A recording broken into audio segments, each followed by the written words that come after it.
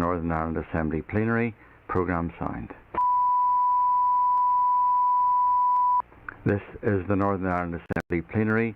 Programme signed. This is the Northern Ireland Assembly Plenary. Programme signed. This is the Northern Ireland Assembly Plenary. Programme signed. This is the Northern Ireland Assembly Plenary. Programme signed. This is the Northern Ireland Assembly Plenary. Programme signed. This is the Northern Ireland Assembly Plenary. Programme signed. This is the Northern Ireland Assembly Plenary. Programme signed. This is the Northern Ireland Assembly Plenary. Programme signed. This is the Northern Ireland Assembly Plenary. Programme signed. This is the Northern Ireland Assembly Plenary. Programme signed. This is the Northern Ireland Assembly Plenary. Programme signed. This is the Northern Ireland Assembly Plenary. Programme signed. This is the Northern Ireland Assembly Plenary. Programme signed. This is the Northern Ireland Assembly Plenary. Programme signed. This is the Northern Ireland Assembly Plenary. Programme signed. This is the Northern Ireland Assembly Plenary. Programme signed. This is the Northern Ireland Assembly Plenary. Programme signed. This is the Northern Ireland Assembly Plenary. Programme signed. This is the Northern Ireland Assembly Plenary. Programme signed. This is the Northern Ireland Assembly Plenary. Programme signed. This is the Northern Ireland Assembly Plenary. Programme signed. This is the Northern Ireland Assembly Plenary. Programme signed. This is the Northern Ireland Assembly Plenary. Programme signed. This is the Northern Ireland Assembly Plenary. Programme signed. This is the Northern Ireland Assembly Plenary. Programme signed. This is the Northern Ireland Assembly Plenary. Programme signed. This is the Northern Ireland Assembly Plenary. Programme signed. This is the Northern Ireland Assembly Plenary. Programme signed. This is the Northern Ireland Assembly Plenary. Programme signed. This is the Northern Ireland Assembly Plenary. Programme signed. This is the Northern Ireland Assembly Plenary. Programme signed. This is the Northern Ireland Assembly Plenary. Programme signed. This is the Northern Ireland Assembly Plenary. Programme signed. This is the Northern Ireland Assembly Plenary. Programme signed. This is the Northern Ireland Assembly Plenary. Programme signed.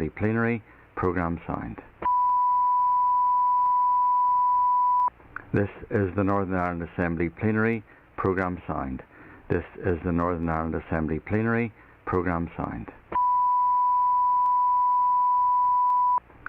is the Northern Ireland Assembly Plenary. Programme signed. This is the Northern Ireland Assembly Plenary. Programme signed. This is the Northern Ireland Assembly Plenary. Programme signed. This is the Northern Ireland Assembly Plenary. Programme signed. This is the Northern Ireland Assembly Plenary. Programme signed. This is the Northern Ireland Assembly Plenary. Programme signed. This is the Northern Ireland Assembly Plenary. Programme signed. This is the Northern Ireland Assembly Plenary. Programme signed. This is the Northern Ireland Assembly Plenary. Programme signed. This is the Northern Ireland Assembly Plenary. Programme signed. This is the Northern Ireland Assembly Plenary. Programme signed. This is the Northern Ireland Assembly Plenary. Programme signed. This is the Northern Ireland Assembly Plenary. Programme signed. This is the Northern Ireland Assembly Plenary. Programme signed. This is the Northern Ireland Assembly Plenary. Programme signed. This is the Northern Ireland Assembly Plenary. Programme signed. This is the Northern Ireland Assembly Plenary. Programme signed. This is the Northern Ireland Assembly Plenary. Programme signed. This is the Northern Ireland Assembly Plenary. Programme signed. This is the Northern Ireland Assembly Plenary. Programme signed. This is the Northern Ireland Assembly Plenary. Programme signed. This is the Northern Ireland Assembly Plenary. Programme signed. This is the Northern Ireland Assembly Plenary. Programme signed. This is the Northern Ireland Assembly Plenary. Programme signed. This is the Northern Ireland Assembly Plenary. Programme signed. This is the Northern Ireland Assembly Plenary. Programme signed. This is the Northern Ireland Assembly Plenary. Programme signed. This is the Northern Ireland Assembly Plenary. Programme signed. This is the Northern Ireland Assembly Plenary. Programme signed. This is the Northern Ireland Assembly Plenary. Programme signed. This is the Northern Ireland Assembly Plenary. Programme signed. This is the Northern Ireland Assembly Plenary. Programme signed. This is the Northern Ireland Assembly Plenary. Programme signed. This is the Northern Ireland Assembly Plenary. Programme signed. This is the Northern Ireland Assembly Plenary. Programme signed. This is the Northern Ireland Assembly Plenary. Programme signed. This is the Northern Ireland Assembly Plenary. Programme signed. This is the Northern Ireland Assembly Plenary. Programme signed. This is the Northern Ireland Assembly Plenary. Programme signed. This is the Northern Ireland Assembly Plenary. Programme signed. This is the Northern Ireland Assembly Plenary. Programme signed.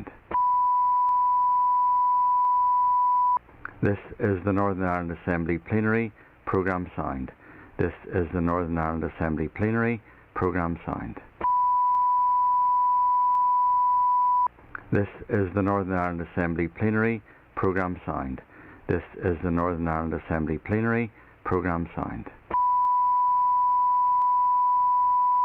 This is the Northern Ireland Assembly Plenary. Programme signed. This is the Northern Ireland Assembly Plenary. Programme signed. This is the Northern Ireland Assembly Plenary. Programme signed. This is the Northern Ireland Assembly Plenary. Programme signed. This is the Northern Ireland Assembly Plenary. Programme signed. This is the Northern Ireland Assembly Plenary. Programme signed. This is the Northern Ireland Assembly Plenary. Programme signed. This is the Northern Ireland Assembly Plenary. Programme signed. This is the Northern Ireland Assembly Plenary. Programme signed. This is the Northern Ireland Assembly Plenary. Programme signed. This is the Northern Ireland Assembly Plenary. Programme signed. This is the Northern Ireland Assembly Plenary. Programme signed. This is the Northern Ireland Assembly Plenary. Programme signed. This is the Northern Ireland Assembly Plenary. Programme signed. This is the Northern Ireland Assembly Plenary. Programme signed. This is the Northern Ireland Assembly Plenary. Programme signed. This is the Northern Ireland Assembly Plenary. Programme signed. This is the Northern Ireland Assembly Plenary. Programme signed. This is the Northern Ireland Assembly Plenary. Programme signed. This is the Northern Ireland Assembly Plenary. Programme signed. This is the Northern Ireland Assembly Plenary. Programme signed. This is the Northern Ireland Assembly Plenary. Programme signed. This is the Northern Ireland Assembly Plenary. Programme signed. This is the Northern Ireland Assembly Plenary. Programme signed. This is the Northern Ireland Assembly Plenary. Programme signed. This is the Northern Ireland Assembly Plenary. Programme signed. This is the Northern Ireland Assembly Plenary. Programme signed. This is the Northern Ireland Assembly Plenary. Programme signed. This is the Northern Ireland Assembly Plenary. Programme signed.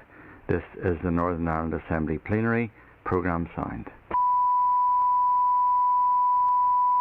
This is the Northern Ireland Assembly Plenary. Programme signed. This is the Northern Ireland Assembly Plenary. Programme signed. This is the Northern Ireland Assembly Plenary. Programme signed. This is the Northern Ireland Assembly Plenary. Programme signed. This is the Northern Ireland Assembly Plenary. Programme signed. This is the Northern Ireland Assembly Plenary. Programme signed. This is the Northern Ireland Assembly Plenary. Programme signed. This is the Northern Ireland Assembly Plenary. Programme signed. This is the Northern Ireland Assembly Plenary. Programme signed. This is the Northern Ireland Assembly Plenary. Programme signed. This is the Northern Ireland Assembly Plenary. Programme signed. This is the Northern Ireland Assembly Plenary. Programme signed. This is the Northern Ireland Assembly Plenary. Programme signed. This is the Northern Ireland Assembly Plenary. Programme signed. This is the Northern Ireland Assembly Plenary. Programme signed. This is the Northern Ireland Assembly Plenary. Programme signed. This is the Northern Ireland Assembly Plenary. Programme signed. This is the Northern Ireland Assembly Plenary. Programme signed. This is the Northern Ireland Assembly Plenary. Programme signed. This is the Northern Ireland Assembly Plenary. Programme signed. This is the Northern Ireland Assembly Plenary. Programme signed. This is the Northern Ireland Assembly Plenary. Programme signed. This is the Northern Ireland Assembly Plenary. Programme signed. This is the Northern Ireland Assembly Plenary. Programme signed. This is the Northern Ireland Assembly Plenary. Programme signed. This is the Northern Ireland Assembly Plenary. Programme signed. This is the Northern Ireland Assembly Plenary. Programme signed. This is the Northern Ireland Assembly Plenary. Programme signed. This is the Northern Ireland Assembly Plenary. Programme signed. This is the Northern Ireland Assembly Plenary. Programme signed. This is the Northern Ireland Assembly Plenary. Programme signed. This is the Northern Ireland Assembly Plenary. Programme signed. This is the Northern Ireland Assembly Plenary. Programme signed. This is the Northern Ireland Assembly Plenary. Programme signed. This is the Northern Ireland Assembly Plenary. Programme signed. This is the Northern Ireland Assembly Plenary. Programme signed. This is the Northern Ireland Assembly Plenary. Programme signed.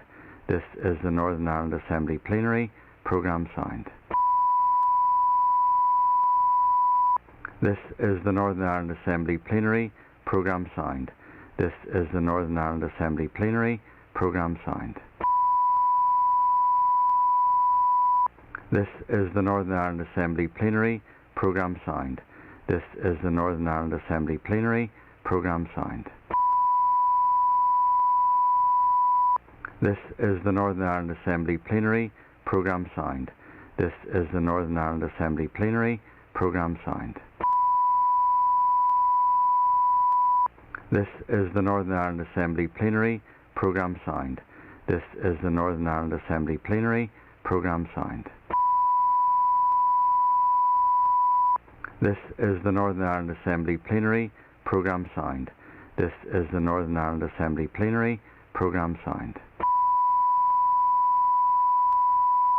This is the Northern Ireland Assembly Plenary. Programme signed. This is the Northern Ireland Assembly Plenary. Programme signed. This is the Northern Ireland Assembly Plenary. Programme signed. This is the Northern Ireland Assembly Plenary. Programme signed. This is the Northern Ireland Assembly Plenary. Programme signed. This is the Northern Ireland Assembly Plenary. Programme signed. This is the Northern Ireland Assembly Plenary. Programme signed. This is the Northern Ireland Assembly Plenary. Programme signed. This is the Northern Ireland Assembly Plenary. Programme signed. This is the Northern Ireland Assembly Plenary. Programme signed. This is the Northern Ireland Assembly Plenary. Programme signed. This is the Northern Ireland Assembly Plenary. Programme signed. This is the Northern Ireland Assembly Plenary. Programme signed. This is the Northern Ireland Assembly Plenary. Programme signed. This is the Northern Ireland Assembly Plenary. Programme signed. This is the Northern Ireland Assembly Plenary. Programme signed. This is the Northern Ireland Assembly Plenary. Programme signed. This is the Northern Ireland Assembly Plenary. Programme signed. This is the Northern Ireland Assembly Plenary. Programme signed. This is the Northern Ireland Assembly Plenary. Programme signed. This is the Northern Ireland Assembly Plenary. Programme signed. This is the Northern Ireland Assembly Plenary. Programme signed. This is the Northern Ireland Assembly Plenary. Programme signed. This is the Northern Ireland Assembly Plenary. Programme signed. This is the Northern Ireland Assembly Plenary. Programme signed. This is the Northern Ireland Assembly Plenary. Programme signed. This is the Northern Ireland Assembly Plenary. Programme signed. This is the Northern Ireland Assembly Plenary. Programme signed. This is the Northern Ireland Assembly Plenary. Programme signed. This is the Northern Ireland Assembly Plenary. Programme signed. This is the Northern Ireland Assembly Plenary. Programme signed. This is the Northern Ireland Assembly Plenary. Programme signed. This is the Northern Ireland Assembly Plenary. Programme signed. This is the Northern Ireland Assembly Plenary. Programme signed. This is the Northern Ireland Assembly Plenary. Programme signed. This is the Northern Ireland Assembly Plenary. Programme signed. This is the Northern Ireland Assembly Plenary. Programme signed. This is the Northern Ireland Assembly Plenary. Programme signed. This is the Northern Ireland Assembly Plenary. Programme signed. This is the Northern Ireland Assembly Plenary. Programme signed. This is the Northern Ireland Assembly Plenary. Programme signed. This is the Northern Ireland Assembly Plenary. Programme signed. This is the Northern Ireland Assembly Plenary. Programme signed. This is the Northern Ireland Assembly Plenary. Programme signed. This is the Northern Ireland Assembly Plenary. Programme signed. This is the Northern Ireland Assembly Plenary. Programme signed. This is the Northern Ireland Assembly Plenary. Programme signed. This is the Northern Ireland Assembly Plenary. Programme signed. This is the Northern Ireland Assembly Plenary. Programme signed. This is the Northern Ireland Assembly Plenary. Programme signed. This is the Northern Ireland Assembly Plenary. Programme signed. This is the Northern Ireland Assembly Plenary. Programme signed. This is the Northern Ireland Assembly Plenary. Programme signed. This is the Northern Ireland Assembly Plenary. Programme signed. This is the Northern Ireland Assembly Plenary. Programme signed. This is the Northern Ireland Assembly Plenary. Programme signed. This is the Northern Ireland Assembly Plenary. Programme signed. This is the Northern Ireland Assembly Plenary. Programme signed. This is the Northern Ireland Assembly Plenary. Programme signed. This is the Northern Ireland Assembly Plenary. Programme signed. This is the Northern Ireland Assembly Plenary. Programme signed. This is the Northern Ireland Assembly Plenary. Programme signed. This is the Northern Ireland Assembly Plenary. Programme signed. This is the Northern Ireland Assembly Plenary. Programme signed. This is the Northern Ireland Assembly Plenary. Programme signed. This is the Northern Ireland Assembly Plenary. Programme signed. This is the Northern Ireland Assembly Plenary. Programme signed. This is the Northern Ireland Assembly Plenary. Programme signed. This is the Northern Ireland Assembly Plenary. Programme signed. This is the Northern Ireland Assembly Plenary. Programme signed. This is the Northern Ireland Assembly Plenary. Programme signed. This is the Northern Ireland Assembly Plenary. Programme signed. This is the Northern Ireland Assembly Plenary. Programme signed. This is the Northern Ireland Assembly Plenary. Programme signed. This is the Northern Ireland Assembly Plenary. Programme signed. This is the Northern Ireland Assembly Plenary. Programme signed. This is the Northern Ireland Assembly Plenary.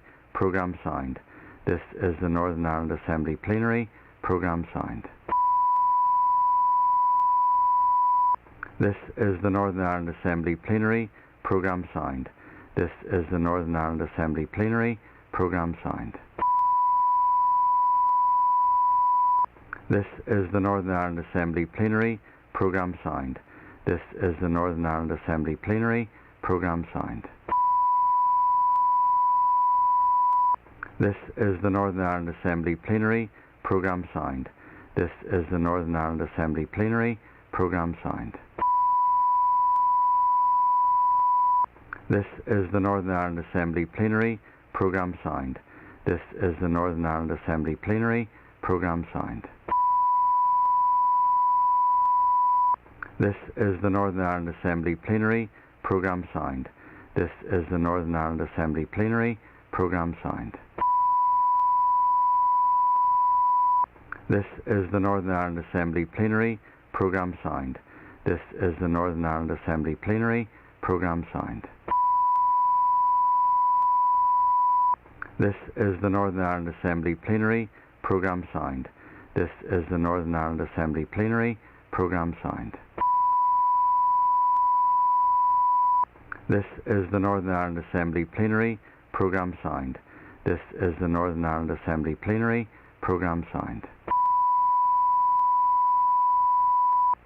This is the Northern Ireland Assembly Plenary. Programme signed. This is the Northern Ireland Assembly Plenary. Programme signed. This is the Northern Ireland Assembly Plenary. Programme signed. This is the Northern Ireland Assembly Plenary. Programme signed.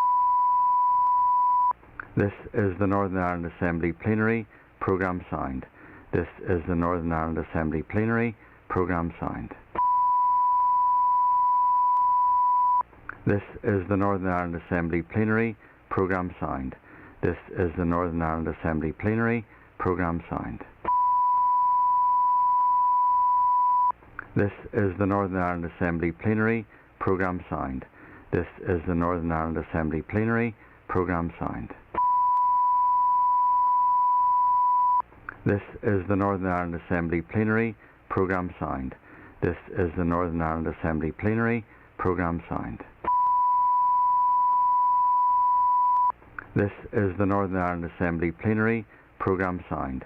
This is the Northern Ireland Assembly Plenary. Programme signed. This is the Northern Ireland Assembly Plenary. Programme signed. This is the Northern Ireland Assembly Plenary. Programme signed. This is the Northern Ireland Assembly Plenary. Programme signed. This is the Northern Ireland Assembly Plenary. Programme signed. This is the Northern Ireland Assembly Plenary. Programme signed. This is the Northern Ireland Assembly Plenary. Programme signed. This is the Northern Ireland Assembly Plenary. Programme signed. This is the Northern Ireland Assembly Plenary. Programme signed. This is the Northern Ireland Assembly Plenary. Programme signed. This is the Northern Ireland Assembly Plenary. Programme signed. This is the Northern Ireland Assembly Plenary. Programme signed. This is the Northern Ireland Assembly Plenary. Programme signed. This is the Northern Ireland Assembly Plenary. Programme signed. This is the Northern Ireland Assembly Plenary. Programme signed. This is the Northern Ireland Assembly Plenary. Programme signed. This is the Northern Ireland Assembly Plenary. Programme signed. This is the Northern Ireland Assembly Plenary. Programme signed. This is the Northern Ireland Assembly Plenary. Programme signed. This is the Northern Ireland Assembly Plenary. Programme signed. This is the Northern Ireland Assembly Plenary. Programme signed. This is the Northern Ireland Assembly Plenary. Programme signed. This is the Northern Ireland Assembly Plenary. Programme signed. This is the Northern Ireland Assembly Plenary. Programme signed. This is the Northern Ireland Assembly Plenary. Programme signed. This is the Northern Ireland Assembly Plenary. Programme signed. This is the Northern Ireland Assembly Plenary. Programme signed. This is the Northern Ireland Assembly Plenary. Programme signed. This is the Northern Ireland Assembly Plenary. Programme signed. This is the Northern Ireland Assembly Plenary. Programme signed. This is the Northern Ireland Assembly Plenary. Programme signed. This is the Northern Ireland Assembly Plenary. Programme signed. This is the Northern Ireland Assembly Plenary. Programme signed. This is the Northern Ireland Assembly Plenary. Programme signed. This is the Northern Ireland Assembly Plenary. Programme signed. This is the Northern Ireland Assembly Plenary. Programme signed. This is the Northern Ireland Assembly Plenary. Programme signed. This is the Northern Ireland Assembly Plenary. Programme signed. This is the Northern Ireland Assembly Plenary. Programme signed. This is the Northern Ireland Assembly Plenary. Programme signed. This is the Northern Ireland Assembly Plenary. Programme signed. This is the Northern Ireland Assembly Plenary. Programme signed. This is the Northern Ireland Assembly Plenary. Programme signed. This is the Northern Ireland Assembly Plenary. Programme signed. This is the Northern Ireland Assembly Plenary. Programme signed. This is the Northern Ireland Assembly Plenary. Programme signed. This is the Northern Ireland Assembly Plenary. Programme signed. This is the Northern Ireland Assembly Plenary. Programme signed. This is the Northern Ireland Assembly Plenary. Programme signed. This is the Northern Ireland Assembly Plenary. Programme signed. This is the Northern Ireland Assembly Plenary. Programme signed. This is the Northern Ireland Assembly Plenary. Programme signed. This is the Northern Ireland Assembly Plenary. Programme signed. This is the Northern Ireland Assembly Plenary. Programme signed. This is the Northern Ireland Assembly Plenary. Programme signed. This is the Northern Ireland Assembly Plenary. Programme signed. This is the Northern Ireland Assembly Plenary. Programme signed. This is the Northern Ireland Assembly Plenary. Programme signed. This is the Northern Ireland Assembly Plenary. Programme signed. This is the Northern Ireland Assembly Plenary. Programme signed. This is the Northern Ireland Assembly Plenary. Programme signed. This is the Northern Ireland Assembly Plenary. Programme signed. This is the Northern Ireland Assembly Plenary. Programme signed. This is the Northern Ireland Assembly Plenary. Programme signed.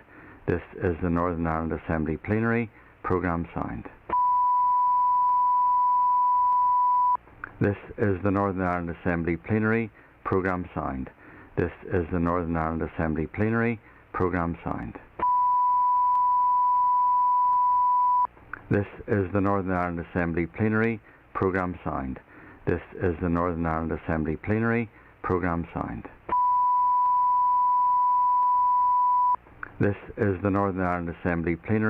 Programme signed. This is the Northern Ireland Assembly Plenary. Programme signed. This is the Northern Ireland Assembly Plenary. Programme signed. This is the Northern Ireland Assembly Plenary. Programme signed. This is the Northern Ireland Assembly Plenary. Programme signed. This is the Northern Ireland Assembly Plenary. Programme signed. This is the Northern Ireland Assembly Plenary. Programme signed. This is the Northern Ireland Assembly Plenary. Programme signed. This is the Northern Ireland Assembly Plenary. Programme signed. This is the Northern Ireland Assembly Plenary. Programme signed. This is the Northern Ireland Assembly Plenary. Programme signed. This is the Northern Ireland Assembly Plenary. Programme signed. This is the Northern Ireland Assembly Plenary. Programme signed. This is the Northern Ireland Assembly Plenary.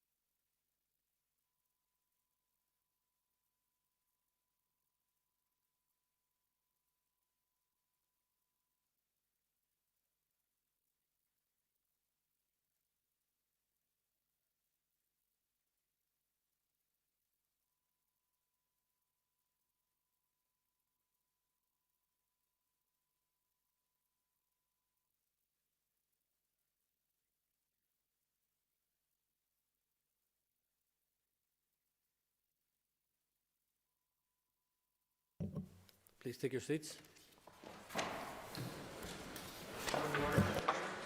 Point of order, Mr. Muir. Thank you very much, Mr. Speaker. Yesterday you made a ruling in relation to the conduct of Mr Wells during the debate last Tuesday. Since then I've received direct correspondence from Mr Wells challenging the authority of that ruling. I've been about politics for very many years, and I can take a cut and thrust of debate. And I don't say this easily, but what I'm seeing now is homophobic harassment from Mr Wells, and I wish you to consider this matter. Thank you. Well, thank the member for raising the point of order and advising myself, and as I understand, Mr Wells, that you're intended to raise the point of order. Obviously, I'm completely unclear as to the background to this. I mean, I'm aware of the correspondence. Mr Wells did release a press release yesterday morning after my office had informed him that I intended to refer to him in my remarks. His press release was issued long before I had made my remarks, so they don't connect to my remarks, so you'll read by the press release. But I mean, all I can say is at the moment, I mean, I'll consider the matter, but I mean, as I say, I'm totally unclear as to why the correspondence was sent to yourself or anyone else beyond the press. So thank the member for raising that point of order, and I seek to address it in due course. Thank you. Members, I have received notice from the Minister of Finance that he wishes to make a statement. Before I call the Minister, I remind members that in light of social distancing being observed by the parties, the Speaker's ruling that members must be in the chamber to hear a statement if they wish to be heard has been relaxed. Members participating remotely must make sure their name is on the speaking list if they wish to be called. Members present in the chamber must also do this, but may do so by rising in their places and notifying the business office or the Speaker's table directly. I remind members to be concise in asking their questions. I also remind members that points of order are not normally taken during the statement or the question period after. And I call the Minister of Finance, Colin Murphy. On 1st of April, I provided a written ministerial statement on the final budget agreed by the Executive. Today, I want to follow up that with an oral statement to the House. After the announcement on the draft budget on the 18th of January, there commenced a period of consultation that ended on the 25th of February 2021. While such a short period of consultation was not ideal, it was necessary to ensure that a final budget could be agreed for the start of the new financial year.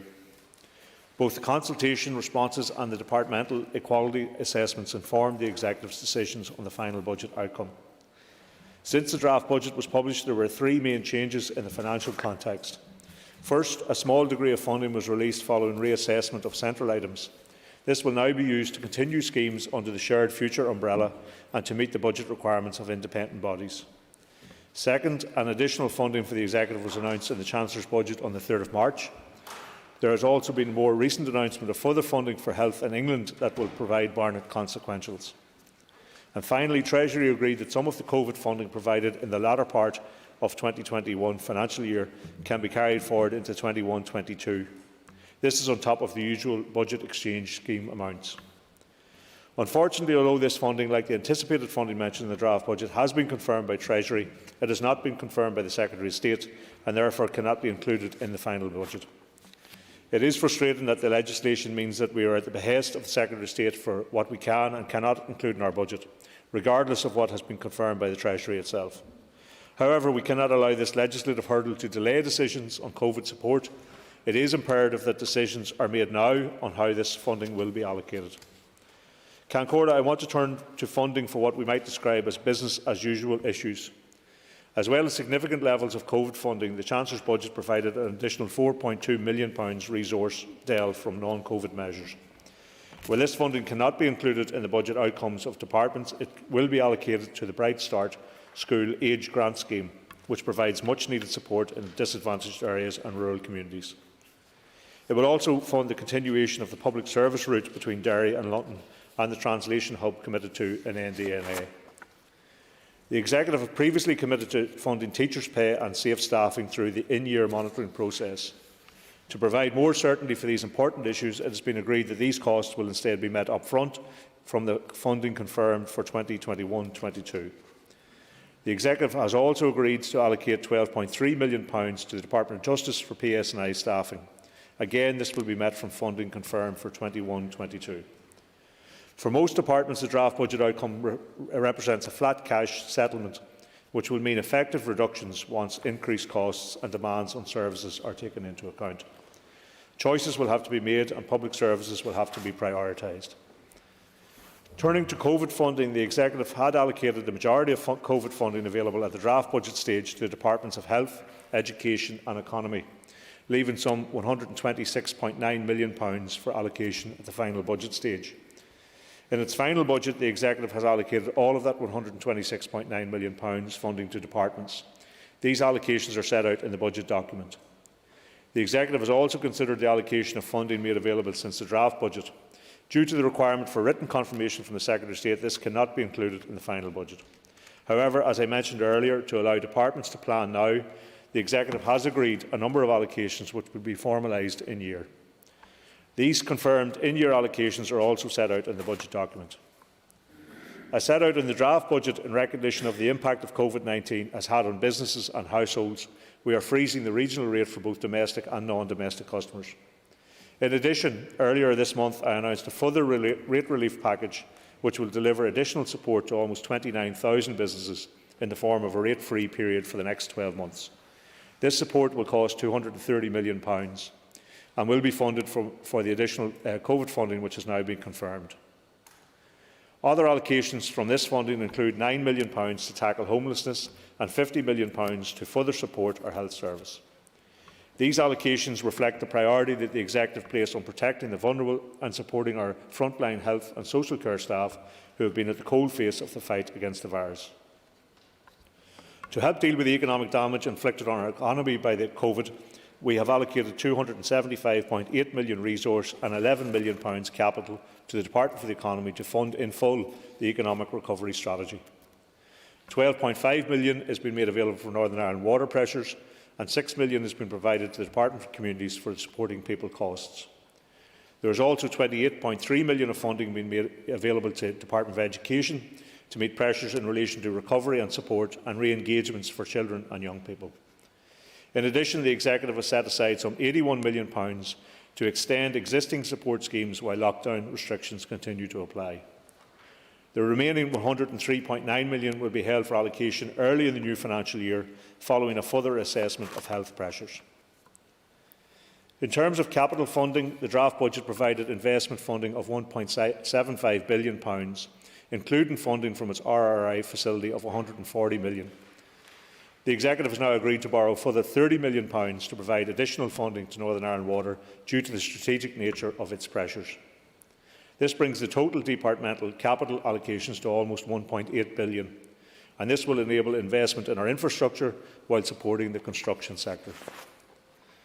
This budget seeks to protect key public services in a very challenging financial context. Members will be aware of my frustration that we have not been able to set a multi-year budget due to restrictions Treasury has set out in its spending review.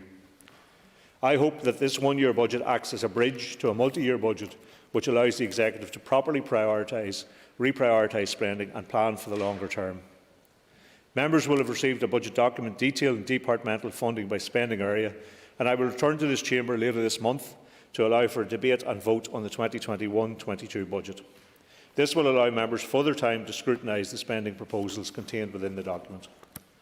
The confirmed in-year allocations, whilst not part of the formal budget outcome, will allow departments to plan effectively and provide certainty to key priorities, vital public health services and schemes that will deliver economic and social recovery.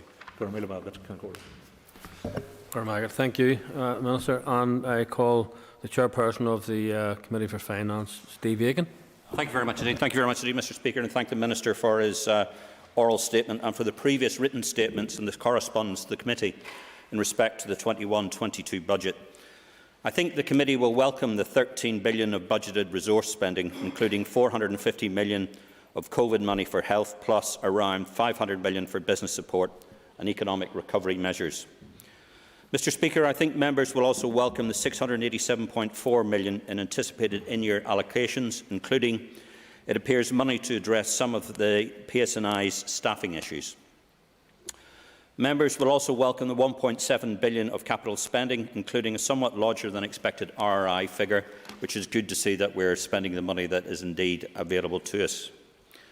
Mr. Speaker, the accompanying final budget document makes repeated references to the Secretary of State for Northern Ireland and has apparent failure to sign off on some of the much-needed allocations that I have just mentioned. Could I ask the Minister to explain why the Secretary of State has declined to sign off on these allocations? Is this a link to the continuing issues relating to the Victims' Pension Scheme, or are there some other issues? Can the Minister also advise on the way forward for those areas of expenditure that have not yet been agreed, including certain aspects of New Decade New Approach, pay, transformation and transport, growth deals, particularly for the Mid-South West and Causeway Coast and Glens, and the excess on confidence in supplying money? And finally, Mr Speaker, can I ask the Minister to do some analysis for the Assembly? If he takes our new resource baseline, adds to the carryover, plus the Chancellor's statement and the Barnett Health consequential money, and then subtracts the COVID allocations, the anticipated in-year monitoring and the centrally held funds, what is he left with? We consider it's probably going to be roughly about £100 million of unallocated money. And could the Minister say where this money could be used to pay for the victims' pension schemes without having to top-slice departmental budgets? And finally, Mr Speaker, I notice, Minister, you said you would be bringing the budget back to us to debate further this month. I don't think we'll be able to do it in the month of April. I don't think that's going to happen somehow. Thank you, Mr Speaker. Thank you. And I call Michelle McElveen.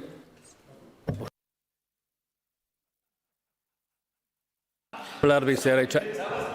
Never let it be said. I tried to silence a minister. Thank you very much. That arrangement suits me fine. Can't worry.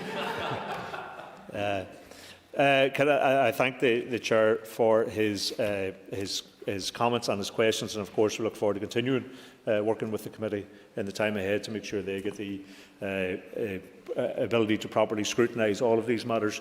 In relation to the Secretary of State, some time back he had cited the issue of the Fiscal Council as an issue that he wanted to see progress before he could sign off on things, and of course, as he knows, that has been established some time back. I have heard nothing else since by way of explanation. I don't think it's anything to do with the discussion around victims' payments issues, and so I'm not quite sure what the hold-up is. It is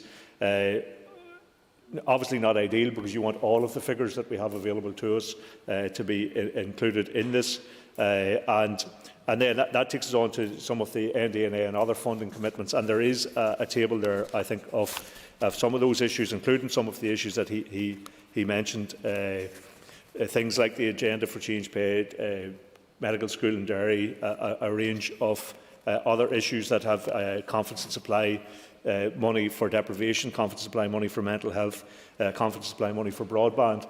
We anticipate, and city deals money as well, which the government were to allocate to us. So we do anticipate, and we have no sense that will not be forthcoming to us. We have no indication of that, and we are obviously preparing on the basis that it will be forthcoming for us, and we have no sense that isn't the case. In relation to, I mean, obviously, as the year rolls on, we will see what comes back in year, and we'll see what we have to operate with, but the overall picture is not good for departments, and there are going to be huge financial pressures on departments throughout the course of the year. It is a flat cash budget, even with the additional COVID money that's been made available thus far, and we're not certain whether there will be anything more, but we're not anticipating anything like the same level of COVID spend we had last financial year. So there will be ongoing challenges, and of course that anything in year relates to this year only. And as he will know, the projected cost of victims' payments is very, very substantial over the first 4 or 5 years. So while we have given a commitment at the courts to ensure that this will be covered and it will be paid for, the question will be where that funding comes from, and that's the ongoing discussion that is necessary with the British Government.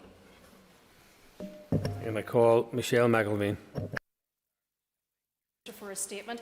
The Department for Infrastructure budget this year sees a modest 3% increase in resource and an almost 30% increase in capital. This will create a significant pressure, particularly in the delivery of much-needed road maintenance. Could I ask the Minister to provide the rationale for the disparity and to suggest how he believes the Department will be able to manage such an uplift in capital without a commensurate resource budget? Well, I mean, the member will know that we didn't get the budget outcome that we wanted, and so we were faced with, we essentially had the same budget allocation as we had last year, the same amount of money, although we have been able to stretch that through some carryover of money, through increased access to RRI borrowing, which the Department for Infrastructure will be a beneficiary from, and through trying to, I suppose, do some upfront payments in the last financial year, which could be take the pressures off the department for next year. So we got some flexibility, for instance, in relation to purchase of PPE for the health department. So those were all small things that I suppose ease some of the more acute pressures. But there are still substantial pressures on all departments, and the only way that we could give some departments all that they wanted was to take from others. And given the timeframes involved, there wasn't really time for a very significant reprioritisation exercise, which would have seen some departments, perhaps arguably Department of Infrastructure, but perhaps not, depending on the Executive's discussions and decisions on these matters, getting additional money, but other departments losing money as well. And so the Executive agreed to go forward with, if you like, a rollover budget from last year. Departments getting the same amount. We've been able to add to the capital amount for the Department for Infrastructure, but not to the resource, because we don't have that resource funding available to us. So we will continue to work with ministers as the time goes ahead. There were opportunities, I have to say, in the latter end of the financial year to bid for things like road maintenance, but those bids did not come. We will continue to work in best endeavours with all ministers and all departments to see how we can assist in easing their pressures in the time ahead. But this is not going to be an easy year for all of the departments. Lisa McHugh. Concorda. Agus Blahas for Hanya Ratches Foster, and thank you, Minister, for your statement as well. And only last week, Minister, we discussed in this House just about the development of the A5 and the implication of that for the North West region. And given the recent announcement of delays in that to the A5, could you clarify for us, Minister, just what is the status now of the 75 million committed by the Dublin Government to the A5? Well, in NDNA, the Government in Dublin did reaffirm its commitment to provide that £75 million to fund the A5 project up to 2022, but there was no profile of that spend stipulated. The A5 scheme has been the subject of public inquiry, which has delayed progress, and as such, no contribution was requested from Dublin in 2020. The 21-22 forecast expenditure for the A5 is approximately £6 million at this stage, and we anticipate that this will be funded from the Irish Government contribution, although this will obviously be kept under review. I understand that engagement is ongoing between the Infrastructure Minister and the Irish Transport Minister through the North-South Ministerial Council and directly on the delivery of the project and future capital contributions. Matthew O'Toole.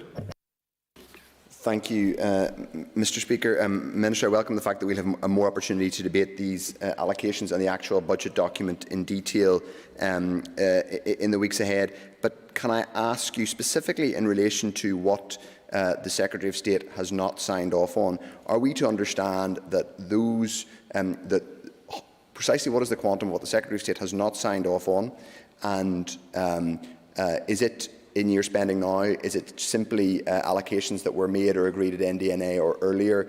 And precisely when do you expect him to update you on when that will be signed off?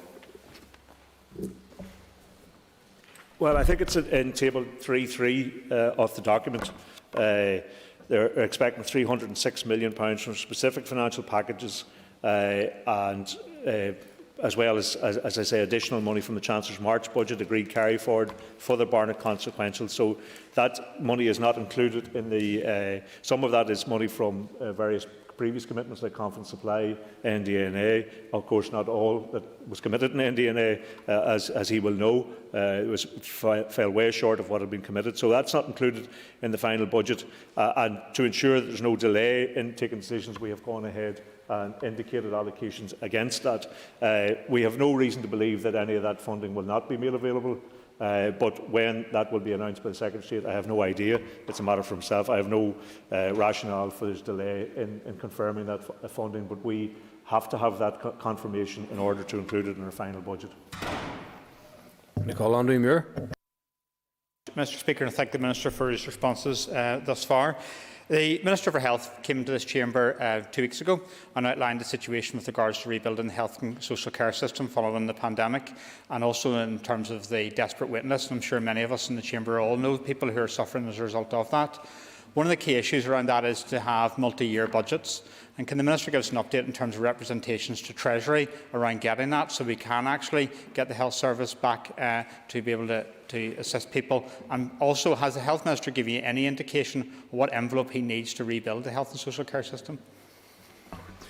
Well, I think we all recognise there's substantial money needed to rebuild it. And the difficulty for us with a one-year budget situation, particularly when it's a flat cash situation, is we don't get the necessary money to invest in reforming the health service. So therefore we end up treading water and continuing to try and support health provision as best we can, but in a scenario where we're not actually making the improvements that are necessary to get more efficiencies into the system. So it's a kind of a cyclical thing where we don't get the necessary money for reinvestment.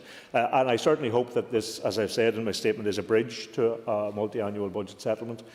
We've been operating across the course of last year on advice from the Treasury that it was going to be a multi-year budget, and we only got very short notice that that wasn't the case in November. So it is frustrating. It does severely restrict the Executive's ability to plan and prioritise when we don't know year on year what funding will be available to us.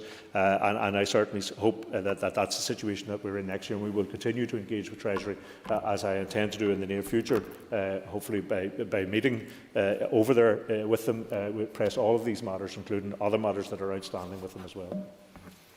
I call Paula Bradshaw.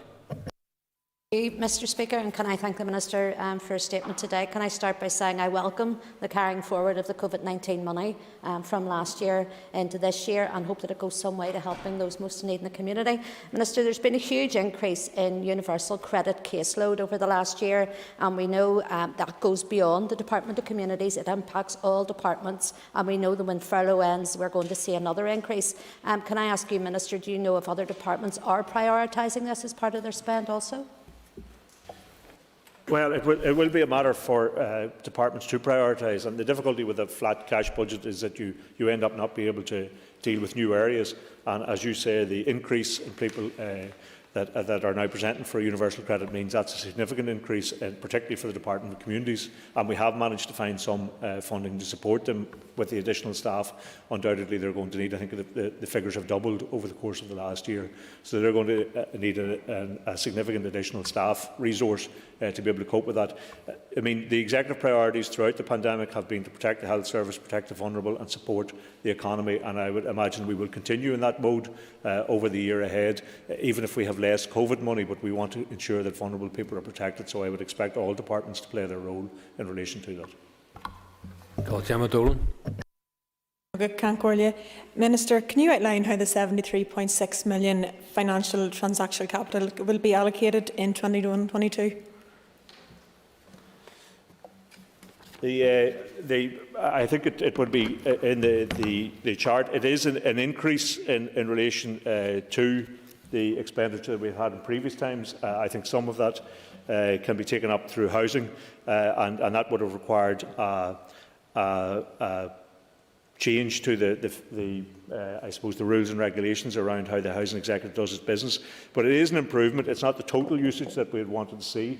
There is an ability for some carryover in relation to that. But I think finance and transaction capital is something, while we have managed to access most of the RRI borrowing that was available to us, I think it's something that departments need to continue to improve in relation to accessing, although I understand with everybody being concentrating on response to the pandemic this year, that perhaps people didn't have the focus that required. It is an improved position from previous years, but nonetheless I think that there is more work to be done in relation to it. Palm Cameron. Thank you, Mr. Speaker, and thank the Finance Minister for his statement to the House this morning. Can the Minister confirm what funding will be allocated to the Department of Health in the June monitoring round, and what additional funding can the Department of Health expect in the financial year to help with COVID recovery and to address the waiting lists? Well, we won't know what can be allocated in June monitoring round until we see what's returned from departments, and being the first monitoring round of the year, generally is not the highest level of return. It tends to be as the year rolls on. Departments get more of a sense of what they can spend and can't spend, so there's usually a limited return. We have held back, pending Health's own assessment of what its needs are, a significant amount of COVID money and money that has been, there will be barred consequences from health spend in Britain as well. And so we're asking Health to make its earliest possible assessment of what it will require. So it's getting, if you like, first call in relation to that pot of money, and when it makes its assessment, then we'll get a sense of what it needs to spend. It's unlikely to meet all of the requirements of the Health Department across all of the range of services it provides, because it is, like all other departments, very, very challenged. But we are giving them first shout in relation to that, and we expect them to come back with a formal assessment of their needs. And hopefully there will be enough within that, and it may well be some to allocate to other departments at that time. Call Philip McGuigan.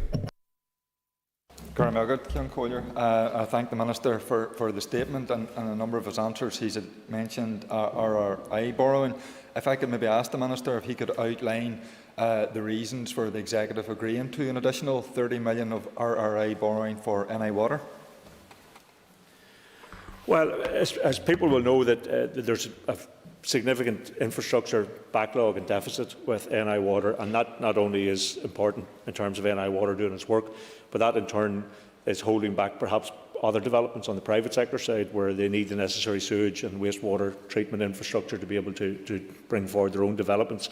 So we have, as I said, committed for the £30 million of RRI borrowing to NI Water, and that will be obviously their funding requirements are determined by the utility regulator. Increased investment is required to ensure levels of service can be maintained, that environmental and public health standards can be met. And I think it's really around a number of areas for which the Department is investing, I think, £200 million, essential drinking water programme, living with water programme and wastewater infrastructure as required as part of the current price control period. So it will obviously be up to the Minister to allocate that across that, but I think there is a recognition that that infrastructure deficit not only has I suppose the knock-on effect of holding back what NI Water need to do and what the regulators requiring them to do, but also holding back other potential investment and development from the private sector as well. So the more we can get into that, the better. It's never going to be enough for what every department needs, but I think that increase will be welcomed by the department and by Northern Ireland Water themselves. Thank you, Mr. Speaker. Thank you, Minister. Minister, I also do welcome the extra money that's come in for health and for business, but looking down through it, we know that this is a flat budget, and trying to figure out where we go. For most departments, the budget outcome represents a flat cash settlement, and I notice that we're going to have to make hard choices. Taking in mind that £306 million is held back by the Secretary of State, are you guaranteed that that money will come forward and there will be not any major holes, even looking into what we've already stated as the flat budget simply because of that and the pressures of inflation? Thank you. Well, we don't have any indication that there's any difficulty with that, and we are anticipating, and departments are operating on the basis that that money will come through. As he knows, that is way short of what the NDNA commitments that were made at the time the agreement was reached. But nonetheless, those are commitments, financial commitments that were made to us, and we expect those to be followed through this year. It will assist some of the more acute pressures, but it obviously doesn't manage the very significant pressures facing all departments. Roy Beggs. Mr. Speaker, in your statement, Minister, you've indicated there are significant levels of COVID funding, and also that the Chancellor's budget provided an additional £4.2 million resource there from non-COVID measures, and then subsequently you indicated you would intend allocating it to the Bright Start School Age Grant Scheme and to support the public service route between Derry City Airport and London. So my question, Minister, is how much funding is going to each of those two schemes? How many young people do you think will benefit, and how many passengers will benefit? What's the degree of subsidy? Well, I don't have the exact breakdown between the two, but it's not. I mean, when you're that's the additional money we got in this budget, which is £4 million, which is I wouldn't be so dismissive to say a drop in the ocean, but it is not a substantive increase at all in our budgets, and that's why we've characterised it as a flat cash budget. And so, obviously, there are some of those programmes. I think it would be a matter for the Minister for Education to answer in terms of the number of children that will benefit from that. Connectivity is hugely important. I had the opportunity to visit Derry Airport yesterday when I was up in the northwest, and I think for that entire region, that connectivity that the airport provides, direct flights to Britain, to Dublin, are going to be hugely important for investment and for ongoing business up there. And we did get an opportunity to speak to both the airport operators and through the council officials who are the sole contributors up to that point in relation to the airport, and we have managed to give them some support. So those public service routes are hugely important to the North West region as a whole, and we will commit to continue to support those and to try and find the necessary support in the Executive to ensure that the airport continues as a business. Paul Frew. Speaker. Minister, the Executive has agreed to allocate £12.3 million to Department of Justice for PSNI police staffing levels. Can I ask the Minister to present to this House the impact that that £12.3 million will have? Will it mean that staffing levels remain static, or does this mean now an increase in police numbers? Well, again, it's the actual detail of the numbers is more for Department for Justice a response to it. There was a concern that with the loss of money for Brexit that had previously provided, it would see a reduction in staff. I understand the Department of Justice wants to ensure that doesn't happen, but also to see, as was committed in NDNA, an increase in policing personnel. So I'm advised that this is to assist in getting to that objective. It doesn't bring up to the full level, but of course recruitment is a progressive issue. You can't, just recruit 700 new personnel in the one fell swoop. So it was part of the discussions between the draft budget, as he will know, and the final budget outcome to try and give that additional support for the Department of Justice to move towards those targets that they have for additional staff. So I think the Minister for Justice will be able to provide the exact figures, but my understanding it would be an increase in staff. Martina Anderson. Minister, you were in the town I love so well yesterday, and people were delighted to see you there. And as you said, the NDNA commitment to the Derry-London route was widely talked about, and we look forward to hearing about the NDNA 10,000 students in Magee. Hopefully that will come forward at some stage as well. But can I ask you, in terms of funding, if the Department for the Economy has received funding yet for the High Street voucher? Because I'm sure, like all our members, we're looking forward to our own constituents receiving that in Derry. Yes, the bid from the Department for the Economy was funded in full, and that included a number of interventions. One of them, which was the High Street voucher, which has now been brought up. I think initially the discussion was around 90 million. I think it's up to £140 million in and around that figure at this stage. And of course, it's going to be a question of timing for the department as to when to bring that forward, because clearly with retail not open, and even opening now in continued restricted circumstances which are necessary in the time ahead, then the question will be, I suppose, for the timing of that intervention. I know from myself discussing with business organisations that they want to talk to the Department of Economy about when that will be timed. So it doesn't necessarily mean it would flow through immediately, that retail reopens as it opens up next week, non-essential retail, but to actually get it at the most effective time of the year for perhaps when there might be a dip again in spending on the high street, because it is a significant intervention, but this COVID money is one-off money, so it needs to have the maximum impact, and I'm sure business organisations and various chambers throughout the various towns will be talking to the Department of Economy as to when they see the most effective time to spend that money out. Stuart Dixon. Thank you, Minister, for your statement. Minister, again turning to the Department of the Economy and the Economic Recovery Strategy.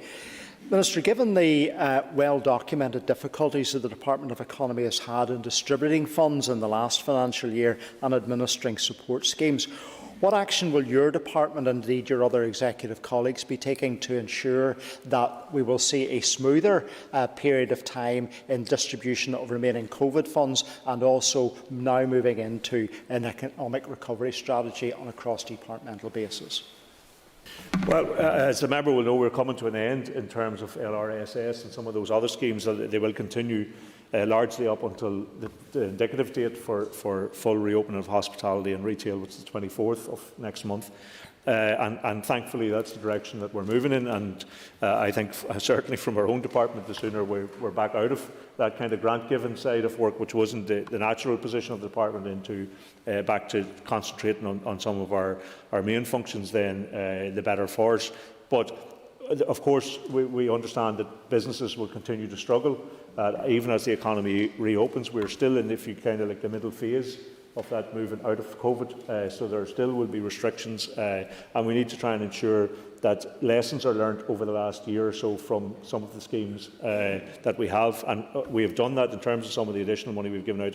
We've tried to target, as yesterday, the opportunity to visit medium-sized manufacturing who hadn't received grant support before, and we've targeted that. I think something about 850 businesses in that sector for a £25,000 grant. So I think it is incumbent on us to try and use that money to channel it as much as we can to people who didn't receive, but to make sure it is delivered efficiently, and that we learn from, inevitably, as we try to do things at pace over the course of last year, we learn from some of the mistakes that were made perhaps over the course of that, and get a more efficient delivery, a more targeted delivery, and ensure that people get the full benefit of that restricted amount of money that we have this year in comparison to last year.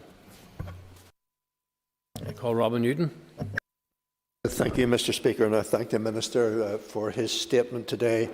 As I say, Minister, I welcome the £28.3 million funding being made available to the Department for Education, and specifically for the recovery and support re-engagement for children and our young people. Minister, it is generally recognised, I think, by professionals in the mental health field that indeed we are going to face an increase of something like 20% in mental health issues. This issue really can't be addressed, and the recovery of our young people can't really be addressed by Department of Education alone.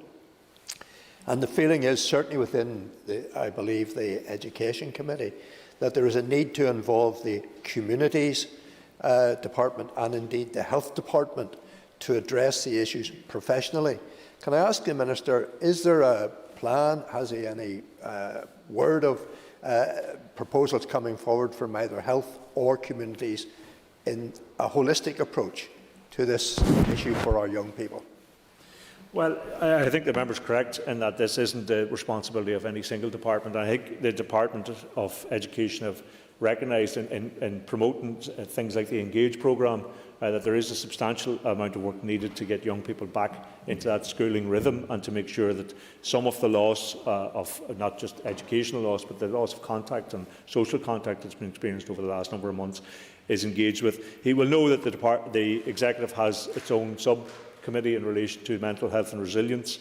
So it is recognised in the Executive this is a cross-departmental responsibility. It's not for one, either health, communities or indeed education on their own, or even collectively, because other departments are involved in that subcommittee as well. So we have set aside some money for health to analyse as in terms of its needs, and when it comes back with an assessment, there hopefully will be some funding available. I look forward, I suppose, to as early as possible an assessment of what the mental health requirements are, and that is, I suppose, a difficult piece of work as we're just beginning to emerge, and we haven't seen the full effects of lockdown on people yet. But I would look forward to an early assessment of that, and I would hope that when we do make an assessment of what COVID money is left, that we have support to put that across the range of departments that have an interest in that matter. Call John O'Dowd. In regards, Minister, the Community Renewal Fund, has the Minister any indications how much funding will come through that fund, and does he expect it to fully replace the EU Structural Fund?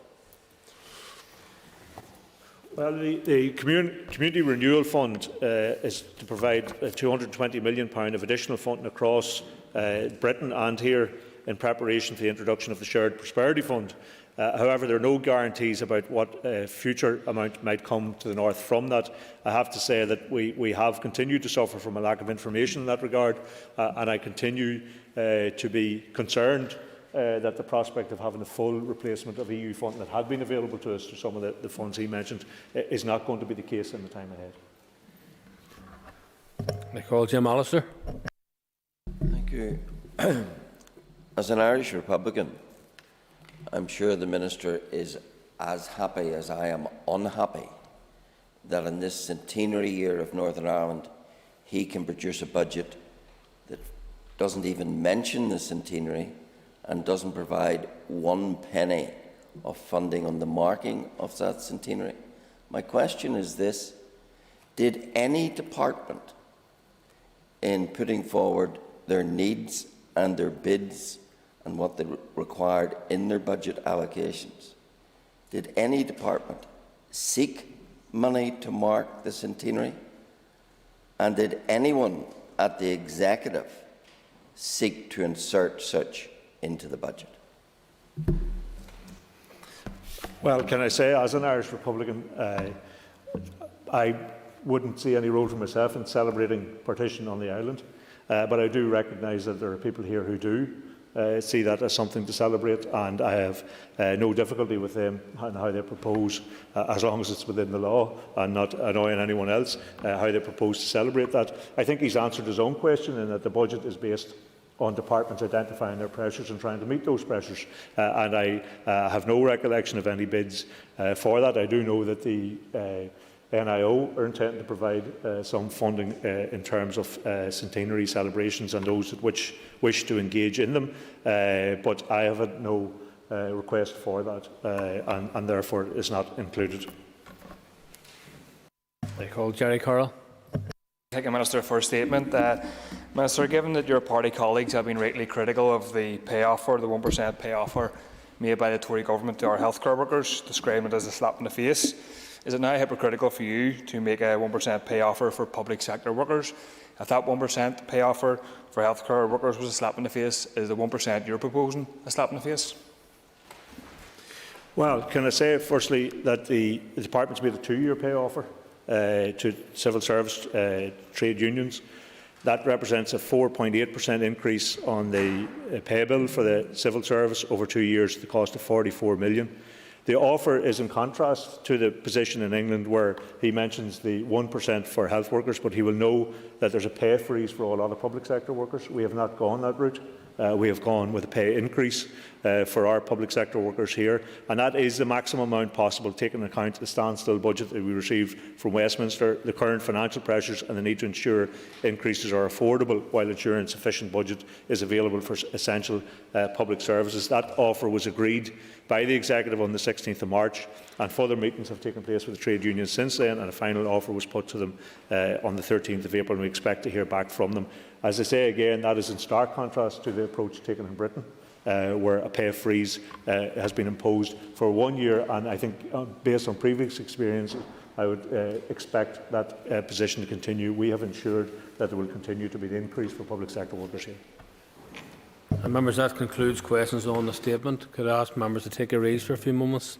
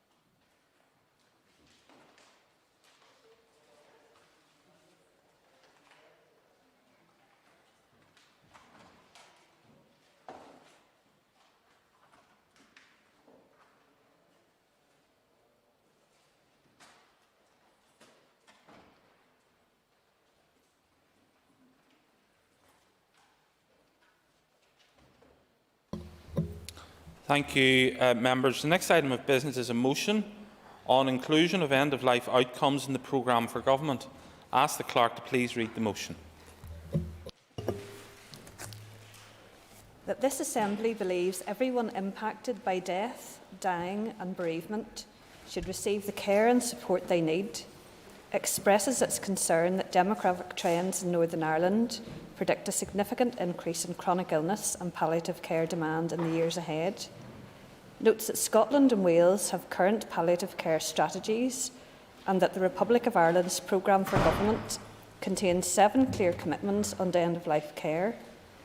Further notes the New Decade New Approach Agreement commitment to invest in palliative care service improvement has yet to materialise. Recognises that the care and support available to people as they die has an enormous impact on their quality of life, and that each death leaves a number of people bereaved, and calls on the Executive to ensure that the draft Programme for Government Outcomes Framework includes indicators around death, dying and bereavement, and the importance of good end-of-life experience for people in Northern Ireland. Thank you. I call Mrs Joanne Bunting to move the motion. So moved. Thank you. The Business Committee has agreed to allow up to 1 hour and 30 minutes for this debate. The proposer of the motion will have 10 minutes to propose and 10 minutes to wind. All other speakers will have 5 minutes. Please open the debate on the motion. The member for Belfast East, Mrs Joanne Bunting. Thank you. I am grateful to colleagues from right across the House for adding their names to this motion, which I bring in my capacity as Chairman of the All-Party Group on Terminal Illness. Given the subject matter, I trust the spirit of collaboration will continue when the question is put on what is a very serious issue which will literally affect every person in Northern Ireland. Mr Principal Deputy Speaker, we're told there are 2 sure things in life, death and taxes. And in one of those, we're in the blessed position to be able to make a significant difference to each and every one of our citizens in what will be one of the most vulnerable times in their existence. That is, when they receive a terminal diagnosis, when they need to make plans, when their life is coming to an end, or when they love someone who's going through these things and will have to face a life with the void of that loss. We've not all received bad news ourselves. Some among us do know that devastation, but we have each grieved and we know the pain and the panic.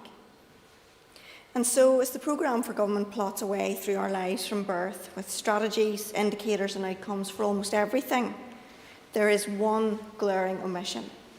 What happens when life is ending?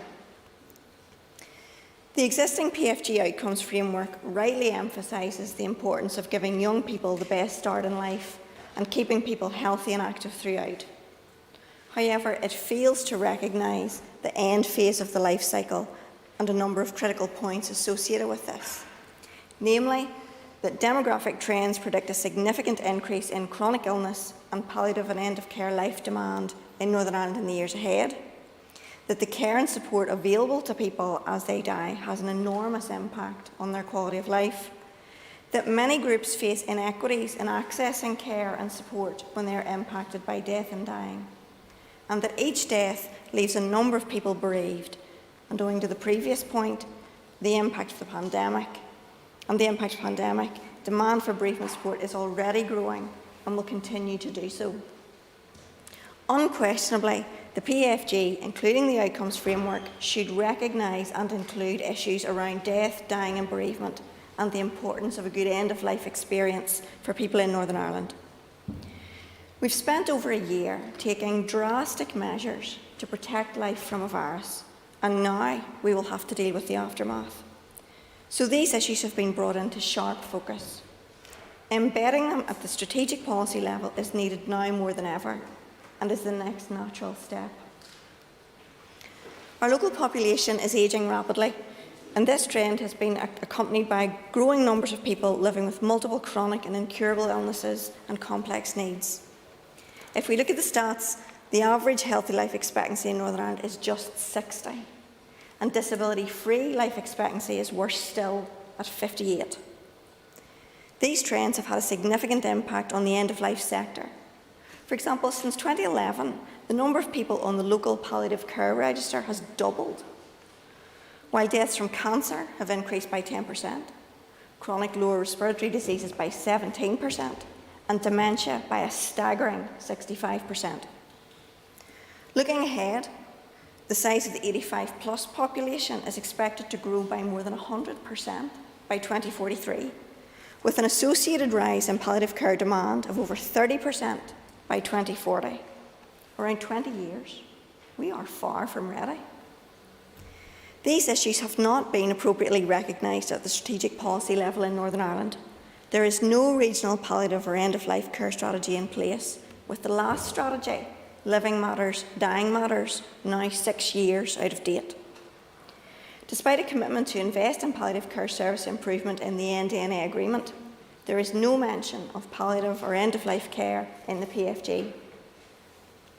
Northern Ireland is already falling behind its neighbours in this area. Scotland's strategic framework on palliative care has been in place since 2015. The Welsh Government has had a palliative and end-of-life care delivery plan in place since 2017, and a new 5-year palliative care strategy is currently being developed in England. The Irish Programme for Government, published in 2020, contains 7 clear commitments on end-of-life care, including the development of a new palliative care policy and greater research on the impact of bereavement. It is imperative, then, that the end-of-life challenge in Northern Ireland is recognised and prioritised in the PFG. We need policy levers to ensure that palliative care, which is shown to result in better quality of life, better symptom management and lower rates of mental ill health, is available to everyone who needs it, and that the other financial, practical, emotional and spiritual issues affecting people at the end of life, as well as their loved ones, are met and addressed. This would be important under any circumstances, but it is especially so in the context of the recent pandemic. Since the end of March 2020, nearly 170,000 people in Northern Ireland have been impacted by a bereavement. Not only does this represent a huge increase in the number of people requiring bereavement support, but many of those impacted by the death of a loved one during this period will be living with complex grief reactions arising from the circumstances of the restrictions. For example, one of the consequences of social distancing and visiting restrictions in care settings like hospitals and nursing homes is that some people did not have the opportunity to say goodbye to their dying loved ones. The ability to say goodbye is associated with better outcomes on measures of depression and complicated grief among bereaved people. The Department of Health's draft mental health strategy also acknowledges that, quote, the restrictions on funeral rites during the pandemic have had an impact on the emotional well-being of many. This is an area about which I feel particularly strongly. Some years ago, I spent 3 nights and 3 days with my dad at my grand's bedside in her nursing home as she was dying. And I'm so grateful for the time I got to share with them both in that period, because not long afterwards, my dad died. I just can't imagine my dad or me having to do that alone, being the only one allowed in and bearing all the responsibility alone for as long as it takes. Being afraid to leave for a cup of tea or a bite to eat or a shower in case you're not there when the time comes. I'm an only child, and so was my dad. But add to the mix, having to choose who will be that one person, who will have to be excluded from the funeral. All of this compounded by knowing of the indignity by which your loved one's remains will be treated should COVID be cited on the death certificate. Statutory and CVS bereavement support services were struggling to cope with demand even before COVID-19, and it is very likely that this has only worsened as a result of it. The effect of the pandemic on bereaved people will be felt for a long time to come, and this requires a strategic response from government, working in partnership with other key stakeholders. The inclusion of an additional outcome in the PFG framework focused on death, dying and bereavement is a must-do. This additional outcome could be supported by key priorities relevant to the palliative and end-of-life care issues as identified by expert stakeholders in the sector. Along with pre-existing relevant indicators, there are further potential indicators to help monitor progress on the outcome. For example, the number of people on the regional palliative care register and the percentage of the population given the opportunity to discuss advanced care planning. I'll leave others to go into the details and merits of these with regard to statistics. But we should be enabling these conversations long before people are in a highly charged emotional state, having received a devastating diagnosis. And in so doing, we also move towards removing the stigma surrounding death and dying. It was superb to see the joint response by so many charities and hospices from right across Northern Ireland to the Executive's public consultation on the draft programme. And I'm grateful to all those, too many to name, who do so much work in this area, in policy and in practice, particularly Marie Curie and my own constituency, who have worked with me on this motion, and I know others will mention those in their own constituencies. I also want to praise the 10,200 plus people who have taken the time to sign the Marie Curie petition calling for greater end-of-life and bereavement support in the PFG. Again, I will leave the detail of their comments to others to include in their remarks. To finish, on this issue, we need to walk in the shoes of those who are in this situation and make it better. Here and now, we are in a position to make a change for the benefit of every citizen we have. Is that not why we're here? I urge colleagues to support the motion. Thank you. I call the Chair of the Health Committee, Mr. Colm Gildernew.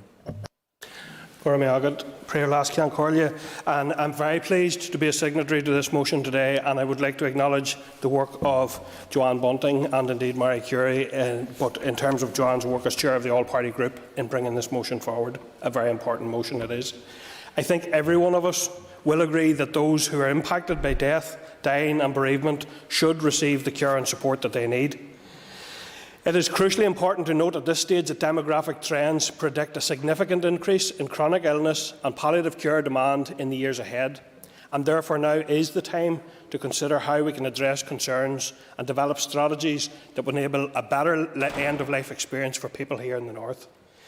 Indeed, I recently chaired a research launch event by Marie Curie and Queen's University, which outlined that by 2040 there will be an expected 30% increase in demand for palliative care, and that our population of over 85s is predicted to increase by approximately 100% over that period of time.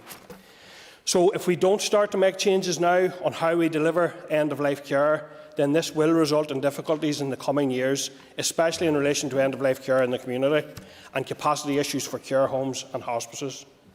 I would like at this point to pay tribute to all of those health and social care workers in our community, in our care homes, and in our hospitals and hospices who have provided support to those most in need over the past year when restrictions have made it difficult for families themselves to provide that support. We thank you all for your work and emotional support in what have been very difficult times for patients and their families, and indeed for you, their carers. And we recognise the impact and the contribution, the impact that has had and the contribution that you have made. During the Committee's inquiry into COVID-19 and its impact on care homes, the issue of advanced care planning was raised on a number of occasions. Everyone who responded outlined the importance of sensitive and compassionate conversations around advanced care planning. It is absolutely crucial that these conversations should be on an individual basis, supported by the appropriate professional, ideally the one who knows the person best, and take into account the unique needs, preferences and changing wishes of the individual. It is also important that these conversations do not happen only once, but are an ongoing and a dynamic process. The Committee made a number of recommendations in relation to advanced care planning, including that the Department of Health clearly outline and communicate the rights of older people and families regarding end-of-life planning, and that relevant professionals have access to training in advanced care planning. These recommendations were all accepted by the Department, and we look forward to discussing this issue further with the Department. And I'd like to make some remarks, just as Sinn Féin spokesperson for Health, also Prior Last Ceann Comhairle. And I do want to say that I was disappointed with a response to a question that I received from the Department in relation to bereavement services, and I think something that will come of some surprise to members and to the public. However, in relation to a question on the commissioning of bereavement services regionally or within the Health and Social Care Trust, it stated that the Department for Health does not commission bereavement services regionally or within Health and Social Care Trusts. It goes on to state that while the Public Health Agency provides funding for various bereavement services, projects and groups across the North, bereavement services within each HSE trust have traditionally been provided by third sector community, voluntary and charitable organisations. And while we all acknowledge and value the work that those organisations do, I think there is a need to have a more statutorily based, strategic and commissioning process around all of this. Facing the end of our lives or the ending of a loved one's life is a sad event in all of our lives. However, it is unavoidable, and therefore it's something that we must plan for. We know the demographics. We know our population across the island is an ageing one, and this will ultimately require practical, emotional and spiritual needs to be addressed as they face the final times of their lives. Therefore, we have a duty to prepare. That preparation must take into account the financial resources we need, the practical supports and the emotional support and assistance for families.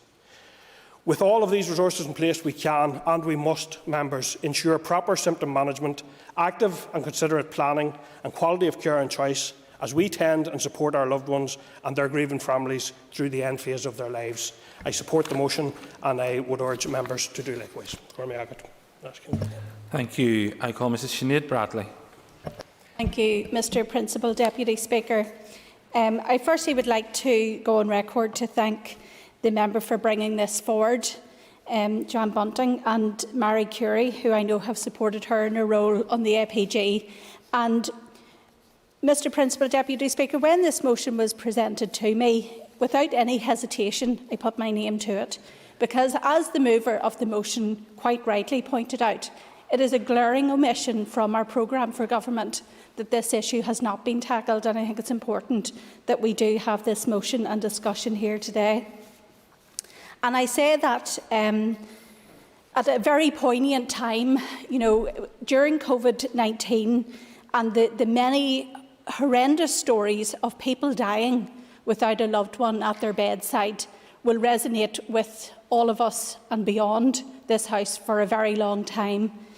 And the difficulties that we face and the situations that are largely beyond anyone's control have led to situations and the passing of individuals that have traumatised family members, because there are so many questions in their passing and how different it may have been if they only had been able to be by their side. And in saying that, I couldn't make that comment without going on record also to put our absolute indebted thanks to the NHS staff who have been there with those people and the comfort they have been able to offer the family members to know that they didn't die alone, that somebody was there and somebody held their hand. And that is a huge comfort. And to all those NHS staff who have had to do that routinely, I thank you all individually. And I know that that cannot have been an easy task, on top of the role of having to deal with COVID and manage those wards. I would indeed. I thank the member for giving way, and I wholeheartedly agree with her sentiment with regards to NHS staff. But would she agree with me, equally our praise must go to those care home staff who had such difficult circumstances to deal with and quite often were the mediator between family at the window and the resident in the care home as they went through what was their end of life, sadly, in a place where it was isolated. Member has an additional minute. Thank you, and I thank the member for his intervention, and he quite rightly preempted my next comment, where that it wasn't just the hospital setting. There are people across our community who have stepped up, be they in care homes, be they people who were in their own homes, and they were reliant on the palliative care and the community care workers.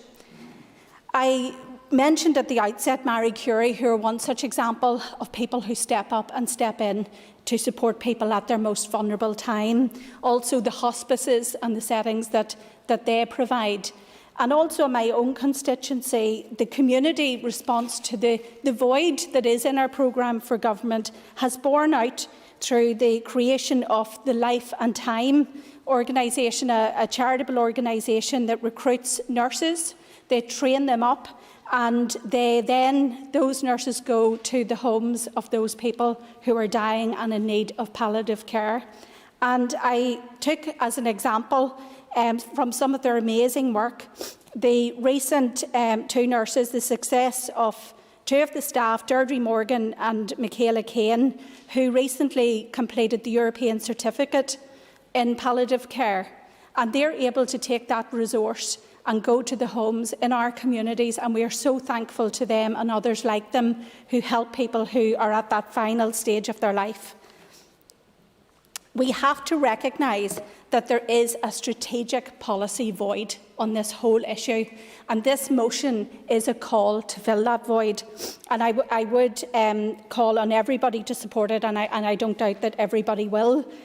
It is important that we plan for good end-of-life care. It won't just happen.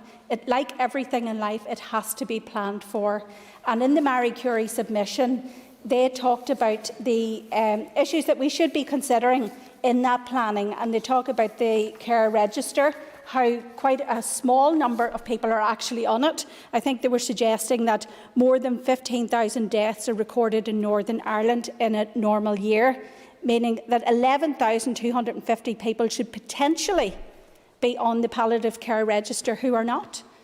And the actual number during the last 5 years has been less than half of that. So it is important that we have these conversations.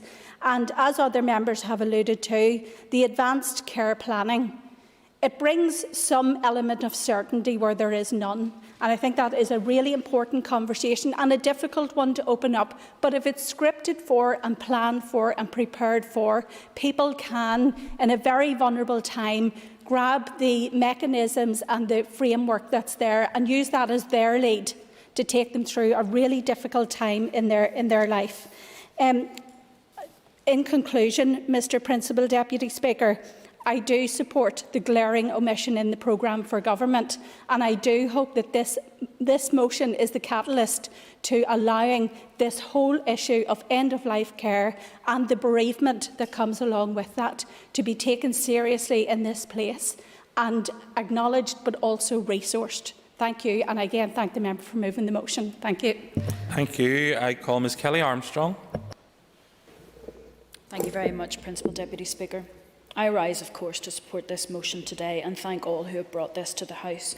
Later, my colleague Paula Bradshaw will wind on this debate on behalf of the parties who have co-signed the motion. As Benjamin Franklin said, in this world, nothing is certain except death and taxes. Death is something that impacts every family, every individual, and is a fact of life. In my past career, I've been a volunteer bereavement counsellor. It is a fact that the better we die, the better the quality of life for the person who is dying and for the people left behind. Death is one of those subjects that people do find hard to talk about. They find it difficult to discuss, even amongst families. But it's the one aspect of life that impacts us all and is the least addressed in our programme for government.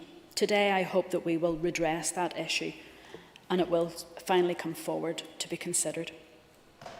Of course, we need a regional palliative care or end-of-life strategy, and as we know, and as Ms Bunting said in her opening speech, that living matters, dying matters is 6 years out of date. With an ageing population, the number of people on palliative care register doubled, and the impact COVID has had on being able to say goodbye, we need to address this issue as a matter of urgency. This is one of the key components of our mental health concerns across Northern Ireland. I know support services are struggling to cope with demand, and they were struggling before COVID, but they're struggling even more now. And those support services are the other volunteers and organisations and charities that I know who are helping families through a very demanding time. The need for sustainably funded bereavement support needs a strategic response from government. And as Ms Bradley said, I can only thank all of those healthcare workers who break the news your loved one is dying. I have to say, I had the privilege of being alongside midwives as we discussed the way to break the news to a mother who was just about to be told bad news. And I have to say, they are people who break that news, they console, and then they go on about their daily work. They are amazing. and I have to pay credit to each and every one of those. I welcome the information provided by Marie Curie, who suggests that we add to the programme for government indicators to confirm the numbers of people on the palliative care register and the percentage of the population given the opportunity to discuss advanced care planning. As we all know, data is the key that unlocks funding, and it's data that enables resources to be invested in key issues and priorities. For those of us who have been through bereavement, I am very sorry. It's horrendous. We know how important it is to support our loved ones in their end of life and to help those of us left behind to be allowed to remember and grieve. I believe we owe it to ourselves to learn about death at a much earlier age. This is not to scare young people or any young person, but to introduce death as a fact of life. Being prepared goes a long way to helping to cope with what is one of the most difficult times in a person's life. Why doesn't our national curriculum include death? Surely we could include a module on death and dying in a subject such as the personal development section of Learning for Life and Work. I know that by helping people to speak about death, about life, about coping with life during the time before, at and after death can help a family to grieve. It can help health staff and volunteers who we depend on so much during end of life. On behalf of all who are currently going through their end-of-life journey, in memory of all who have died and their loved ones, I ask that we do include indicators on death, dying and bereavement in the programme for government, and it is a privilege to support this motion. Mr Trevor Clark. Thank you very much, Mr Principal Deputy Speaker. Whenever this motion was put forward, I was, like others, very happy to sign this. And I suppose for one of these, it was actually a reminder for me what I went through about 16 years ago. My father was a healthy man, working with me at home on a Friday. I went into hospital on Sunday with no diagnosis or no prognosis that that was his last journey. For me, it was thrust upon us that my father was in after an operation, and we were told the news that you've just reflected in last contribution. And it was difficult for us as a family to get that because we didn't understand, no understanding of it. But this is pre-devolution, and there's always been shortcomings on the end of life. So this is not an attack of the current minister or the ministers before this. This is pre-devolution. And I remember my father was transferred what was described locally as the workhouse, which was then in Braid Valley in Ballymena, from Antrim Hospital, where he got excellent care from the Macmillan team. That was comfort to us, and like many patients, suffered in silence, and the nurses went above and beyond. Excellent care. For me, I actually had a conversation with nurses. How do you do this job? We always assume a nurse is there to actually help you get better, not to help you pass. And the professionalism of those nurses was unquestionable. But I remember the conversation at that time was they're talking about a Macmillan unit in Antrim Hospital, which thankfully some years later that came. Same roll forward then 10 years ago, my mother goes into a main ward in the hospital, was never to come home. Now, the dignity for a family, I think, is very difficult, because my mother spent 11 days on a general ward with 6 other patients with the curtain around her, with the family spending time with her, precious time, in the full knowledge she wasn't coming home. It was difficult for us. It was difficult for other families on the ward. So where was the dignity for the other 5 patients, not just our family? And it was because there was the lack of provision. It was a competition, dare I say, in terms of the capacity of the 12-bed unit, and that's no reflection on Macmillan and the work they're doing, but there was a competition for those beds. So my mother's dignity was removed because she had to die in a ward with 5 other patients. She wasn't allowed that close family network that you would get in a normal setting. So I fully support this, and I think the call that's been made today, I think it's appropriate. It's long overdue. It should have been included.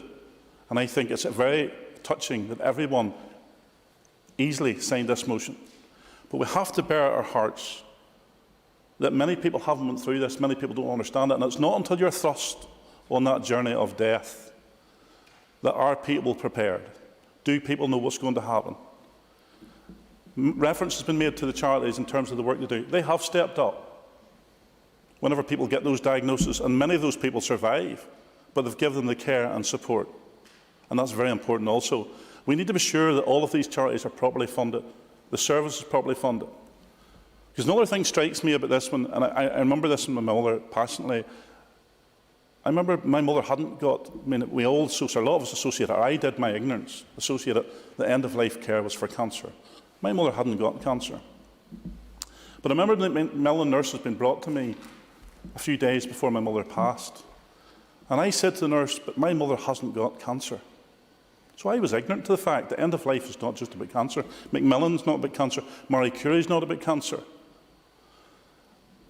And I remember after having the conversation with them, and they were administering what medication my mother needed about a number of days before she died.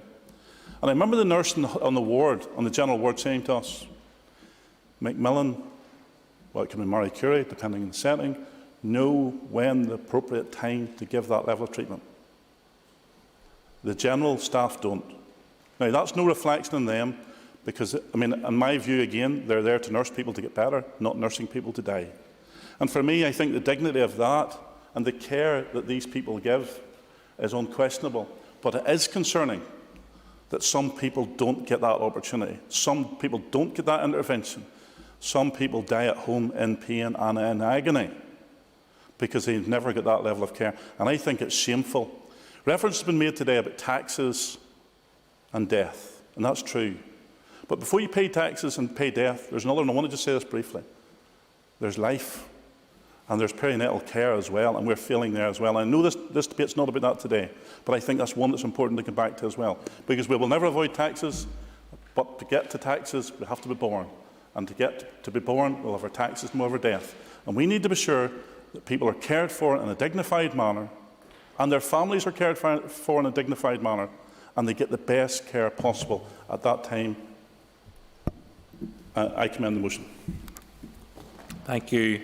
I call Ms Carol McKillen. And again, like others, I want to thank Joanne and the All-Party Group for bringing this motion forward.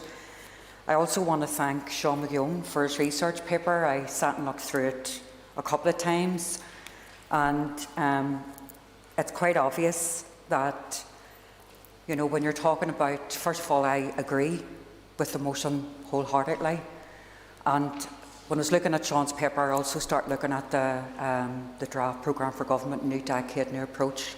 And there is a lot about life in the programme for government, about helping people, supporting people, and that's the right thing to do.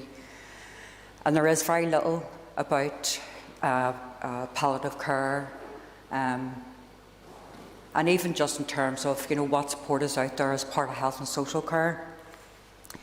Like Kelly, I would also welcome an opportunity about Downe as well, because I'm of an age where I was hard scared of people dying. I mean, no one spoke about cancer. No one spoke about cancer when I was growing up. People went up the stairs, they died, no one talked about it. So it was, you know, quite horrific when you think of it. But I was privileged, and I would say our family were privileged. My father's just dead 4 years, and the palliative care, he made an explicit wish that he wanted to die at home if it was at all possible. I think when he said he wanted to die at home, we all looked at each other and went, because we didn't know what we were going to be prepared for. But at the end of the day, his wish was he lived a good life and he wanted to have a good death, and you know, he was very open about it. So the mission statement in Living Matters, Dying Matters is actually exactly what, as a family, we received. So we had an understanding by a palliative healthcare team what was involved, the best appropriate care he got. He, along with the staff, spoke to us about what would happen and what would be expected of us. We got the timely information, but definitely he had choices. And his care was supported and coordinated through not just the health and social care team and the palliative care team, but the Macmillan nurses and then people as well. So, I mean, as a family, we'll be forever grateful, absolutely forever grateful for that. And I also think it's really important that when I was looking at Sean's paper, I felt sorry for the people who hadn't got that experience, to be honest, because it does help with your grief and it does help with your bereavement. And it helped us as a family working with the team, but knowing what to expect and to be able to cope. I did look at the RQA review and I could understand why they said there is some lack of clarity among organisations about how the range of regional structures actually work and fit together. And I think that's something we're constantly going to strive to achieve, and particularly given the year plus that we've all come through. I mean, Joanne spoke very, very movingly about the number of experiences of families, particularly in this pandemic, who didn't have what I have. So my heart goes out to them. And as Trevor outlined, palliative care isn't just about cancer.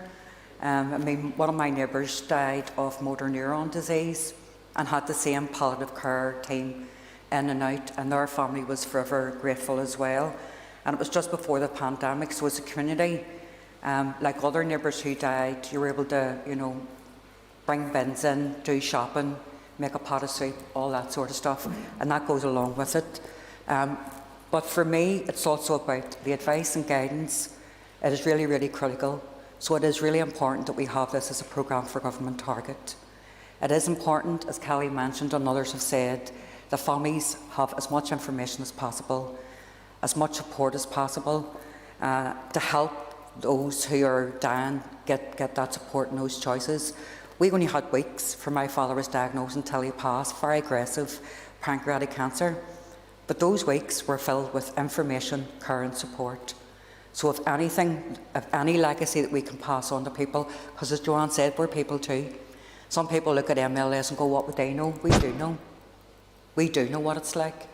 So if we can get this into a programme for government, I think you've got a coalition of the willing here, Minister. And certainly this motion, and indeed all the work that people do to bring this motion to the House, but support those that have a good death, deserve our support. So I support the motion. Gormalgov. Thank you. I call Mrs Pam Cameron. Thank you, Mr Principal Deputy Speaker, and I thank the members for bringing this most important issue to the Assembly floor this morning, and in particular I want to thank my colleague Joanne Bunting and of course Marie Curie for their campaign on this matter. Thousands of people sadly lose their lives every day due to chronic and terminal illness. Whilst many of these, such as cancer, get a lot of publicity, there is one condition that continues to fly under the radar, and that's idiopathic pulmonary fibrosis, known as IPF. IPF is a severe lung condition which scars your lungs and makes it harder for you to breathe. We don't know what causes this condition, and at present there's no known cure for the damage it does to lungs. People living with IPF see their lives turned upside down by this condition, with everyday tasks becoming impossible and exhausting. As the condition worsens and the scarring of your lungs increases, symptoms such as coughing become more common and severe. Through the use of antifibrotic medication and specialist treatment and support, we can slow the development of more scarring, enabling people to live better for longer. After being diagnosed with IPF, the average person has a life expectancy of just 3 years. This makes it a more deadly disease than leukemia and some forms of cancer. The only long-term treatment for IPF is a lung transplant. However, due to long waiting lists, sadly many people don't live long enough to receive this type of treatment. Just recently, at an all-party group for lung health meeting, which I chair, I and other MLAs heard from Pauline Miller, who is a constituent of mine in South Antrim, who is living with this condition. We heard about the real impact it has had on her life. She has had to stop working and has found the support available patchy at best. But Pauline is lucky because her condition was diagnosed early and she's able to get access to some specialist support. And for too many people across Northern Ireland, this is not their reality. With over 1,200 people living with IPF in Northern Ireland, this is serious, and hundreds of people lose a loved one to this condition every year. People should be able to get access to specialist treatment where they live, and in 2018 the Department of Health discussed overhauling the way specialist services were provided for those with IPF, but little came of it. At present, Health and Social Care Trusts do not provide specific funding to provide the services needed to support those living with IPF, which creates inequalities as many cannot afford to self-fund services. This is unacceptable, Mr Speaker. People living with IPF should not fall victim to a postcode lottery whereby where they live determines the level of support that they receive. We can and we must do more to ensure that people get that support that they do need, particularly as their condition worsens and they rely on palliative care. Mr Speaker, while my focus today has been on this specific group, it in no way takes away from the others needing the same support as they reach an end of life's journey. And we welcome that in Northern Ireland more and more people are living longer, but we also must recognise that with this will come many facing this point and needing very specific care, including end of life. As is noted in the motion before us, the New Decade New Approach Agreement commitment to invest in palliative care service improvement has yet to materialise.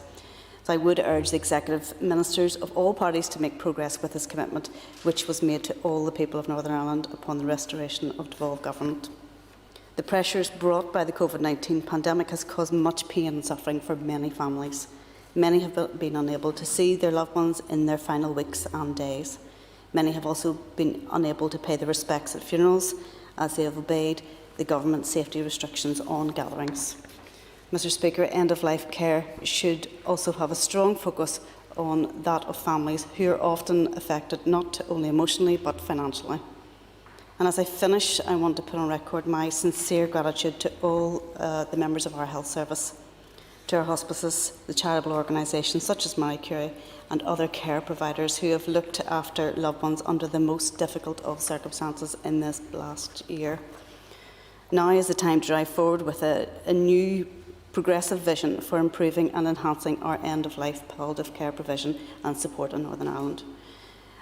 This will take serious investment and health transformation, but we owe it to all our citizens. Mr Speaker, I support this motion to have such a vital topic included within our programme for government. Let's work together to ensure that we support everyone living with and affected by a terminal condition. Thank you. Thank you. Excuse me. I call Mr Leah Flynn. Good, Alas Concolia. And just as other members have expressed, I'd like to thank the member Joanne for bringing this motion to the Assembly here today. And I welcome the opportunity to speak in support of it, so thank you for that. The issues around death, Downe and bereavement deserve to be treated with the utmost respect and compassion, and I think through the remarks that people have made thus far, all the members have done that, and they're doing that justice in today's debate. At some point in all our lives, we'll be faced with the illness and end-of-life care of a loved one, and it's with this in mind that we need to make the decisions around how end-of-life care should be made. When faced with the inevitable responsibility of caring and supporting a loved one as they die, we need to ask what it is that we would like to see happen. And of course, we want to see our loved ones free from pain and discomfort, and to ensure that their financial, physical, emotional and spiritual needs are addressed as they face the end of their lives. Living through this real-life experience, and even just having to undertake these types of conversations and decisions, is really challenging and traumatic for any family to go through. And as other members have already expressed in the chamber today, many of you have endured that difficult journey through the process of losing loved ones from your own families. My own uncle Jody, he lost his battle with bone cancer a number of years ago. Jody was still just in his 40s when he died. And only a number of weeks ago, my cousins buried their father after a really long and difficult fight with motor neuron disease. Both of them were still so young when they passed away, and both battled with life-changing and painful diseases. And as a family, you can only witness and watch the people that you love gradually slip away, and at times you feel that powerlessness to help them. So it's really important that the needs of people of all ages who are living with Downe, with death and with bereavement, including the families and the carers that are involved. It's important that those needs are addressed, taking into account the preferences of those people and their wishes, because every family will be different and every circumstance will be different. But as has been mentioned earlier by Kelly and Carol, so the bereavement supports, as we know, are a vital part of palliative care.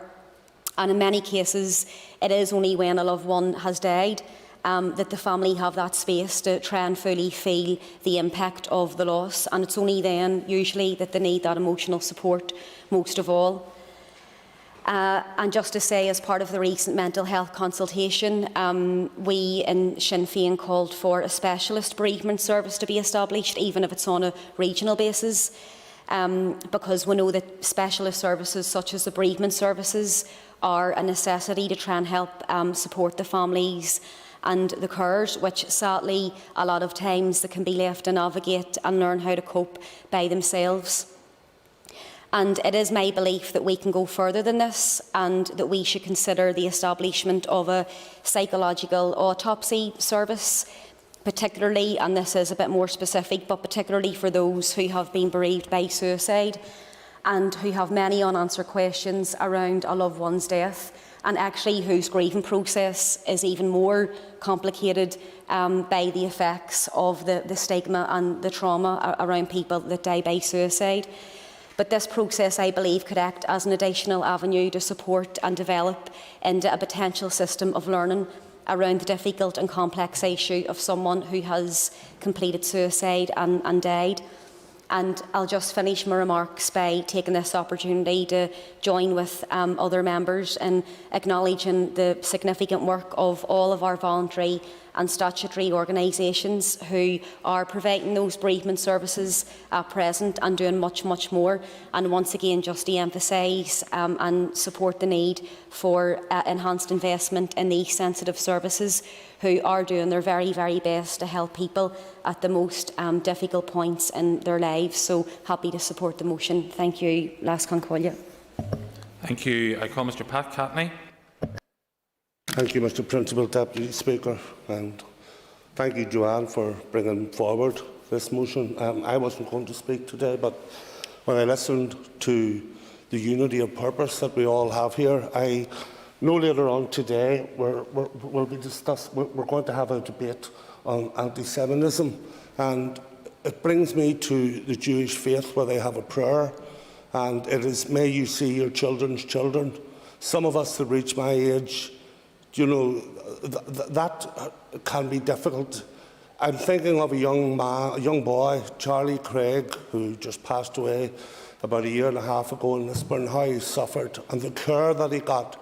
And I had a friend, I still have the friend, Carmelita, she won't mind me using her name, and she was an educationalist within the hospital. Little Charlie went to St Joseph's School, and they built there's little toys in the playground for the kids. They always tried to remember him, and they always tried to bring him into that class setting. To the nurses and to the doctors and all that are there that make that end of life so special. I know everyone has spoken of their own deaths, but for some reason, some generations, you know, I remember my father saying he lost his brother who blew up off the coast. He lost one of his sons who was killed in an accident, and he lost his oldest grandchild who drowned. All of this, I think, is the experience of life, and death is part of life, but we need to give that care, and that care can be given so gently with a caring hand or a kind word, and to our nurses that make it so dignified when it comes near the end, when we are there to say goodbye to our loved ones, to our mothers, to our fathers, or to our brothers, as so would have it in life. But when that death comes, there is so much knowledge, Mr Principal Deputy Speaker, that leaves us so many questions that we hadn't asked. But we were given that little bit of time.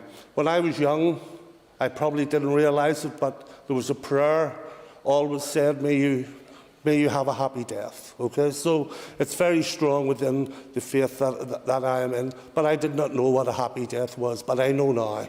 Mr Principal Deputy Speaker, to those, as again Joanne, and to those that signed the motion, thanks very much. And I hope that we can, with the help, bring this in and make it part of the programme for government, if that is at all possible. Thank you, Mr Principal Deputy Speaker. Thank you. I call Mr Robbie Butler. Thank you, Mr Principal Deputy Speaker. I've just minded when I'm listening into some of the very personal testimonies today, and the fact that there will be a number of people listening in today across Northern Ireland who will be going through this very process at the moment. And you know, in my time in terms of the all-party groups that we all sit on, I've become aware of an excellent charity and facility that people need to be aware of, and that is Crew's Bereavement Services. So if there's anybody that is listening in, or anybody wants to pass on the details, it's important that people do reach in for that help and know that there is help there, because bereavement, as we know, can cause and leave serious effect on all of us. So the purpose of today's motion, and I welcome the motion, I want to thank Mrs Bunting for that, and all of those co-signatories, and it was a pleasure to sign the motion for the intent of this and the purpose of the debate. But I suppose there's more than two aspects to it, but there's certainly two that jump out at me. And one is protecting the dignity of the person who is dying, but the second bit then also is to support the living. Because as we stand here, every one of us will experience it in some form or fashion, whether that is managing the bereavement of someone else, or when it comes to ourselves. And I hope and do pray that we're in a position where we can do that with dignity. I want to thank, and I'm sure everybody else will do that, and I know the Minister will too, the palliative care community, because whilst this is missing from the programme for government at the moment, we would all be of one voice that there are professionals, there are volunteers out there who are actually providing those pathways as we speak. Whether that's in hospital, hospice or community settings, that's our nurses, doctors, health professionals, care staff, and actually many, many dozens, if not hundreds of volunteers who are absolute heroes in terms of what they do in those settings. I'd particularly like to thank the policy team at Marie Curie for providing the support for today's motion. I have to declare an interest, Mr Principal Deputy Speaker. I often blow about my wife a little bit. She is a nurse. She also was a palliative care nurse. She worked in Northern Ireland Hospice. Now, she's not there now. When I asked her what was her favourite role as a nurse, do you know what? It was in the hospice. It was in the hospice. And that's just an epitome of the people that are called into these places to work. And I used to question as to why that would be, and it's the most personal journey that you could probably ever have. Birth and death. Those are possibly the two journeys that you can go with someone on that will get you closer than anything else. So my hat goes off to them. The impact of death will affect every single person that's alive. Therefore, I believe that this omission, if we can call it that, of the end-of-life outcomes in our programme for government is just an anomaly that must be addressed, but it needs to be addressed as soon as possible. It's not the single purview of the Minister for Health, as we've talked about today. There are fiscal and financial aspects, there are educational aspects, there are community aspects, and I'm thinking very much of something we have talked in this chamber since we've come back, and we've paid tribute to a number of former members here, and it's been quite hard.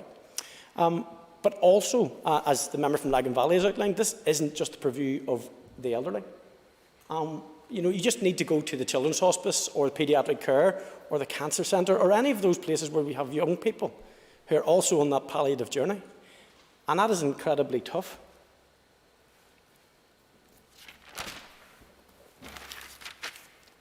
We often talk about stigmas. We often talk about taboos. Cancer was one of those, and the word cancer, when my grandparents were alive, I remember you couldn't have used the word cancer. You really couldn't, and my grandfather, when he was ill, we were pretty certain that he had cancer, but he wouldn't go for tests, and you couldn't mention it because it was just one of the words. Mental health is another one, and we know that because we talk about mental health quite a lot now, but we're still breaking down the barriers and stigma. But death is the one that will come to us all. We may not all suffer from mental health. We may not all get cancer. We may not all have heart disease or any of these things, and I pray you don't. But we will all die. And those we love will all die. So it is an omission from the programme for government. I know it was Trevor Clark who had talked about this. That is nobody's fault. This is not a political thing. It's not the former ministers. We need to address this, and it's our job to collectively do that today. Just one final thing. Principal Deputy Speaker, and I think it was Kelly Armstrong maybe had touched on it. the impact of death. I have a private member's bill out for consultation, which is closed, and I'm just reading through the findings in that, and it's about addressing PTSD and emergency responders. But one of the things that comes back in the written verbiage, if you like, and it's jumping out at me. It's about how hard it is to deal with death.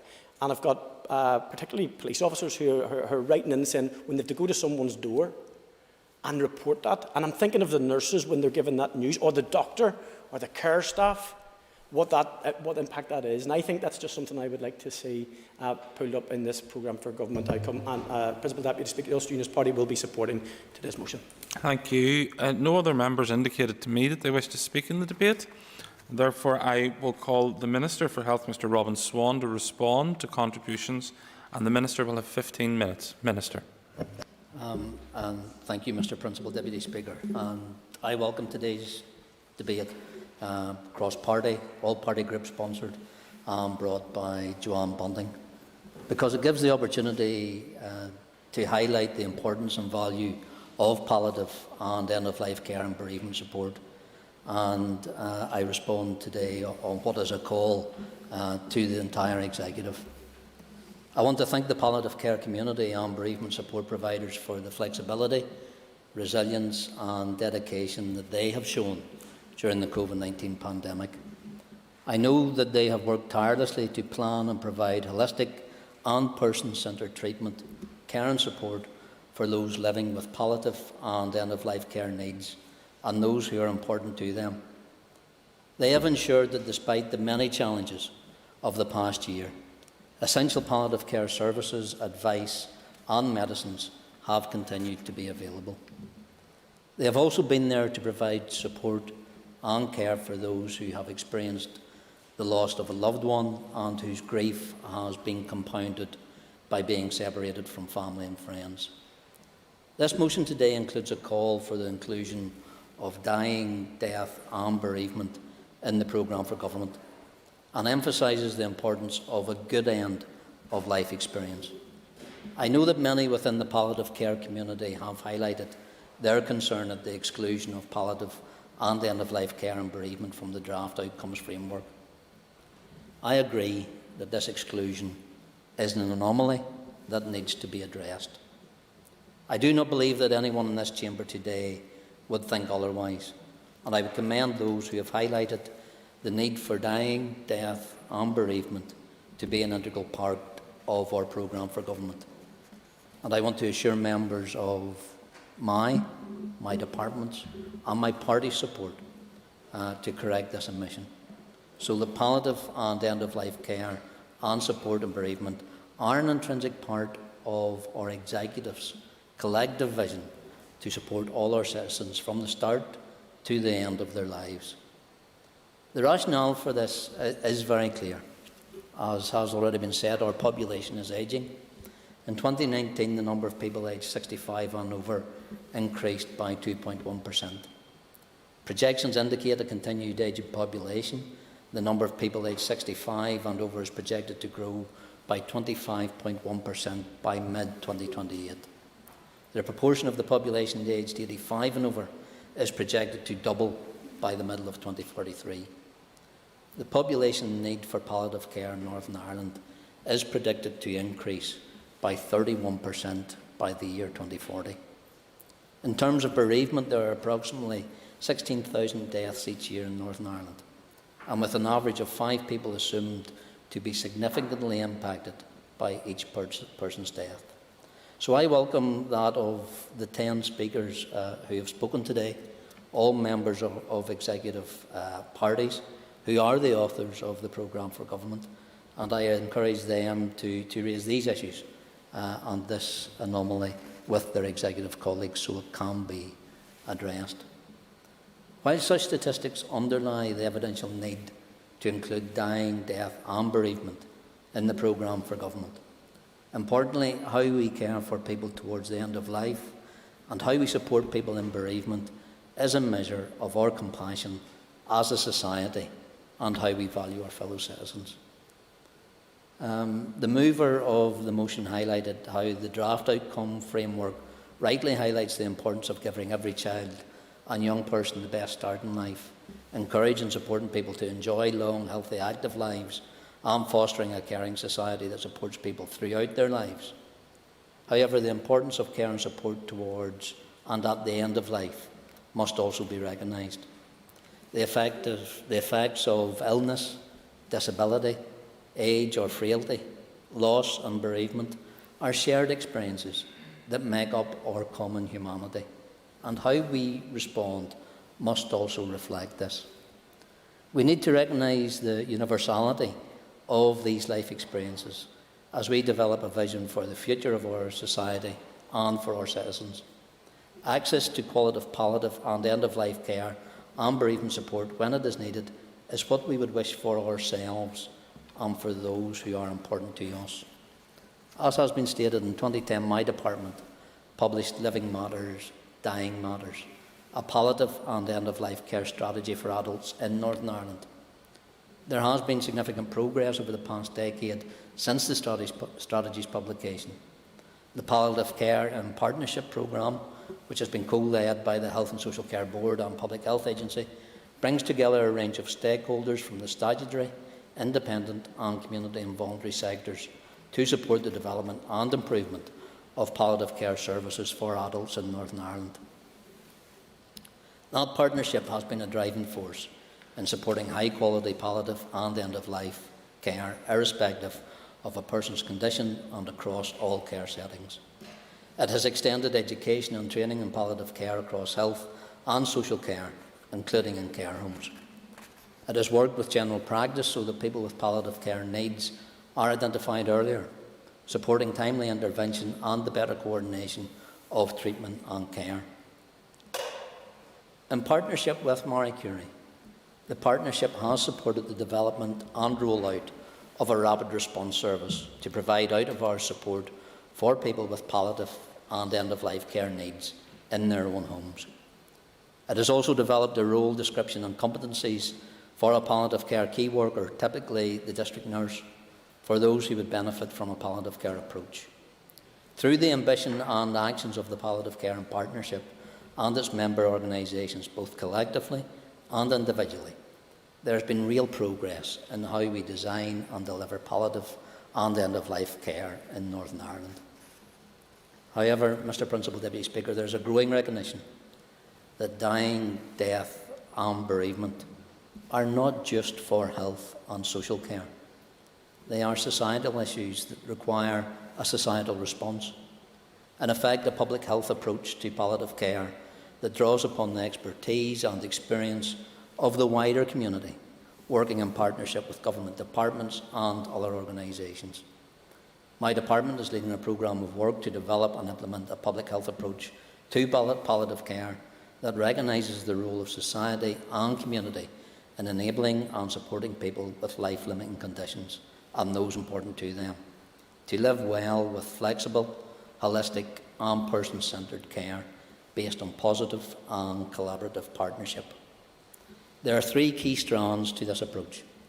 The first, increasing public awareness, understanding and discussion of palliative and end-of-life care. The second, creating and building on the role of communities in supporting people living and with life-limiting conditions and those important to them. And thirdly, encouraging people to think about and plan for their future. Physical, emotional, social, financial and spiritual needs as part of that holistic approach to advanced care planning that is appropriate at any stage of life.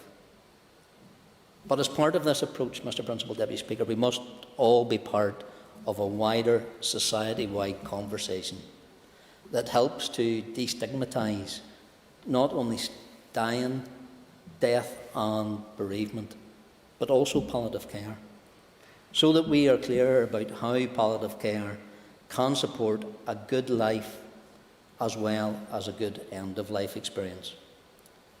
Because there are many misconceptions around palliative care, and Mr Clark and Ms McCullen indicated those. The belief that it is only for people with cancer, that it means there is nothing else that can be done, or that it is only for the final weeks or days of life. We need to be clear in our message that palliative care is for anyone living with a life-limiting illness. We also need to emphasise the holistic nature of palliative care, addressing people's social, emotional and spiritual needs. It is about helping people not simply to live with their illness, but to live well, whether that be for years, months or weeks. And as part of this public health approach, work is progressing to develop an advanced care planning policy for adults in Northern Ireland. Advanced care planning focuses on what is important to a person in their living, and if they become unwell, what would be important to them and what they would prioritise in the future. Although traditionally driven by the palliative care community, it is relevant at any stage of life and provides the opportunity for people who wish to do so to think about their present and plan for their future. We know that it is important for people. 68% of respondents to the Let's Talk About research by the All-Ireland Institute of Hospice and Palliative Care in 2016 said that planning for the future was their biggest practical worry. However, this is not something many of us do. A recent research report by Ulster University, Where Are We Now?, found that whilst 28% of respondents had heard of the term advanced care planning, only 7% had engaged in a conversation about it. Despite this, 4/5 of respondents felt it would be comforting to know that their family knew about their wishes. So I would encourage each of us to think about advanced care planning. Speak with those who are important to us and those involved in our care about our wishes, our feelings, our beliefs and our values. And by taking the opportunity to make choices for our future care, then if the time comes, those choices can help inform and support good palliative and end-of-life care. Mr. Principal Deputy Speaker, I also want to acknowledge the work that has been progressing to support palliative care for children, something that was raised by Mr. Cont'd and Mr. Butler, underpinned by my department's 10-year strategy for children's palliative and end-of-life care. Led by Paediatric Palliative Care Network, good progress has been made to implement this strategy. That includes the commissioning of a needs assessment for children's palliative and end-of-life care, and that includes those with life-limiting conditions. The development of a regional antenatal and perinatal palliative care pathway on which work is at an advanced stage. Work to develop a rapid discharge pathway to facilitate choice in relation to the child's place of death, and raising awareness of the roles of the medical needs for children's palliative care within each trust. Unfortunately, Mr. Principal Deputy Speaker, over the past year, many people in our community have had to deal with the loss of a loved one. I know how profound the impact of bereavement can be, and this has been particularly so during this pandemic, when loss has been coupled with the pain of separation and where the support and the comfort that would normally come from being with others has been curtailed by the restrictions that have been in place. In April 2020, a COVID-19 Northern Ireland Bereavement Care Workstream was tasked with producing a report on the bereavement service needs arising during the pandemic report. Coming out of this, a number of recommendations have been made for how bereavement care and support might be improved. I am pleased that a new broader Northern Ireland Bereavement Network is being set up with representation from a wide range of organisations, including health and social care, cross-departmental and community organisations and agencies. The new network will take forward the recommendations to improve bereavement care and support in Northern Ireland. Mr. Principal Deputy Speaker, COVID-19 has changed the way we go about our daily lives. It has also changed how we think about and see the world. Many people now have a keener recognition of the things that are most important to them as individuals. There is evidence to suggest that this is also the case in how people are thinking about palliative care. A survey in July 2020 commissioned by the All-Ireland Institute of Hospice and Palliative Care found that 64% of respondents reported that they had been thinking more about death and dying than before due to the COVID-19 pandemic, and the same number stating that the pandemic had increased the importance of discussing palliative care if they or someone important to them had a life-limiting illness. Mr. Principal Deputy Speaker, I hope that as we set out our vision for our future society through the programme for government, that we all collectively recognise the responsibility we have to ensure that good palliative and end-of-life care and bereavement support are intrinsic to this. Mr. Principal Deputy Speaker, I support the motion. Thank you, Minister. I now call on Ms Paula Bradshaw to wind up the debate, and she will have 10 minutes. Thank you, Principal Deputy Speaker. I'd just like to thank all the contributors this afternoon, including the Minister, for being here for this debate, and also to Marie Curie and others who have done so much to inform our discussion here today. I'm just going to go through some of the contributions from members. We started off with the Chair of the All-Party Group on Terminal Illness, Ms Joanne Bunting. Just really setting out why we were here today, really about that the programme for government fails to recognise the end-of-life cycle and how it is increasingly important to cater for the increasingly complex needs of our changing and growing demography of older people. She thanked those people who have sat at the bedsides of people who have been dying during the pandemic when their loved ones were unable to be there. Colm, the Chair of the Health Committee, also referenced the work of the health and social care workers, not just in our trust but also in our hospices and care homes, and acknowledged the sterling role they have played during the pandemic. He touched upon the need for advanced care planning to be sensitive, compassionate, and that conversations need to be to take place over a period of time. They need to be dynamic because people's needs and wishes do change as they move through their illness. He talked about the need for the commissioning of bereavement services and the burden at present on the community and voluntary sector for providing that support. Sinéad Bradley very much welcomed this motion today and talked about the glaring omission from the programme for government with reference to palliative and end-of-life care, and thanked the health and social care staff for providing support to people in their final moments who would have otherwise been alone. Kelly Armstrong talked about how death impacts on everyone and mentioned her role in terms of bereavement counselling. I think one of the key points that she mentioned there was around the care provided to new mums who may be bereaved, and talked about the role of bereavement midwives. And at the all-party group that many of us, including Orlia Flynn, were at last week, we were talking about the role of the new bereavement suites in many of our trusts, were a quiet place for people to just regroup away from the busy maternity wards where people are welcoming their new babies, new healthy babies. Trevor Clark spoke about his father's death and how it was thrust upon them as a family in very quick time, going in for a routine operation, I think he mentioned, and how the family then had to adapt very quickly to his passing. And then referenced then his mother, who was on the ward in her final days.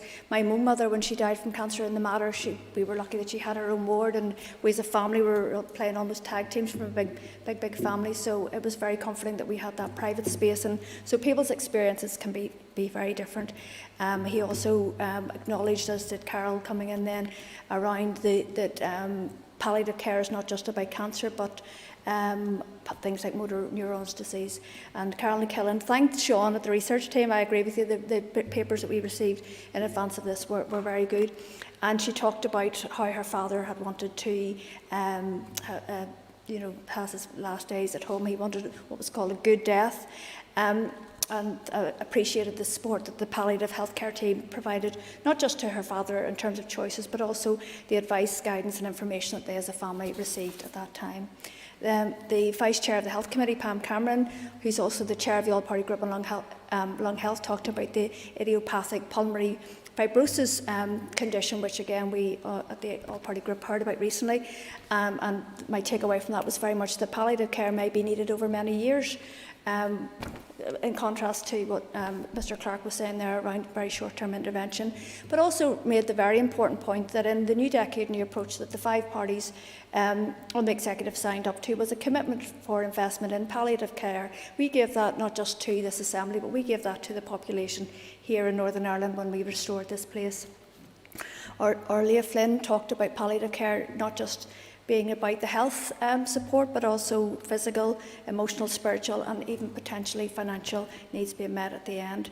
She also shared stories of her own family's personal circumstances, that sometimes when someone passes, they leave behind a young family, and they also have very particular needs in terms of their processing it at a young age. She spoke about the need for specialist bereavement services, and she also mentioned quite a specialised one around psychological autopsy service, which would be around support for those families who've been bereaved through suicide. Pat Catney talked about the unity of purpose in the chamber, and he shared that lovely Jewish prayer about "May you see your children's children." I would like to thank him, and I will pass on to Clayton and Vinton when he mentioned about Charlie Craig. They're personal friends of ours, and I recall as you mentioned that my husband Ian, he's a mad linguist. He was providing wee Charlie with French lessons in his final months, because we have to remember these young people or anybody, they're still living. They still want to learn, they still have a thirst for life. And what Ian would say is that his younger sister used to pop in and out of the room and there was a wee bit of fun. So, the palliative stage doesn't just have to be about healthcare visitors arriving, it's also about still living your life through it all. Sorry, I get emotional. And then we had Robbie then, he was talking about the role of crews, and he was saying that people who are listening in should reach out, there is support there. He recognised that hospices is not just about the health and social care staff, but also the role of volunteers and those people who do the fundraising.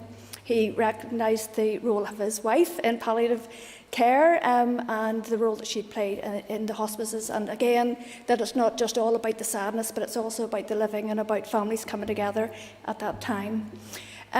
He talked about as well in his research into the PMB around post-traumatic stress disorder, that people are involved in this process, whether they're in the police service or ambulance service or others, that those very tough discussions with families at the end of life.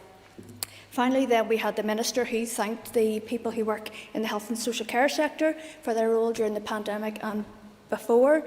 He agreed very much that palliative care should be in the programme for government, that the exclusion is it should be in there. It's an omission that needs to be addressed, and he recognised that there's 5 parties in the coalition. So this is not just around the Department of Health, but this should have a cross-societal response, and that will require cross-departmental support. He talked about the Department of Health's palliative care strategy, and again, we on the all-party group on terminal illness, we had a great presentation recently there from the palliative care and partnership programme around the wide range of services and support that they do. And again, we generally don't see the wide breadth of that work, and so it was a real privilege to hear that, and I'm glad that that continues to develop. I think that's all the commentary, Deputy Principal Speaker. Just want to thank everybody again for this, and just again to put on record my thanks to Mary Cure, Northern Ireland Hospice and others for the sterling work they do every day of the week and year. Thank you. Thank you. Before I put the question to the House, can I say to the lady there's no shame in showing emotion in a debate like this. It just shows demonstrates how much you care, so I wouldn't be embarrassed at all. The question is that the motion standing on the order paper be agreed. As many as are of that opinion say aye. Aye. Contrary, if any, no. I think the ayes have it. The ayes have it. Members would like to wait a few moments for just change the top table. Take your ease, please.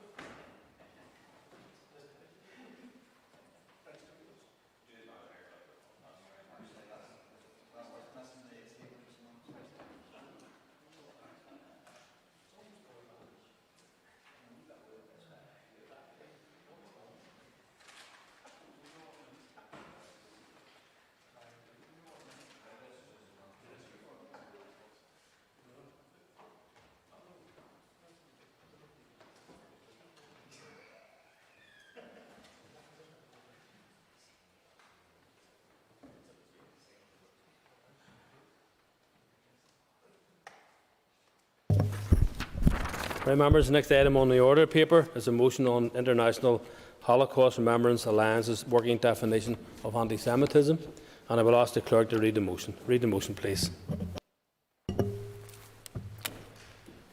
That this Assembly condemns anti-Semitism in all forms, notes with deep concern the findings of the Community Security Trust's Anti-Semitic Incident Report for 2020, which recorded 1,668 anti-Semitic incidents across the United Kingdom, stresses the need to tackle the scourge of anti-Semitism in every aspect of our society, and endorses the International Holocaust Remembrance Alliance's working definition of anti-Semitism, including its examples, which state that anti-Semitism is a certain perception of Jews which may be expressed as hatred towards Jews and rhetorical and physical manifestations towards Jewish or non-Jewish individuals and or their property, Jewish community institutions and religious facilities. Thank you, and I call Alex Easton to move the motion. Thank you, Mr. Speaker. Moved. Thank you. And the Business Committee has agreed to allow up to 1.5 hours for this debate. The proposer of the motion will have 10 minutes to propose and 10 minutes to wind. One amendment has been selected and is published on the Marshall list. Please open the debate on the motion. Mr. Easton. Thank you, Mr. Speaker. Not too long ago, I actually ordered a DNA test from Ancestry.com.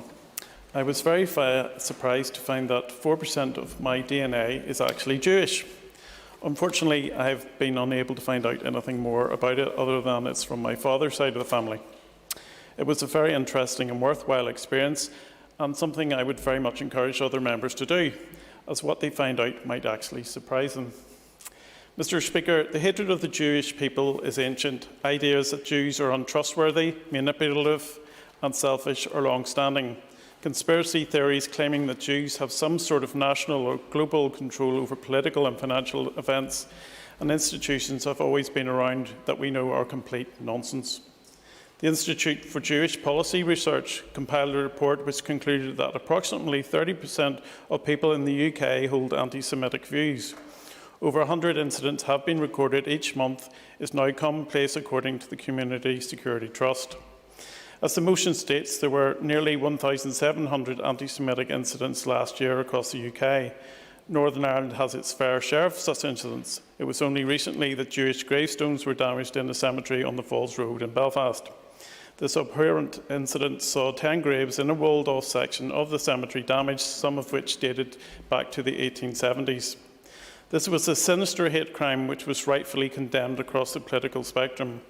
The same cemetery was also attacked in a few years before that, with 13 graves being damaged in that incident. Destruction is nothing new in anti-Semitic attacks in Northern Ireland. In 2004, the blue plaque for Shimon Peres, former President of Israel, who was born in Belfast, had to be removed from a house in Clifton Park Avenue following such attacks. What is particularly worrying about the statistics cited in the motion is that in 2008, the number of such incidents stood at just over 500, meaning that these incidents of hate have tripled in the last decade. Only 2 years ago, a Jewish director came to Northern Ireland as part of a tour of the British Isles that he was filming. Some members may recall the video he filmed at a bar in the Bogside in Londonderry, in which many anti-Semitic comments were made. These included the Israelis are scum, Jews are the scourge of the earth, and worst of all, that the only thing Hitler did wrong was that he didn't kill enough Jews. That's quite shocking. Upon completion of his visit to Northern Ireland, Mr. Tenenbaum estimated that he'd found anti-Semitic views in 70 to 80% of people that he interviewed. He said that he'd never seen such anti-Semiticness as he had in Northern Ireland and that it was frightening. He also claimed that this one incident was representative of his wider experiences here. That these individuals felt so comfortable expressing these views on camera is deeply troubling and should be a concern to us all. It shows us that these people do not fear any repercussions or feel any shame. It is particularly alarming that this hatred, as old as time is, becoming increasingly apparent on our university campuses.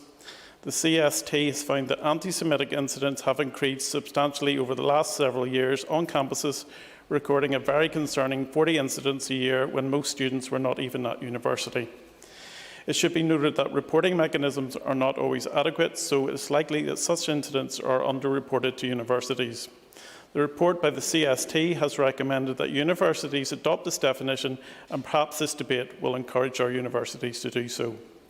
Several years ago, we saw the Students' Union of Queen's University oppose the visit of the Israeli ambassador Mark Regev, calling for his invitation to speak to be cancelled. The ensuing protests during his visit saw a participant having to be restrained from following the ambassador's car.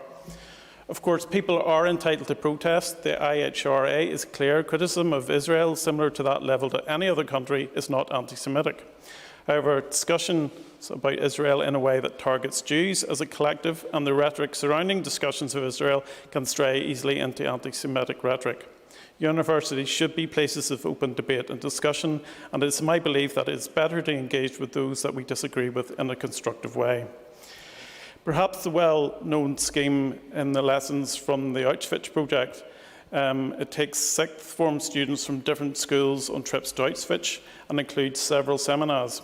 They also are able to hear testimonies from Holocaust survivors having been to Auschwitz. I would say go and visit, it will change your life. Also alarmingly is the increase in prevalence of anti-Semitism in our politics. Only one has to look at the Labour Party to see how commonplace and mainstream anti-Semitism is. The chairman of the Belfast Jewish community expressed his concern over the current state of the Labour Party, agreeing that comments made by the chief rabbi regarding anti-Semitism taking roots in the party are reflective of how the local Jewish community feel. The Equality and Human Rights Commission have found the party to be in breach of the Equality Act. Closer to home, in the Republic of Ireland, a Sinn Féin TD was recently condemned for tweets that she put out. The tweets linked Nazism and Israel together, calling staff at the Israeli embassy monkeys. At the point, the Jewish Representative Council of Ireland called upon the party to adopt the definition that this motion is about, and it's notable that she did not face a suspension or any other disciplinary hearing. I therefore think there are two key takeaways that should really concern us moving forward when it comes to anti-Semitism. The first is the ingenuity of those who are determined to spread their hate and make comment about anti-Semitic attacks. The targeting of online meetings between local Jewish communities and relevant supportive institutions demonstrates the ability of those offenders to adapt quickly to changing circumstances. Secondly, I believe that more awareness is needed that the incidents reported often relate to our news cycles. The hatred of Jews can be worked into stories with no links to Jewish people. The very beginning of the pandemic saw a high number of incidents linking Jews in some form or other to COVID-19. This follows a pattern. When the issue regarding the Labour Party and anti-Semitism peaked in the news, there was a peak in the number of incidents related to the Labour Party. Around Holocaust Memorial Day, there is a peak in the incidents of Holocaust denial and in comments linking Nazism to Jews and Israel.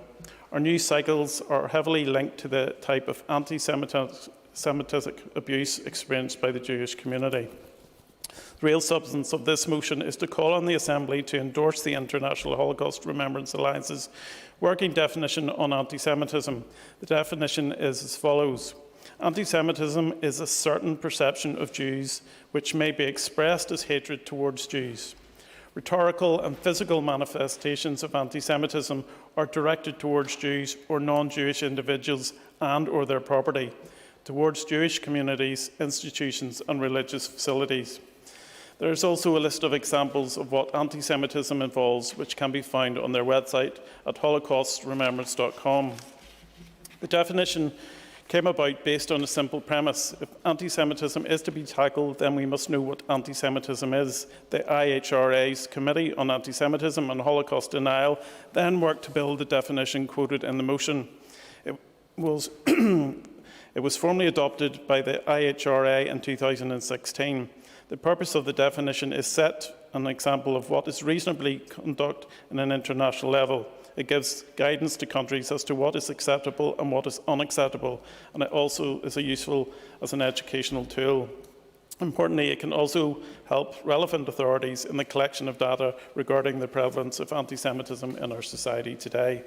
The UK adopted this definition of anti-Semitism at a national level. It has been in place since 2016. It has also been adopted by the Scottish and Welsh Parliaments. The Welsh Government has also taken further action to tackle anti-Semitism. They arranged training on the topic for government officials, delivered by a local leader within the Jewish community, with a focus on the IHRA's definition, and have also invited a Holocaust survivor to speak to officials. In Scotland, Jews remain 30 times more likely than others to have been targeted for their religious beliefs. The UK is far from alone in holding this stance on anti-Semitism. There are too many countries on the list, but some of those that have adopted the definition include France, Germany, Canada, Spain, Italy and the United States. The definition has also received support from the United Nations, the European Union and the Council of Europe. We are therefore the only part of the UK that has not adopted the IHRA's definition. To conclude, Mr. Speaker, anti-Semitism incidents have risen to an all-time high.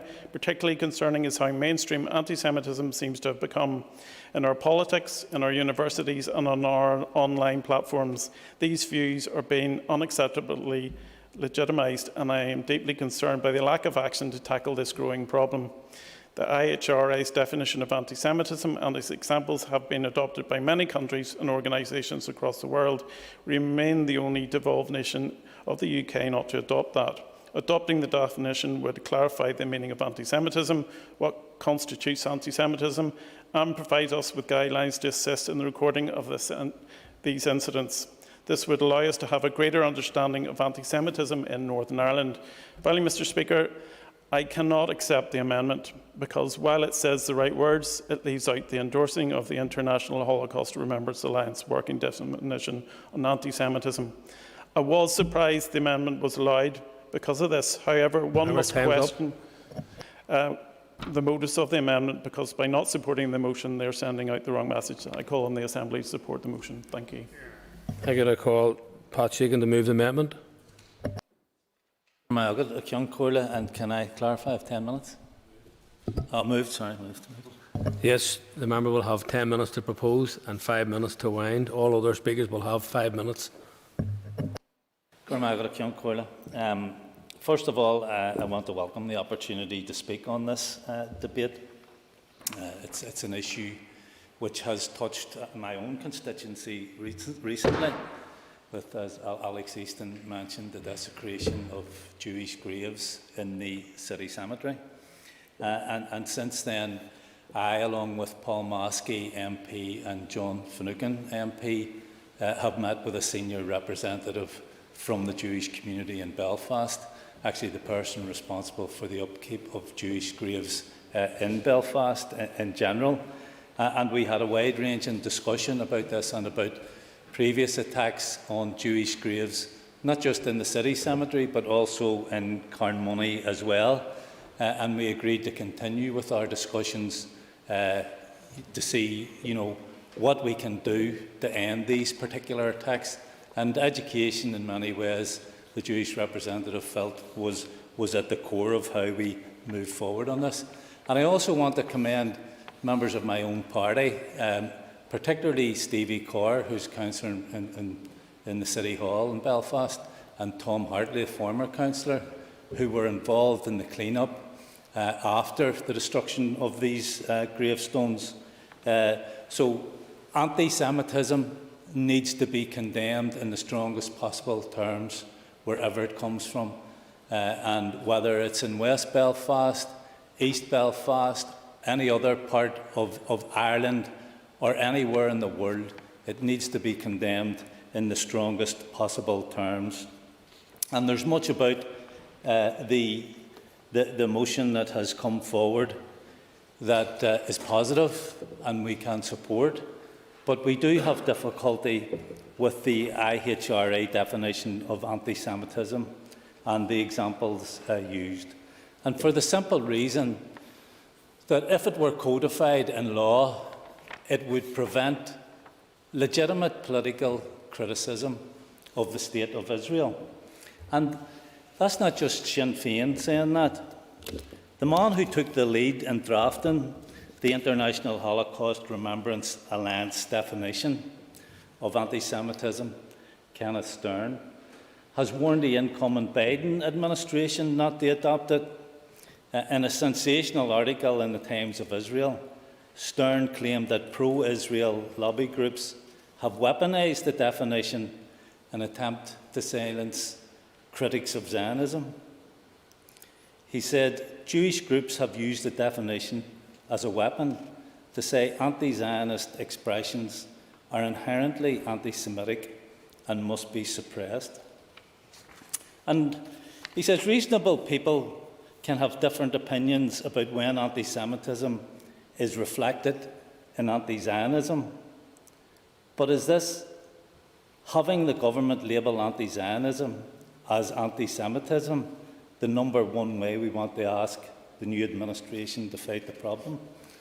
And tracing the history of the IHRA definition, Stern pointed out that he had drafted it in 2005, largely to give European data collectors guideposts of what they include and exclude in reports about anti-Semitism, so data could be compared across borders and time. But he suggested the allure of the definition for Zionists has been the specific examples related to expressions about the State of Israel. 7 of the 11 illustrative examples conflate racism towards Jews with criticism of the Israeli state.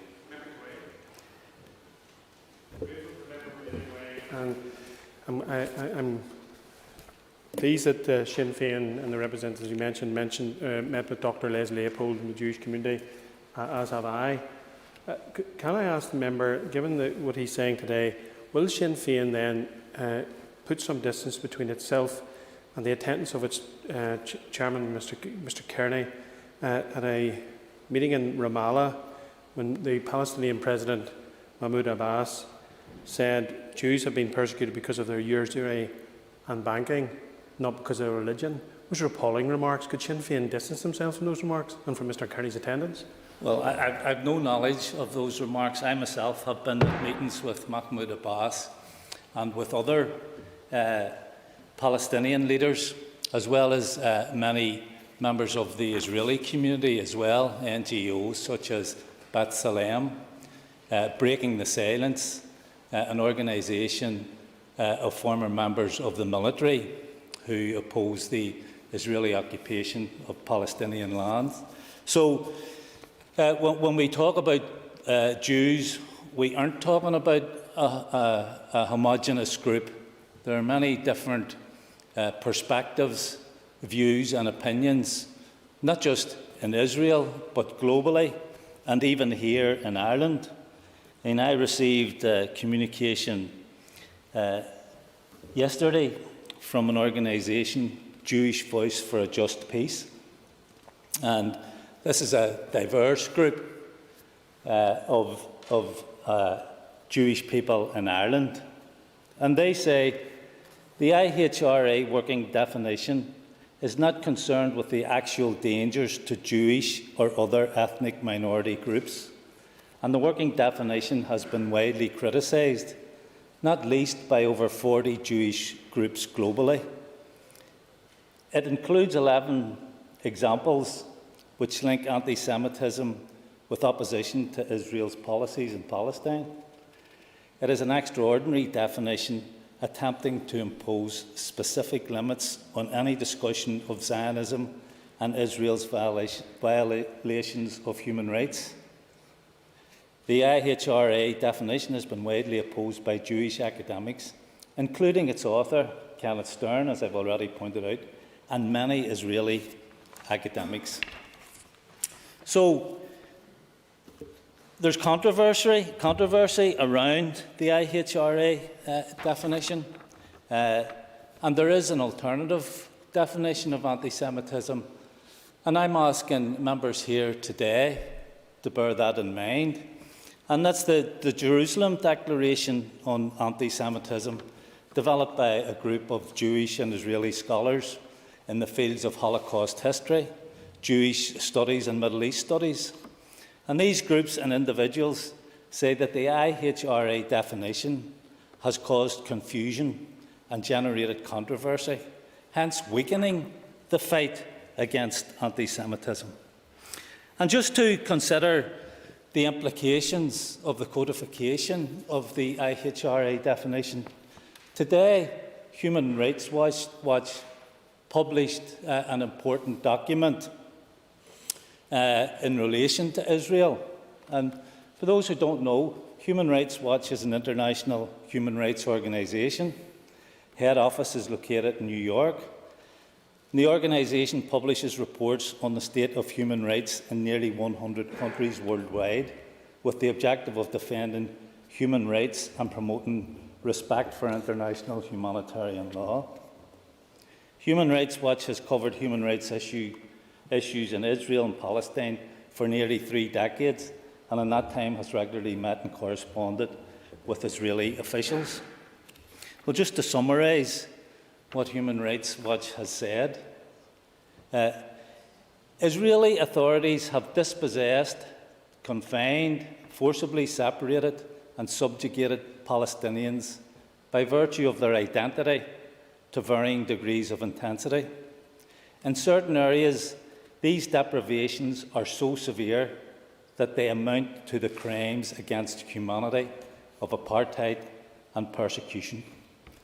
Now, if the IHRA definition was codified in law, Human Rights Watch couldn't publish that here, or if it's codified in the States, they couldn't publish that in the States. Yet they are a highly respected human rights organisation, and this is the difficulty with the IHRA definition. And I just finish a Corla by again reading from the Jewish Voice for Just Peace.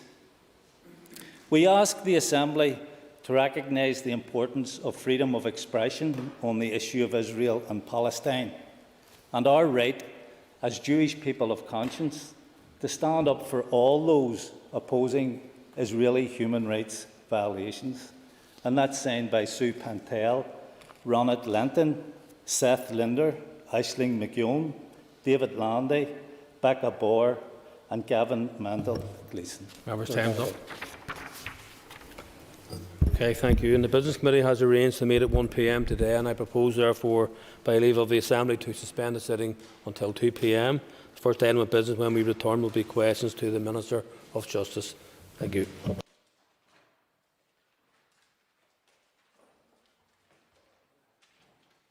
Programme signed. This is the Northern Ireland Assembly Plenary. Programme signed. This is the Northern Ireland Assembly Plenary. Programme signed. This is the Northern Ireland Assembly Plenary. Programme signed. This is the Northern Ireland Assembly Plenary. Programme signed. This is the Northern Ireland Assembly Plenary. Programme signed. This is the Northern Ireland Assembly Plenary. Programme signed. This is the Northern Ireland Assembly Plenary. Programme signed. This is the Northern Ireland Assembly Plenary. Programme signed. This is the Northern Ireland Assembly Plenary.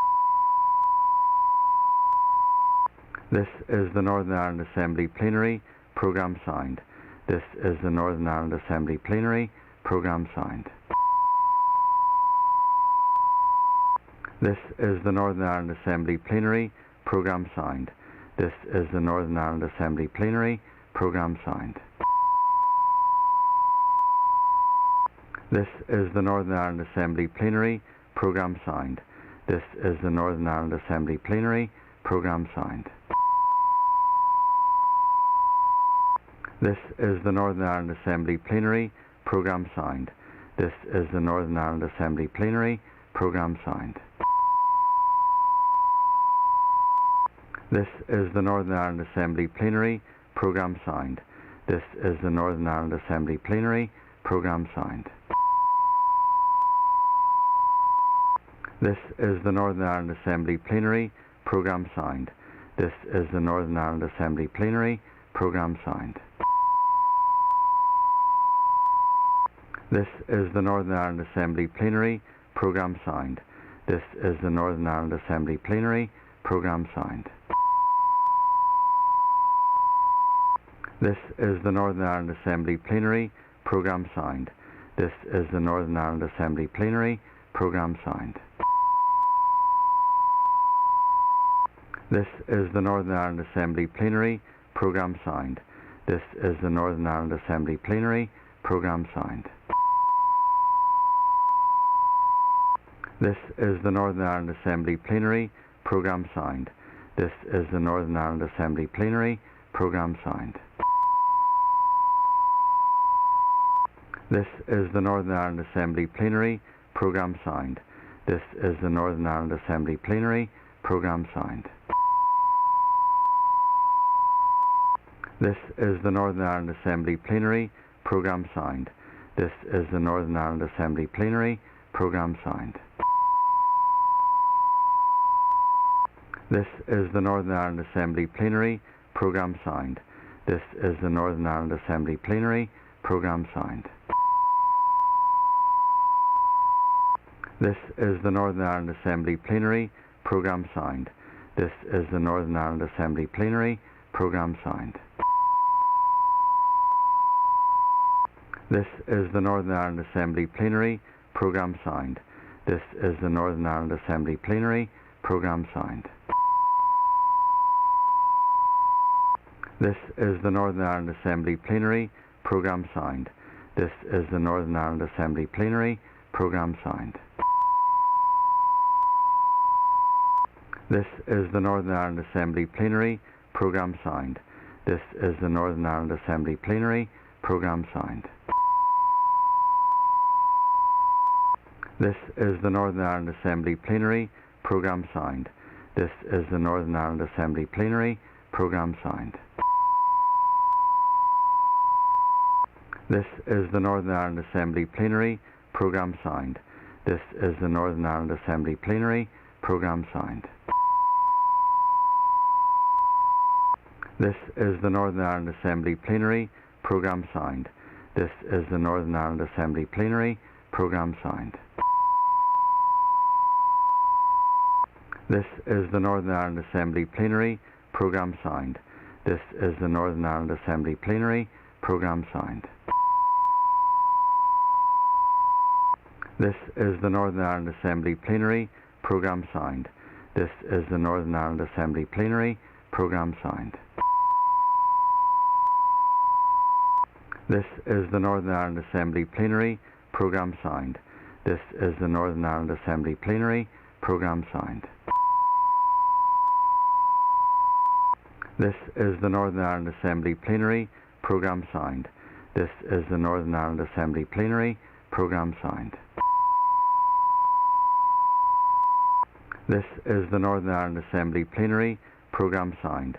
This is the Northern Ireland Assembly Plenary. Programme signed.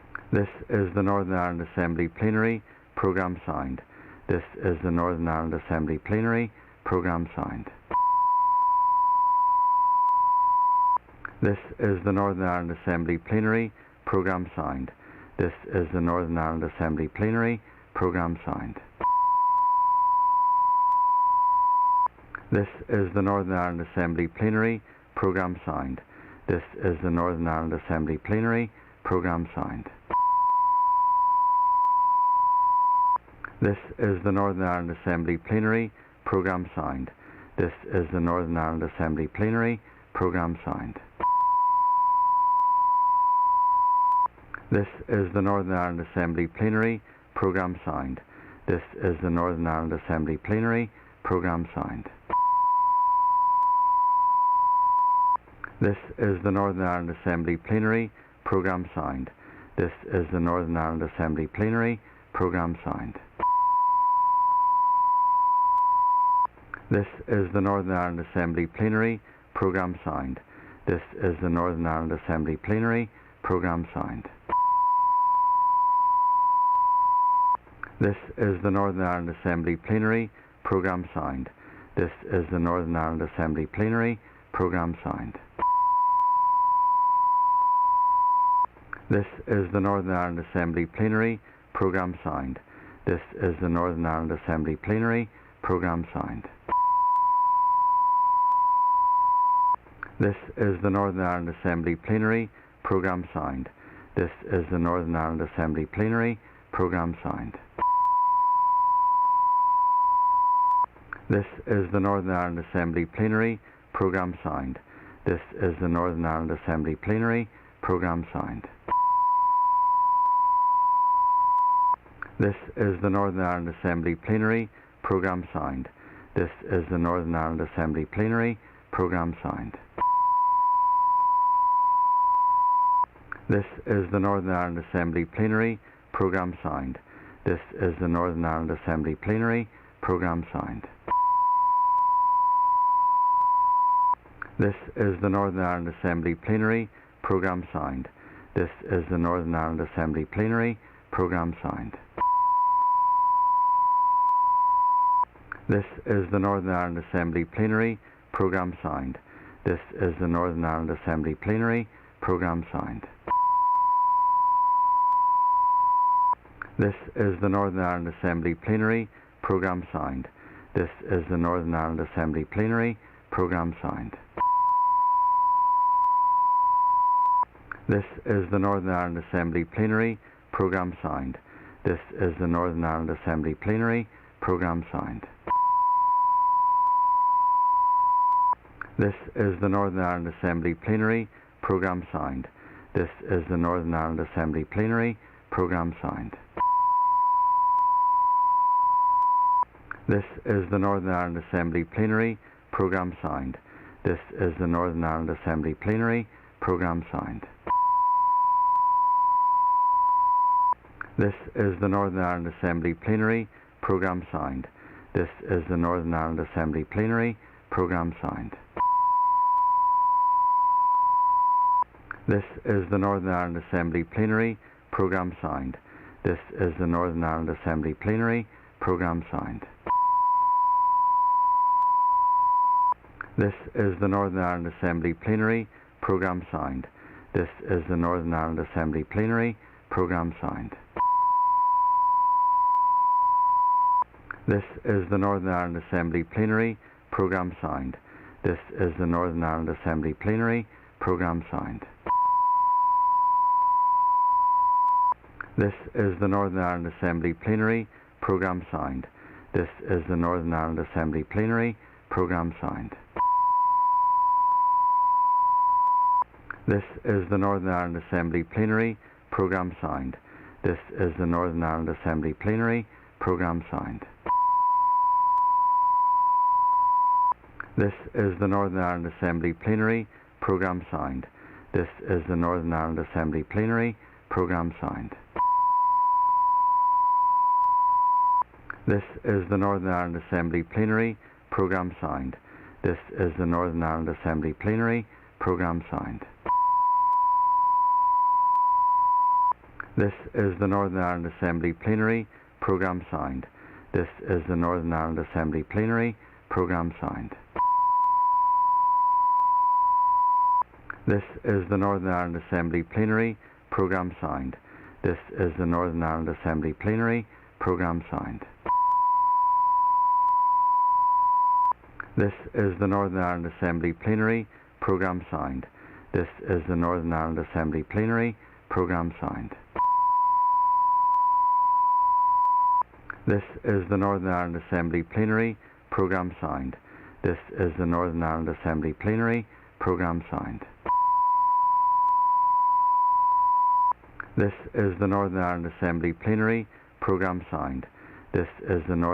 Assembly Plenary. Programme signed. This is the Northern Ireland Assembly Plenary. Programme signed. This is the Northern Ireland Assembly Plenary. Programme signed. This is the Northern Ireland Assembly Plenary.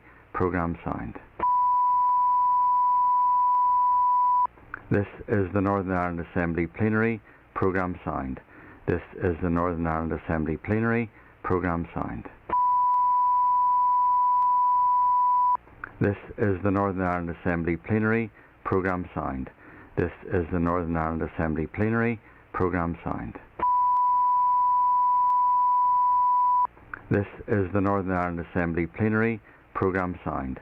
This is the Northern Ireland Assembly Plenary. Programme signed.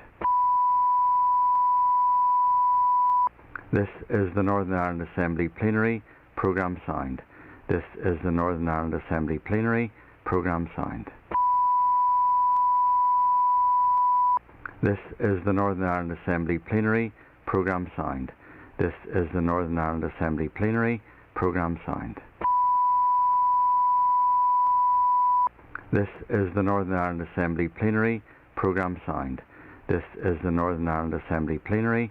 Programme signed. This is the Northern Ireland Assembly Plenary. Programme signed. This is the Northern Ireland Assembly Plenary. Programme signed.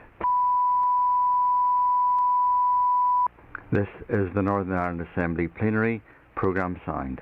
This is the Northern Ireland Assembly Plenary. Programme signed. This is the Northern Ireland Assembly Plenary. Programme signed.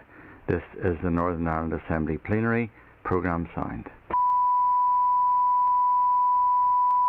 This is the Northern Ireland Assembly Plenary.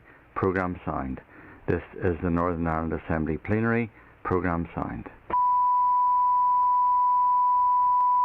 This is the Northern Ireland Assembly Plenary. Programme signed. This is the Northern Ireland Assembly Plenary. Programme signed. This is the Northern Ireland Assembly Plenary. Programme signed. This is the Northern Ireland Assembly Plenary. Programme signed. This is the Northern Ireland Assembly Plenary. Programme signed. This is the Northern Ireland Assembly Plenary. Programme signed. This is the Northern Ireland Assembly Plenary. Programme signed. This is the Northern Ireland Assembly Plenary. Programme signed. This is the Northern Ireland Assembly Plenary. Programme signed. This is the Northern Ireland Assembly Plenary. Programme signed. This is the Northern Ireland Assembly Plenary. Programme signed. This is the Northern Ireland Assembly Plenary. Programme signed. This is the Northern Ireland Assembly Plenary. Programme signed. This is the Northern Ireland Assembly Plenary. Programme signed. This is the Northern Ireland Assembly Plenary. Programme signed. This is the Northern Ireland Assembly Plenary. Programme signed. This is the Northern Ireland Assembly Plenary. Programme signed. This is the Northern Ireland Assembly Plenary. Programme signed. This is the Northern Ireland Assembly Plenary. Programme signed. This is the Northern Ireland Assembly Plenary. Programme signed. This is the Northern Ireland Assembly Plenary. Programme signed. This is the Northern Ireland Assembly Plenary. Programme signed. This is the Northern Ireland Assembly Plenary. Programme signed. This is the Northern Ireland Assembly Plenary. Programme signed. This is the Northern Ireland Assembly Plenary. Programme signed. This is the Northern Ireland Assembly Plenary. Programme signed. This is the Northern Ireland Assembly Plenary. Programme signed. This is the Northern Ireland Assembly Plenary. Programme signed. This is the Northern Ireland Assembly Plenary. Programme signed. This is the Northern Ireland Assembly Plenary. Programme signed. This is the Northern Ireland Assembly Plenary. Programme signed. This is the Northern Ireland Assembly Plenary. Programme signed. This is the Northern Ireland Assembly Plenary. Programme signed. This is the Northern Ireland Assembly Plenary. Programme signed. This is the Northern Ireland Assembly Plenary. Programme signed. This is the Northern Ireland Assembly Plenary. Programme signed. This is the Northern Ireland Assembly Plenary. Programme signed. This is the Northern Ireland Assembly Plenary. Programme signed. This is the Northern Ireland Assembly Plenary. Programme signed. This is the Northern Ireland Assembly Plenary. Programme signed. This is the Northern Ireland Assembly Plenary. Programme signed. This is the Northern Ireland Assembly Plenary. Programme signed. This is the Northern Ireland Assembly Plenary. Programme signed. This is the Northern Ireland Assembly Plenary. Programme signed. This is the Northern Ireland Assembly Plenary. Programme signed. This is the Northern Ireland Assembly Plenary. Programme signed. This is the Northern Ireland Assembly Plenary. Programme signed. This is the Northern Ireland Assembly Plenary. Programme signed. This is the Northern Ireland Assembly Plenary. Programme signed. This is the Northern Ireland Assembly Plenary. Programme signed. This is the Northern Ireland Assembly Plenary. Programme signed. This is the Northern Ireland Assembly Plenary. Programme signed. This is the Northern Ireland Assembly Plenary. Programme signed. This is the Northern Ireland Assembly Plenary. Programme signed. This is the Northern Ireland Assembly Plenary. Programme signed. This is the Northern Ireland Assembly Plenary. Programme signed. This is the Northern Ireland Assembly Plenary. Programme signed. This is the Northern Ireland Assembly Plenary. Programme signed. This is the Northern Ireland Assembly Plenary. Programme signed. This is the Northern Ireland Assembly Plenary. Programme signed. This is the Northern Ireland Assembly Plenary. Programme signed. This is the Northern Ireland Assembly Plenary. Programme signed.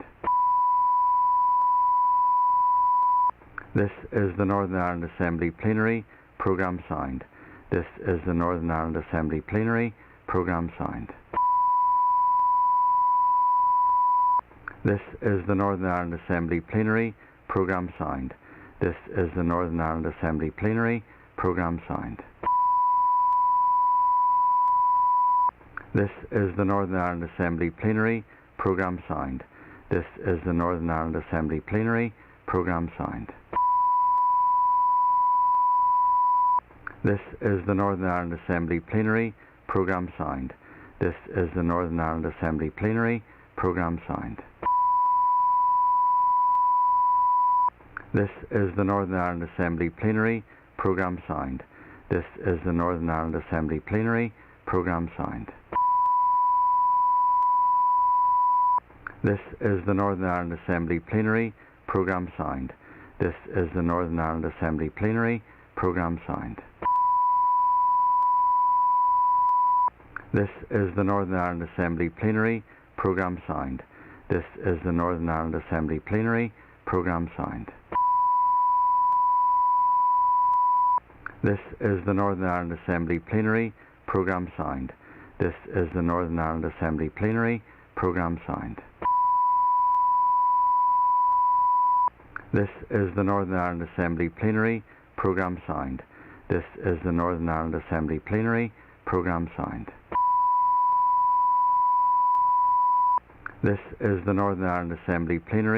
Programme signed. This is the Northern Ireland Assembly Plenary.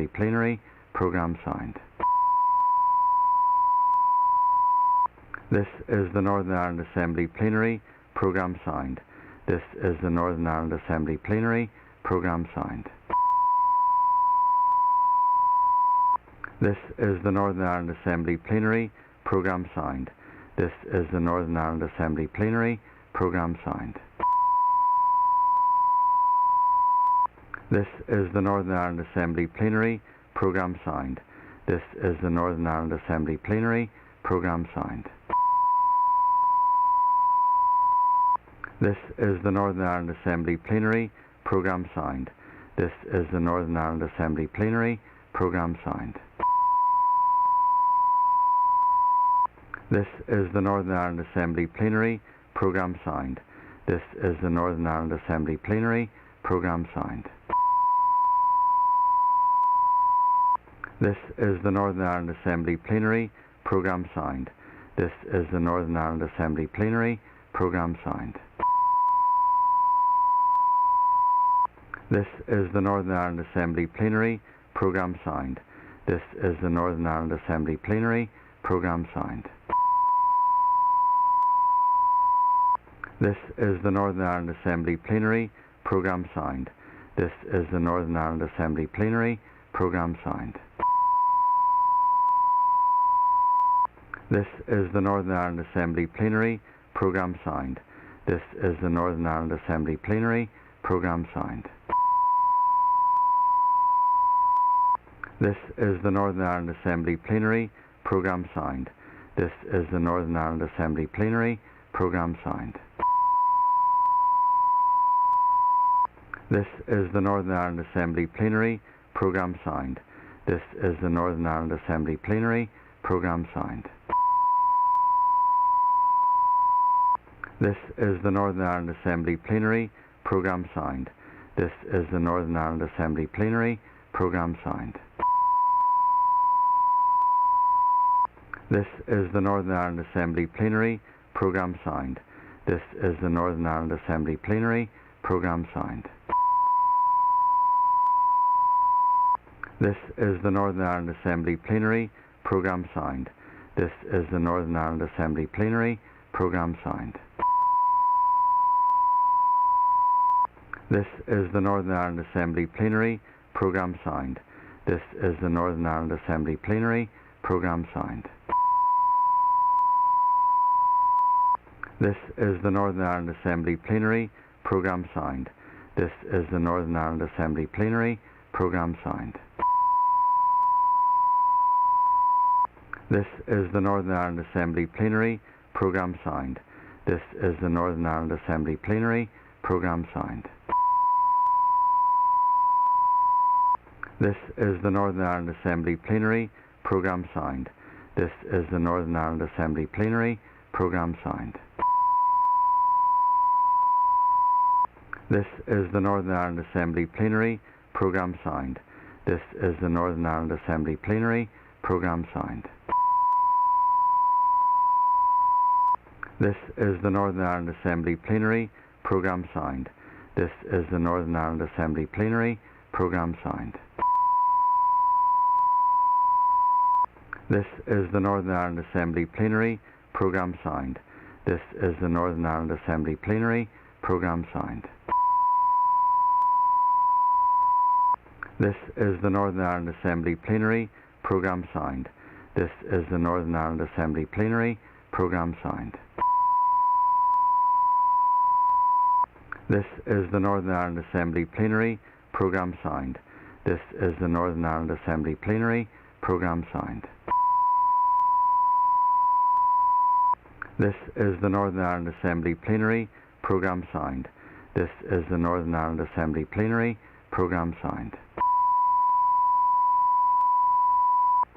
This is the Northern Ireland Assembly Plenary. Programme signed. This is the Northern Ireland Assembly Plenary. Programme signed. This is the Northern Ireland Assembly Plenary. Programme signed. This is the Northern Ireland Assembly Plenary. Programme signed. This is the Northern Ireland Assembly Plenary. Programme signed.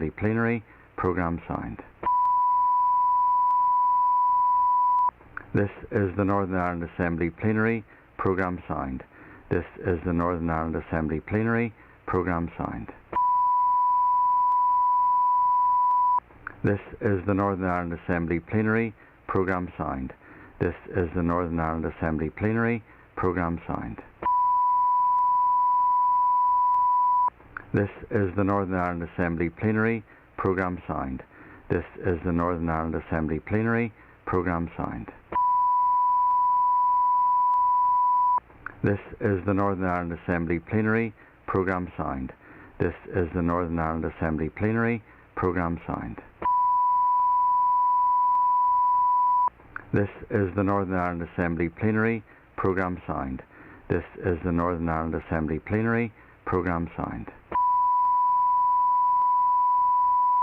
This is the Northern Ireland Assembly Plenary. Programme signed. This is the Northern Ireland Assembly Plenary. Programme signed. This is the Northern Ireland Assembly Plenary. Programme signed.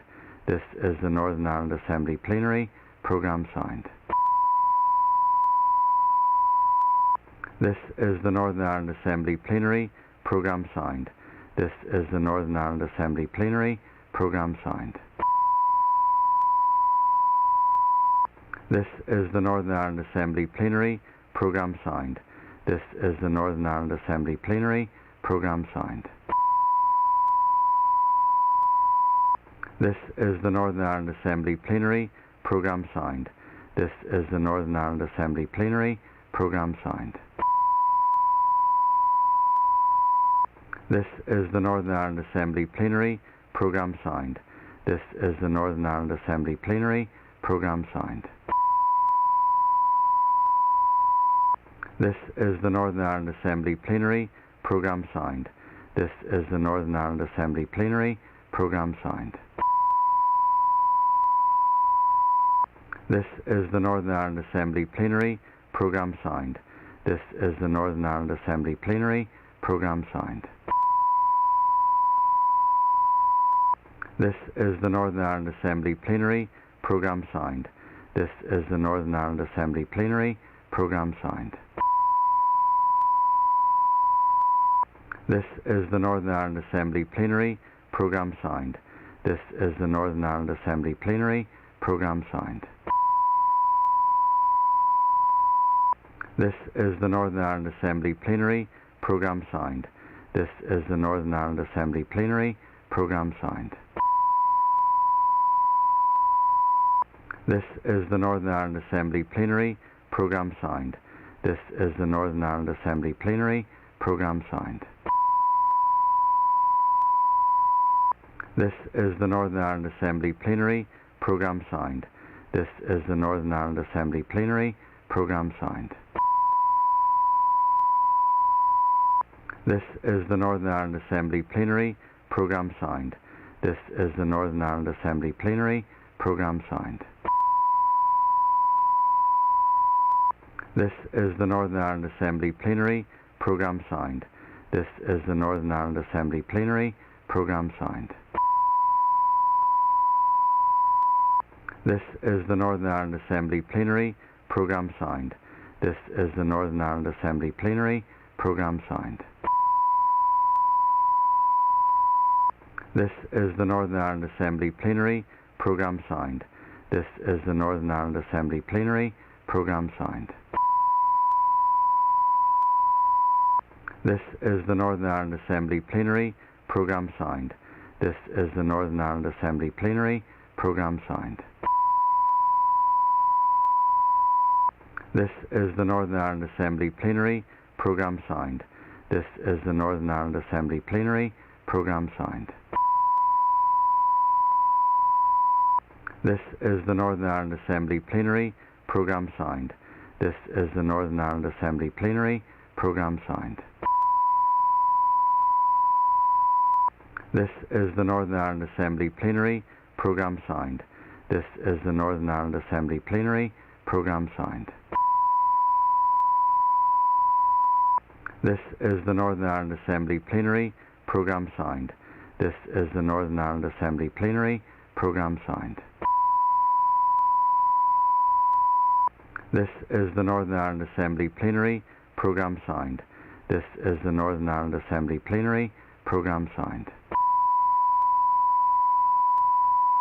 This is the Northern Ireland Assembly Plenary.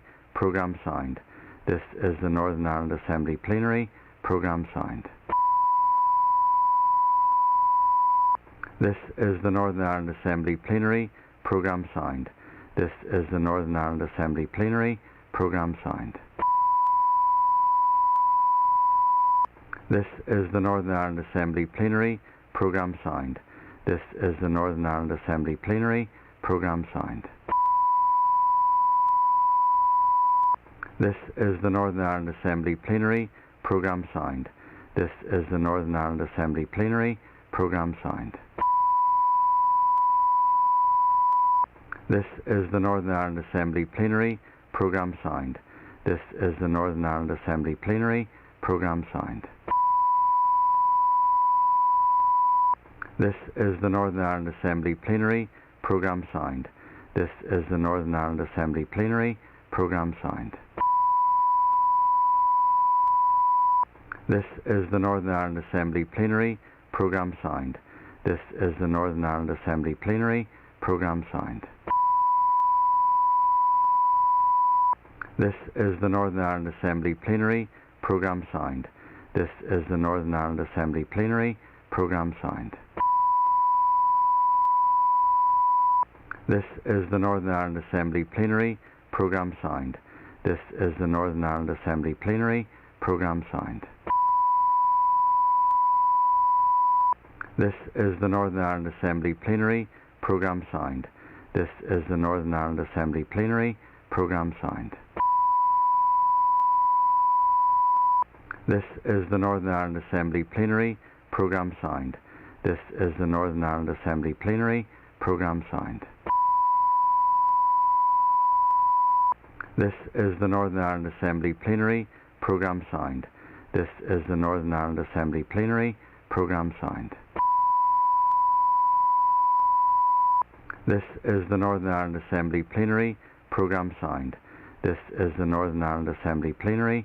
Programme signed. This is the Northern Ireland Assembly Plenary. Programme signed. This is the Northern Ireland Assembly Plenary. Programme signed. This is the Northern Ireland Assembly Plenary. Programme signed. This is the Northern Ireland Assembly Plenary. Programme signed. This is the Northern Ireland Assembly Plenary. Programme signed. This is the Northern Ireland Assembly Plenary. Programme signed. This is the Northern Ireland Assembly Plenary. Programme signed. This is the Northern Ireland Assembly Plenary. Programme signed. This is the Northern Ireland Assembly Plenary. Programme signed. This is the Northern Ireland Assembly Plenary. Programme signed. This is the Northern Ireland Assembly Plenary. Programme signed. This is the Northern Ireland Assembly Plenary. Programme signed. This is the Northern Ireland Assembly Plenary. Programme signed. This is the Northern Ireland Assembly Plenary. Programme signed. This is the Northern Ireland Assembly Plenary. Programme signed. This is the Northern Ireland Assembly Plenary. Programme signed. This is the Northern Ireland Assembly Plenary. Programme signed. This is the Northern Ireland Assembly Plenary. Programme signed. This is the Northern Ireland Assembly Plenary. Programme signed. This is the Northern Ireland Assembly Plenary. Programme signed. This is the Northern Ireland Assembly Plenary. Programme signed. This is the Northern Ireland Assembly Plenary. Programme signed. This is the Northern Ireland Assembly Plenary. Programme signed. This is the Northern Ireland Assembly Plenary. Programme signed. This is the Northern Ireland Assembly Plenary. Programme signed.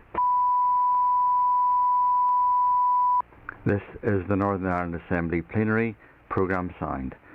This is the Northern Ireland Assembly Plenary. Programme signed. This is the Northern Ireland Assembly Plenary. Programme signed. This is the Northern Ireland Assembly Plenary. Programme signed. This is the Northern Ireland Assembly Plenary. Programme signed. This is the Northern Ireland Assembly Plenary. Programme signed. This is the Northern Ireland Assembly Plenary. Programme signed. This is the Northern Ireland Assembly Plenary. Programme signed. This is the Northern Ireland Assembly Plenary. Programme signed. This is the Northern Ireland Assembly Plenary. Programme signed. This is the Northern Ireland Assembly Plenary. Programme signed. This is the Northern Ireland Assembly Plenary. Programme signed. This is the Northern Ireland Assembly Plenary. Programme signed. This is the Northern Ireland Assembly Plenary. Programme signed. This is the Northern Ireland Assembly Plenary. Programme signed. This is the Northern Ireland Assembly Plenary. Programme signed. This is the Northern Ireland Assembly Plenary. Programme signed. This is the Northern Ireland Assembly Plenary. Programme signed. This is the Northern Ireland Assembly Plenary. Programme signed. This is the Northern Ireland Assembly Plenary. Programme signed. This is the Northern Ireland Assembly Plenary. Programme signed. This is the Northern Ireland Assembly Plenary. Programme signed. This is the Northern Ireland Assembly Plenary. Programme signed. This is the Northern Ireland Assembly Plenary. Programme signed. This is the Northern Ireland Assembly Plenary. Programme signed. This is the Northern Ireland Assembly Plenary. Programme signed. This is the Northern Ireland Assembly Plenary. Programme signed. This is the Northern Ireland Assembly Plenary. Programme signed. This is the Northern Ireland Assembly Plenary. Programme signed. This is the Northern Ireland Assembly Plenary. Programme signed. This is the Northern Ireland Assembly Plenary. Programme signed. This is the Northern Ireland Assembly Plenary. Programme signed. This is the Northern Ireland Assembly Plenary. Programme signed. This is the Northern Ireland Assembly Plenary. Programme signed. This is the Northern Ireland Assembly Plenary. Programme signed.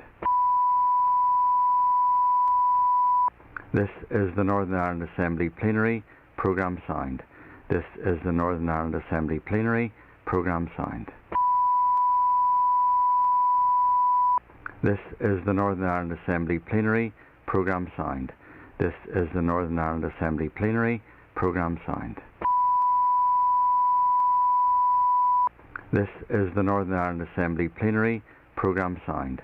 This is the Northern Ireland Assembly Plenary. Programme signed. This is the Northern Ireland Assembly Plenary. Programme signed. This is the Northern Ireland Assembly Plenary. Programme signed. This is the Northern Ireland Assembly Plenary. Programme signed. This is the Northern Ireland Assembly Plenary. Programme signed. This is the Northern Ireland Assembly Plenary. Programme signed. This is the Northern Ireland Assembly Plenary. Programme signed. This is the Northern Ireland Assembly Plenary. Programme signed. This is the Northern Ireland Assembly Plenary. Programme signed. This is the Northern Ireland Assembly Plenary. Programme signed. This is the Northern Ireland Assembly Plenary. Programme signed. This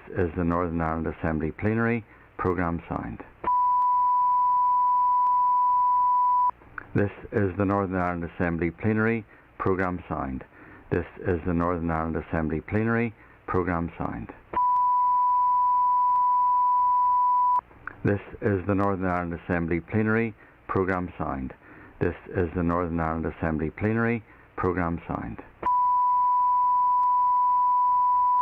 This is the Northern Ireland Assembly Plenary. Programme signed. This is the Northern Ireland Assembly Plenary. Programme signed. This is the Northern Ireland Assembly Plenary. Programme signed. This is the Northern Ireland Assembly Plenary. Programme signed. This is the Northern Ireland Assembly Plenary. Programme signed. This is the Northern Ireland Assembly Plenary.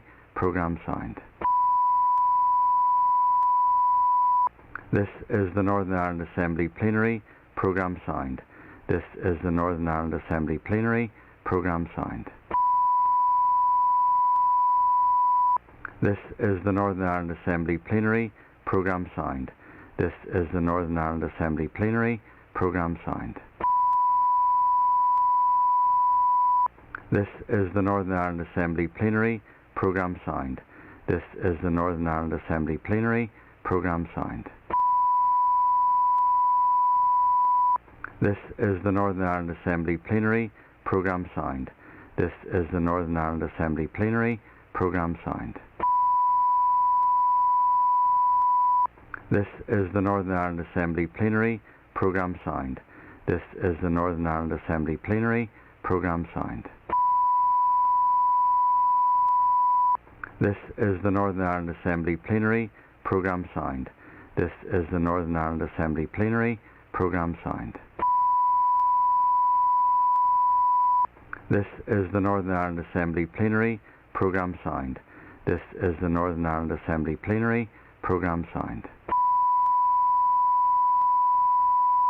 This is the Northern Ireland Assembly Plenary. Programme signed. This is the Northern Ireland Assembly Plenary. Programme signed. This is the Northern Ireland Assembly Plenary. Programme signed. This is the Northern Ireland Assembly Plenary. Programme signed. This is the Northern Ireland Assembly Plenary. Programme signed. This is the Northern Ireland Assembly Plenary. Programme signed. This is the Northern Ireland Assembly Plenary. Programme signed. This is the Northern Ireland Assembly Plenary. Programme signed. This is the Northern Ireland Assembly Plenary. Programme signed. This is the Northern Ireland Assembly Plenary. Programme signed. This is the Northern Ireland Assembly Plenary. Programme signed. This is the Northern Ireland Assembly Plenary. Programme signed. This is the Northern Ireland Assembly Plenary. Programme signed. This is the Northern Ireland Assembly Plenary. Programme signed. This is the Northern Ireland Assembly Plenary. Programme signed. This is the Northern Ireland Assembly Plenary. Programme signed. This is the Northern Ireland Assembly Plenary. Programme signed. This is the Northern Ireland Assembly Plenary. Programme signed. This is the Northern Ireland Assembly Plenary. Programme signed. This is the Northern Ireland Assembly Plenary. Programme signed. This is the Northern Ireland Assembly Plenary. Programme signed. This is the Northern Ireland Assembly Plenary. Programme signed. This is the Northern Ireland Assembly Plenary. Programme signed. This is the Northern Ireland Assembly Plenary. Programme signed. This is the Northern Ireland Assembly Plenary. Programme signed. This is the Northern Ireland Assembly Plenary. Programme signed. This is the Northern Ireland Assembly Plenary. Programme signed. This is the Northern Ireland Assembly Plenary. Programme signed. This is the Northern Ireland Assembly Plenary. Programme signed. This is the Northern Ireland Assembly Plenary. Programme signed. This is the Northern Ireland Assembly Plenary. Programme signed. This is the Northern Ireland Assembly Plenary. Programme signed. This is the Northern Ireland Assembly Plenary. Programme signed. This is the Northern Ireland Assembly Plenary. Programme signed.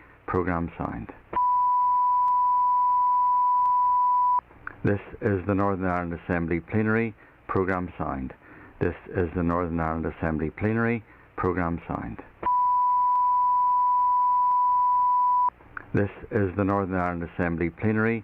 Programme signed. This is the Northern Ireland Assembly Plenary. Programme signed. This is the Northern Ireland Assembly Plenary. Programme signed.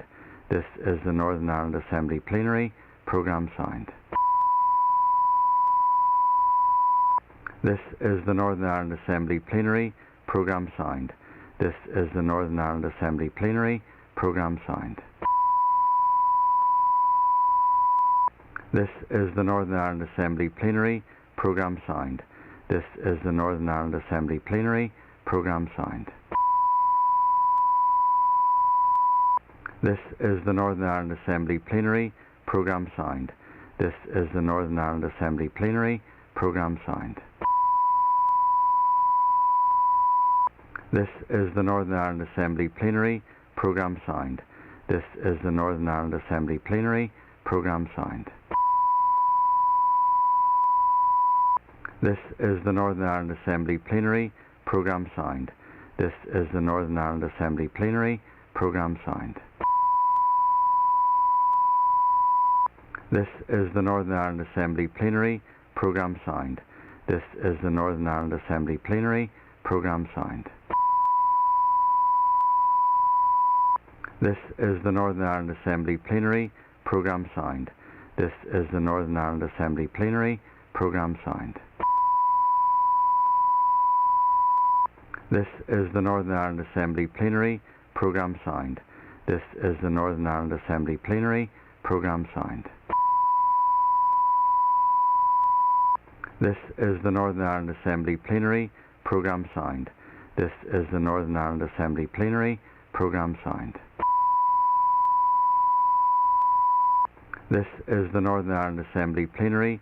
Programme signed. This is the Northern Ireland Assembly Plenary. Programme signed. This is the Northern Ireland Assembly Plenary. Programme signed. This is the Northern Ireland Assembly Plenary. Programme signed.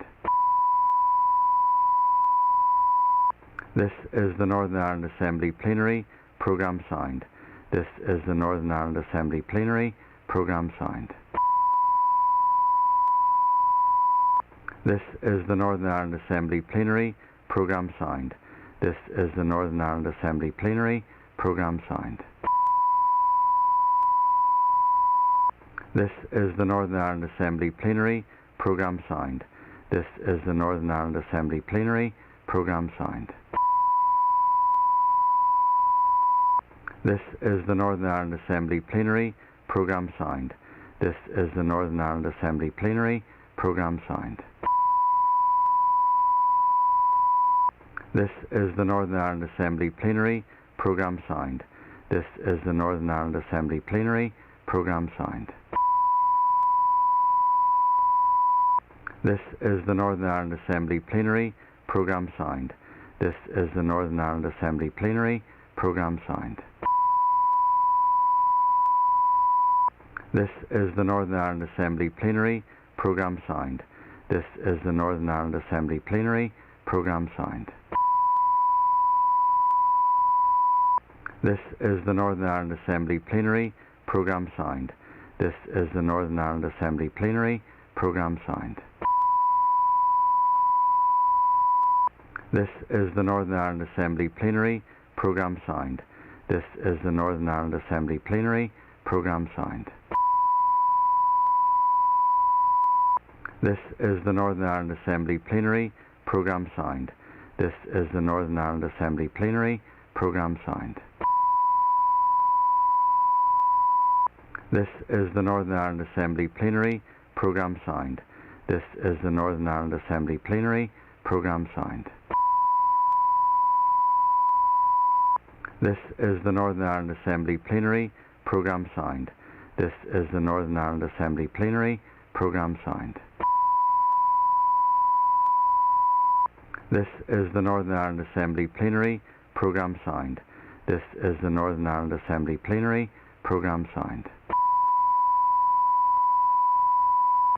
the Northern Ireland Assembly Plenary. Programme signed. This is the Northern Ireland Assembly Plenary. Programme signed. This is the Northern Ireland Assembly Plenary. Programme signed. This is the Northern Ireland Assembly Plenary. Programme signed. This is the Northern Ireland Assembly Plenary. Programme signed. This is the Northern Ireland Assembly Plenary. Programme signed. This is the Northern Ireland Assembly Plenary. Programme signed. This is the Northern Ireland Assembly Plenary. Programme signed. This is the Northern Ireland Assembly Plenary. Programme signed. This is the Northern Ireland Assembly Plenary. Programme signed. This is the Northern Ireland Assembly Plenary. Programme signed. This is the Northern Ireland Assembly Plenary. Programme signed. This is the Northern Ireland Assembly Plenary. Programme signed. This is the Northern Ireland Assembly Plenary. Programme signed. This is the Northern Ireland Assembly Plenary. Programme signed. This is the Northern Ireland Assembly Plenary. Programme signed. This is the Northern Ireland Assembly Plenary. Programme signed. This is the Northern Ireland Assembly Plenary. Programme signed. This is the Northern Ireland Assembly Plenary. Programme signed. This is the Northern Ireland Assembly Plenary. Programme signed. This is the Northern Ireland Assembly Plenary. Programme signed. This is the Northern Ireland Assembly Plenary. Programme signed. This is the Northern Ireland Assembly Plenary. Programme signed. This is the Northern Ireland Assembly Plenary. Programme signed. This is the Northern Ireland Assembly Plenary. Programme signed. This is the Northern Ireland Assembly Plenary. Programme signed. This is the Northern Ireland Assembly Plenary. Programme signed. This is the Northern Ireland Assembly Plenary. Programme signed. This is the Northern Ireland Assembly Plenary. Programme signed. This is the Northern Ireland Assembly Plenary. Programme signed. This is the Northern Ireland Assembly Plenary. Programme signed. This is the Northern Ireland Assembly Plenary. Programme signed. This is the Northern Ireland Assembly Plenary. Programme signed. This is the Northern Ireland Assembly Plenary. Programme signed. This is the Northern Ireland Assembly Plenary. Programme signed. This is the Northern Ireland Assembly Plenary. Programme signed. This is the Northern Ireland Assembly Plenary. Programme signed. This is the Northern Ireland Assembly Plenary. Programme signed. This is the Northern Ireland Assembly Plenary. Programme signed. This is the Northern Ireland Assembly Plenary. Programme signed. This is the Northern Ireland Assembly Plenary. Programme signed. This is the Northern Ireland Assembly Plenary. Programme signed. This is the Northern Ireland Assembly Plenary. Programme signed. This is the Northern Ireland Assembly Plenary. Programme signed. This is the Northern Ireland Assembly Plenary. Programme signed. This is the Northern Ireland Assembly Plenary. Programme signed. This is the Northern Ireland Assembly Plenary. Programme signed. This is the Northern Ireland Assembly Plenary. Programme signed. This is the Northern Ireland Assembly Plenary. Programme signed. This is the Northern Ireland Assembly Plenary. Programme signed. This is the Northern Ireland Assembly Plenary. Programme signed. This is the Northern Ireland Assembly Plenary. Programme signed. This is the Northern Ireland Assembly Plenary. Programme signed.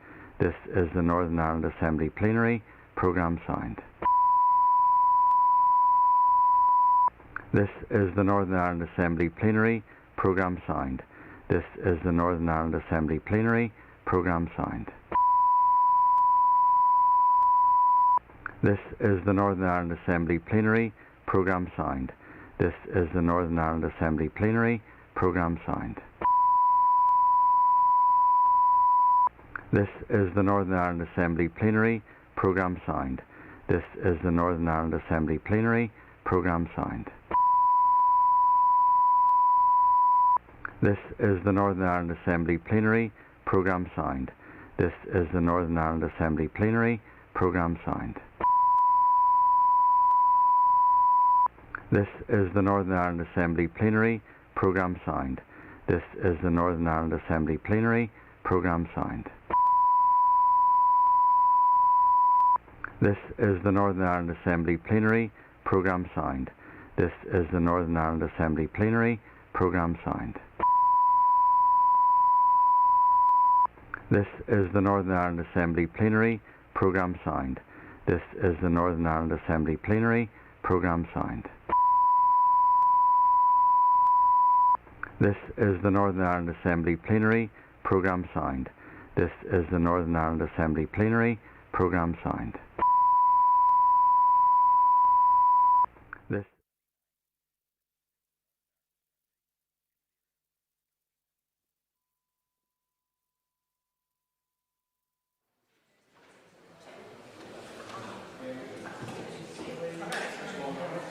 No.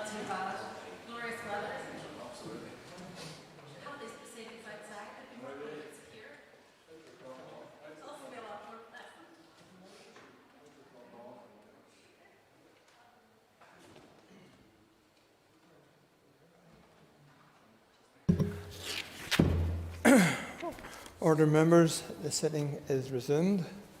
Colm McGrath is not in his place. I call Patsy McLone. Cash David, question number 2. Thank you, Mr Deputy Speaker. The limitations placed on the courts by the COVID-19 pandemic inevitably led to a decline in the number of family court receipts and disposals. However, the reduction in receipts was less marked than those seen in other business areas. A huge amount of work has been ongoing across the justice system to respond to and recover from the very significant impacts of COVID-19. All courthouses, with the exception of the 3 smallest hearing centres, have reopened.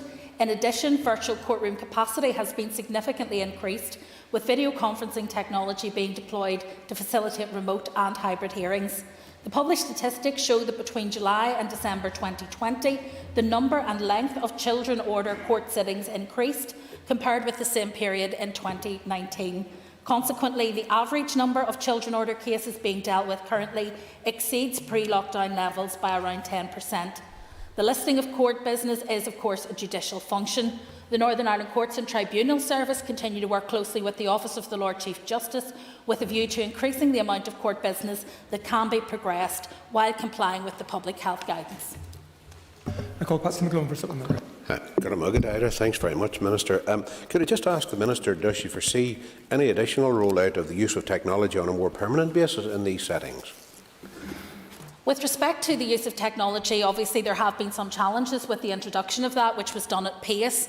However, it would be our intention that where we have been able to establish good protocols for working in that technology, that we would maintain the technology post-COVID. There have been a number of benefits for that, both for those who are bringing their cases to court, because it may provide a more accessible form of justice, but also in terms of cost to the justice system, for example in the criminal sphere, where we can reduce the cost of remand hearings and particularly prisoner transportation. I think it's important that where we do find benefits through COVID of being able to accelerate the modernisation process in the courts and in the justice system, that we should try to grasp those and ensure that they're embedded well going forward. Thank you. Call Jerry Kelly. I listened to the Minister speaking there, and I suppose she's touched on the question I was going to ask. If she has had any conversations with the Health Minister in terms of better outcomes in the court system. So while we're dealing with the pandemic, I understand that and welcome the technology that's been used going ahead, but are you looking at it in a holistic way, if I could put it that way, post-COVID, in terms of the court system and for getting better outcomes, obviously, especially for disputes amongst parents? Yeah, I think it's really important. Technology is one element of it, but as you know, we're also looking to introduce assisted opportunities for mediation between couples as well, in order to try to avoid the kind of family disputes that arrive in court and are often quite acrimonious and very sensitive. So I think that there are a number of things we can do, first of all, to better support families as they have to go through the court system, but also to try to support families before they get to the court system. I think that's crucial as well, because I think most of us would recognise that the breakdown of a relationship is an incredibly stressful time, both for the parents and for children particularly, and therefore it's important that any differences between the adults are dealt with in a way that is child-centred and child-focused, and I think the best way forward for that is via mediation as opposed to necessarily through the courts. Moving on, I call William Irwin. Question number 3, Mr Deputy Speaker. Mr Justice McAlinden was formally appointed as President of the Victims Payment Board by the Lord Chief Justice on the 1st of March 2021. A total of 26 legal, medical and lay members have also now been appointed to the Northern Ireland Judicial Appointments Commission by the Victims Payments Board. Members of the board have been undergoing an induction and training programme, as well as considering a range of issues to progress implementation of the Troubles Permanent Disablement Payment Scheme. I'm very grateful for the commitment of the President and members of the Victims Payment Board to making the scheme operational, and I very much welcome the announcement by the President this morning of his intention that the scheme will open for applications on the 30th of June. I believe that this is good news for victims and survivors of the Troubles, who have waited a very long time for this important scheme to be introduced. I call William Irwin. Can I thank the Minister for her response? Can I ask the Minister if she's aware if a criteria has been set to identify those eligible for the scheme? Well, the member will be aware that the criteria and the regulations around this were set by the Secretary of State, who set the eligibility criteria for the scheme. The Victims Payment Regulations 2020 provide that a person is not entitled to a victim's payment where they were convicted of conduct which caused the incident wholly or in part, where the board considers that the person's relevant conviction makes entitlement to victims' payments inappropriate, or where the President of the Board considers that exceptional circumstances of the case, having regard to material evidence, make entitlement to victims' payments inappropriate. Secretary of State has also issued guidance regarding the circumstances in which a relevant conviction or exceptional circumstance would make entitlement to victims' payments inappropriate. It wouldn't be appropriate for me to comment on eligibility for the scheme or the interpretation of that guidance, as that is very much a responsibility of the Victims Payment Board themselves. They will be independent and should be free to make their decisions based on the regulations and guidance provided. I call Sinéad Bradley. Mr Deputy Speaker. Minister, could you advise if you have been given any indication of the potential numbers of applicants and the cost of the scheme, and speak more to the money behind the scheme? Well, as the member will be aware, the issue of addressing the numbers of applicants is something that has been taken forward by the Executive Office, who retain, if you like, full responsibility for delivery of schemes for victims. However, the funding required to deliver the scheme obviously will be dependent on the number of applicants that actually come forward. It's also important to bear in mind that decisions on awards will be made by an independent panel, and so that also is not entirely clear in terms of what those awards might be. The Government Actuaries Department has been engaged by the Executive Office to give a range of possible costings for the lifetime of the scheme, taking account of the full lifespan and a range of factors, including, for example, backdating and the number of people who may opt to take a lump sum for 10 years rather than receiving their pension on an ongoing basis.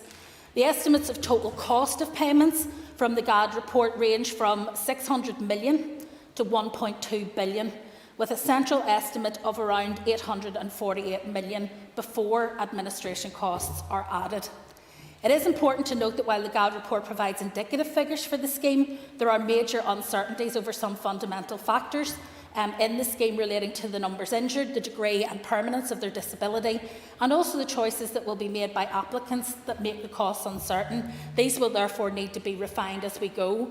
With respect to the funding being made available, the member will also be aware of a recent court ruling which has made it clear that that funding will have to be made, and also of the undertaking by TEO that they will provide that funding in consultation with the Department of Finance. All of the Executive remain of a mind that this is a matter in which the Secretary of State and the NIO have some responsibility, given that they drew up the eligibility criteria for the scheme. And we continue to meet with him. And whilst that has not always been fruitful, we have agreed to meet again at a point where we will have a better idea of the application profile at the end of the year, in the hope that we can review and revise the offer which he has already made, which I think most members of this House would consider to be less than adequate.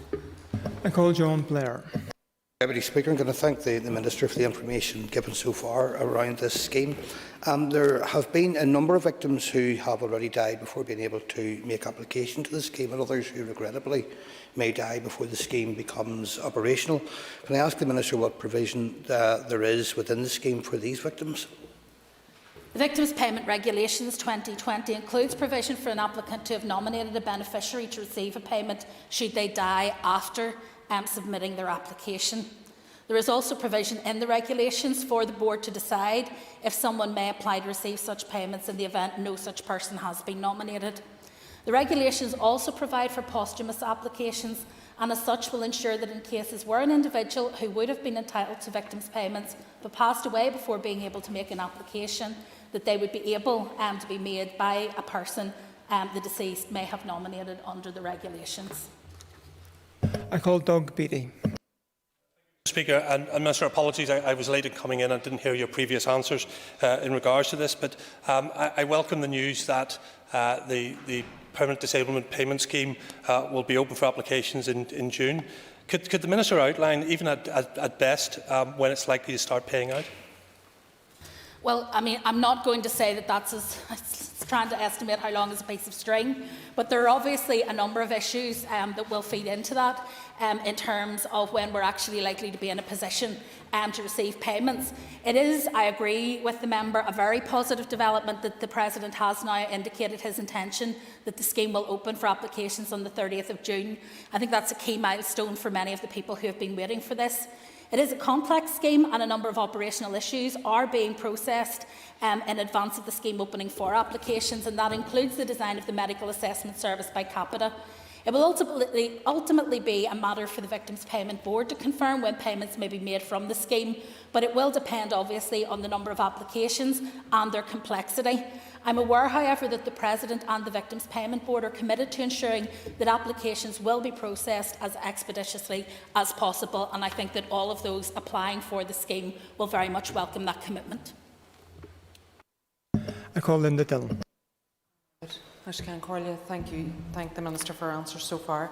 Could the Minister confirm, obviously we're well on the record around the eligibility criteria and our concerns around that, but could the Minister confirm that there will be a good communication strategy with the victim sector? Because we welcome the announcement today, but I know from our experience with HIA that that is vital in any of these processes, that victims know what is happening, when it's happening and why it's happening.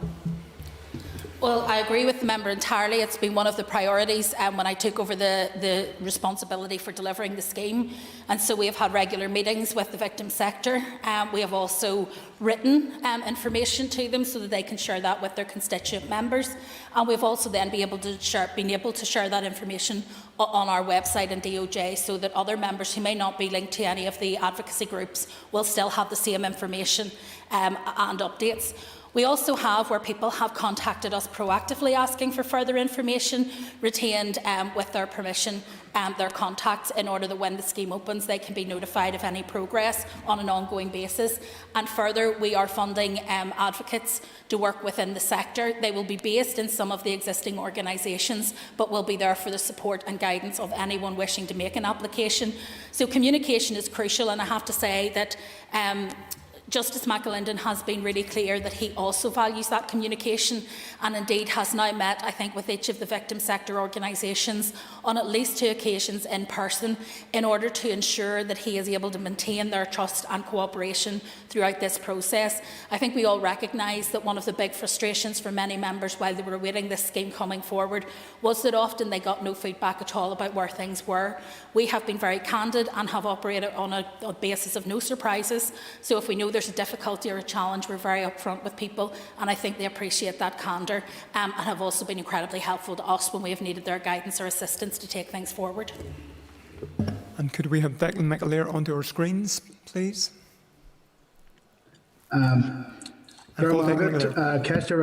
Question number 4. As I announced last month, I intend to strengthen the current law on abuse of positions of trust by extending its scope beyond those responsible for our young people within the statutory sector. This will be achieved through amendment of the Justice Miscellaneous Provisions Bill during the course of its passage in the Assembly later this year. While I can reiterate my commitment to offer greater protection across a broader range of environments in the non-statutory setting, I cannot be specific at this early stage as to how extensive that will be. My officials have begun work in developing in this area in consultation with stakeholders, including the NSPCC, and are taking account of the experience of neighbouring jurisdictions to ensure that informed, well-targeted and workable legislation is achieved. While I am very conscious of the specific impacts identified in the area of sport and within the religious sector, I am mindful that this type of predatory behaviour can occur in other environments where an adult has significant influence or power over a young person in their care. It is therefore important that we take steps to identify, as far as is possible, such other areas as need to be covered by the proposed legislation. That said, it is imperative that we make robust law which is able to withstand scrutiny and challenge in the courts, so as to ensure there is no wiggle room for offenders. It is equally important that we do not create a law which has the effect of criminalising people unnecessarily, and in this respect it is crucial that we get it right and that the legal definition that applies in law strikes a proportionate balance. As Minister, I also want to ensure that in protecting our young people, we can also safeguard their ability to enter into healthy sexual relationships Enabling this will require a collaborative cross-sectoral approach, and this is very much guiding my department's approach. I call Declan McAleer for supplementary. I thank the Minister for her answer. Minister, you are aware that the current abusive trust laws contains a loophole which effectively enables the grooming of 16 and 17-year-olds by people or adults who are in positions of power. Do you agree that the legislation should be broadened to cover all circumstances where an adult is entrusted with the power over a 16 and 17-year-old? I think that there are complexities as people reach adulthood and go through that transitional phase in their lives in terms of the degree to which the state can intervene in their individual choices. However, I absolutely agree that while they remain a minor, it is important that they are able to be protected from grooming and from abuse, and therefore that's one of the areas which the Department will be looking at incredibly carefully, along with those in other jurisdictions who have brought forward similar legislation, in terms of trying to understand the particular approaches that they have taken, and indeed the areas where they feel that the legislation could be strengthened. It's also fair to say that it would be our intention at this stage, Mr Deputy Speaker, when we bring forward this amendment, to also create the capacity for additional sectors to be added without the need for further primary legislation, because I believe that it is important that we are agile in our response to this particular threat. I call Rachel Woods. Mr Deputy Speaker, and I thank the Minister for her answers so far, and also with the engagement that her department has had with the Justice Committee in relation to the Miscellaneous Provisions Bill. Can I ask the Minister for an update on the possible date of introduction of the Miscellaneous Provisions Bill to the Northern Ireland Assembly? Mr Deputy Speaker, you will appreciate that were I to give a date for introduction before the Speaker had given me one, that I would be in significant trouble with the Speaker. However, I can assure the member that we are still on target to bring the legislation in May. That is still the intention. It is subject, of course, to approval from the Executive, which I am in the process of seeking at the moment, and subject to a date being set by the Business Committee and the Speaker. But certainly from my perspective, we're ready to go. And I call Christopher Stelford. Question number 5, Mr Deputy Speaker. As of the 15th of April 2021, 17 individuals convicted of terrorism offences were in custody in Northern Ireland prisons. I call Christopher Stelford. Last year, the Minister revealed to the House, in response to a question from the member for North Antrim, Mr Allister, that the separated prison regime is costing roughly £2 million a year out of the Department of Justice budget. Given that that policy originates from the Northern Ireland office, should it not be the Northern Ireland office that's picking up this tab rather than the Minister's own department? Well, Mr Deputy Speaker, I think there are two issues. First of all, there are more people within the separated regime than those convicted of terrorism offences, and indeed there are some convicted of terrorism offences who are not within the separated regime. However, the decision as to whether or not people are eligible to enter into the separated regime is, as the member says, a decision for the Secretary of State.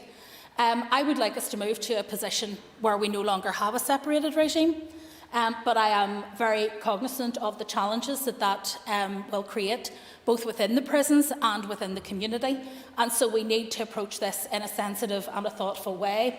I do, however, agree wholeheartedly with the member that the Secretary of State's intervention in terms of the funding of the separated regime would be more than welcome, particularly at a time where other justice delivery is facing significant financial pressure. I call Mike Nesbitt. Speaker, and I thank the Minister for her observations to date. I'd be grateful for her update on her thinking of the merits of allowing those convicted of terrorist offences to continue to serve their sentences in segregated regimes. And to be clear, that's the merits for this society, not for those prisoners. Well, Mr Deputy Speaker, there are a number of elements to this. First and foremost, there is the issue of the security and stability within the prison. There is the issue of the rehabilitation of the offenders themselves. And there is also the impact on the wider community. I personally believe that the organisations to which some of these people ascribe loyalty should no longer exist in our society, and it is part of the work of all of us in this chamber to ensure that becomes the case. But that requires all of us, I think, to do work outside the prisons, not merely inside the prisons, in terms of tackling the existence of such organisations. We continue to work within the prison system and within the segregated regime that is set up to try to normalise, as far as is possible, the regime within that system. It would not be recognisable as it might have been at other times in the past. And we continue to deliver the requirements of the Tackling Paramilitarism programme during this time. Our focus is clear. We strive to offer an equivalent level of education and constructive activity within the separated regime to that available within the integrated regime. It would be my preference that all prisoners were integrated, but as I said in my previous answer, I think that that is something that is an outside-in solution as opposed to an inside-out solution. I call Matthew O'Toole. Deputy Speaker, Minister, do you know or have you asked if anyone convicted of terrorist offences currently serving in Northern Ireland prisons, or indeed anyone out on licence, if there has been any information to link them to recent disorder that we've seen on our streets, and if that were found to be the case, what would be the consequences that you would expect to see? Well, it is the case that the PSNI have given an assessment that they do not believe that the recent disorder has been orchestrated by paramilitary organisations, although there were visible paramilitary members, known members of those organisations visible on the ground at some points in that disorder. It wouldn't be a decision for me as to what would happen to individuals who breach their licence conditions. That would be a matter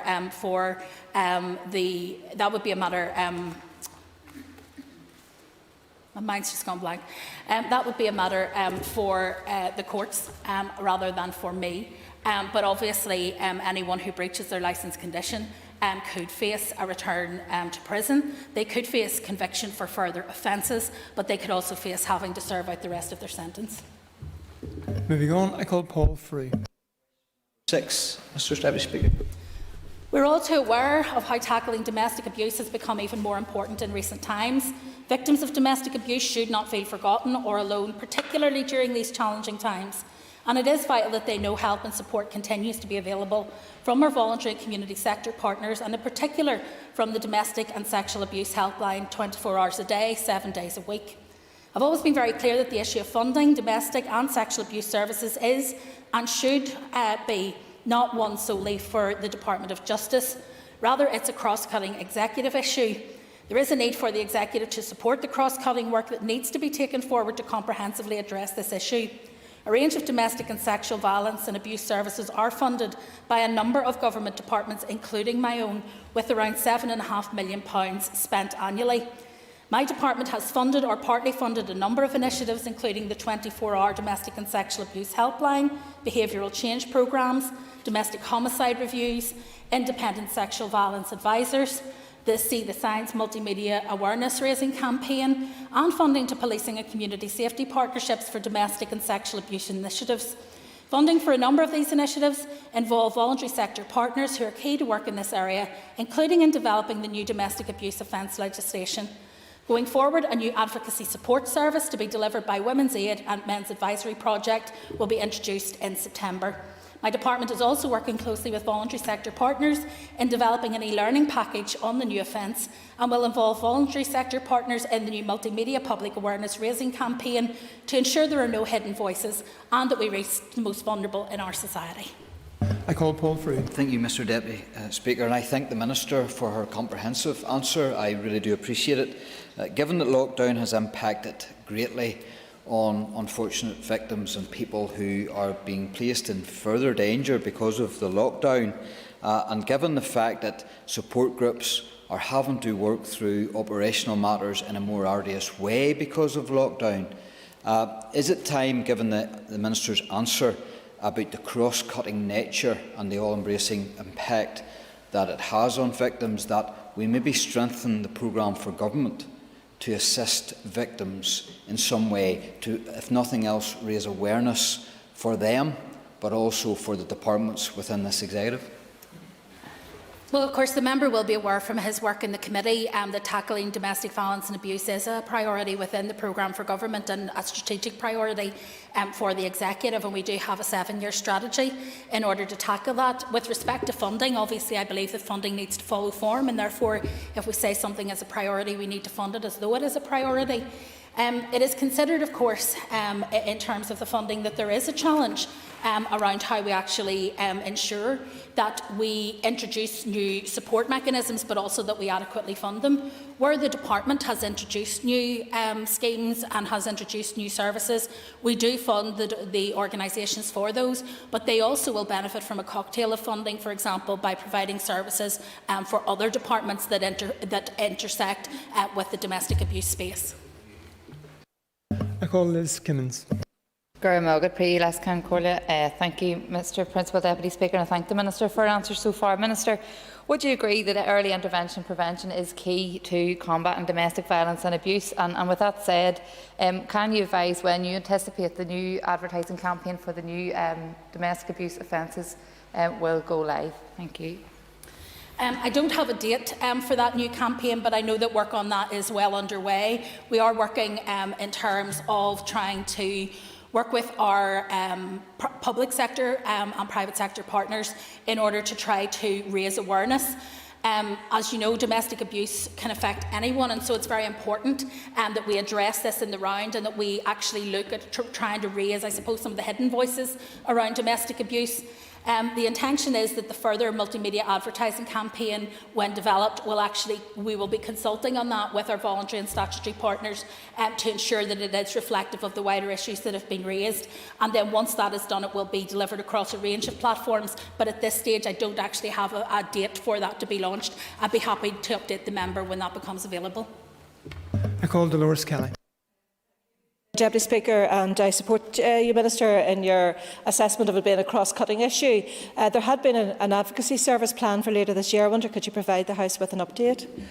Yes, I'm more than happy to do so. The advocacy service we had hoped would be in place sooner. We had hoped that we would be able to get a consortium approach in terms of dealing with that, and we worked with our voluntary sector partners in order to try to develop that, but unfortunately it was not successful. So we had to then go out to public procurement, which has slowed the process down somewhat. However, the advocacy service that we have now procured, I believe, is robust.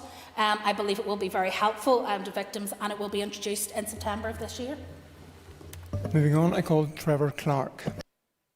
Number 7. The scheduling of court listings and listings of business is a judicial function. Since September, courts have resumed sitting at almost all venues and all types of court business has recommenced. Only the 3 smallest hearing centres now remain closed. As much business as possible is being heard remotely or in the form of a hybrid hearing as directed by the judge. Small claim applications continued to be processed during the pandemic, including, where appropriate, the issuing of default judgments. From the 12th of April, a dedicated small claims court has been held in the Nightingale, Lagan, every Monday to Wednesday. Furthermore, from the 6th of May, another dedicated small claims court will be held in Downpatrick each Thursday and Friday. These additional small claims courts will be presided over by a Deputy District Judge. Northern Ireland Courts and Tribunal Service continues to work closely with the Office of the Lord Chief Justice with a view to increasing the amount of court business that can be progressed. All court business activity is taking place only after it has been subject to necessary risk assessments in consultation with the Public Health Agency and Health and Safety Executive, as well as other statutory agencies. I call Trevor Clark.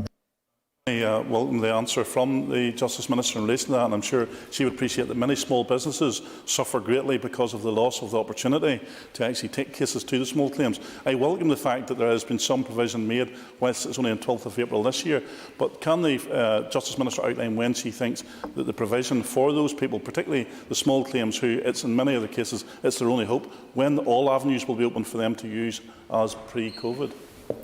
Well, as I said out earlier, actually in the majority of cases throughout the court system, we are now processing more business than we processed immediately pre-lockdown.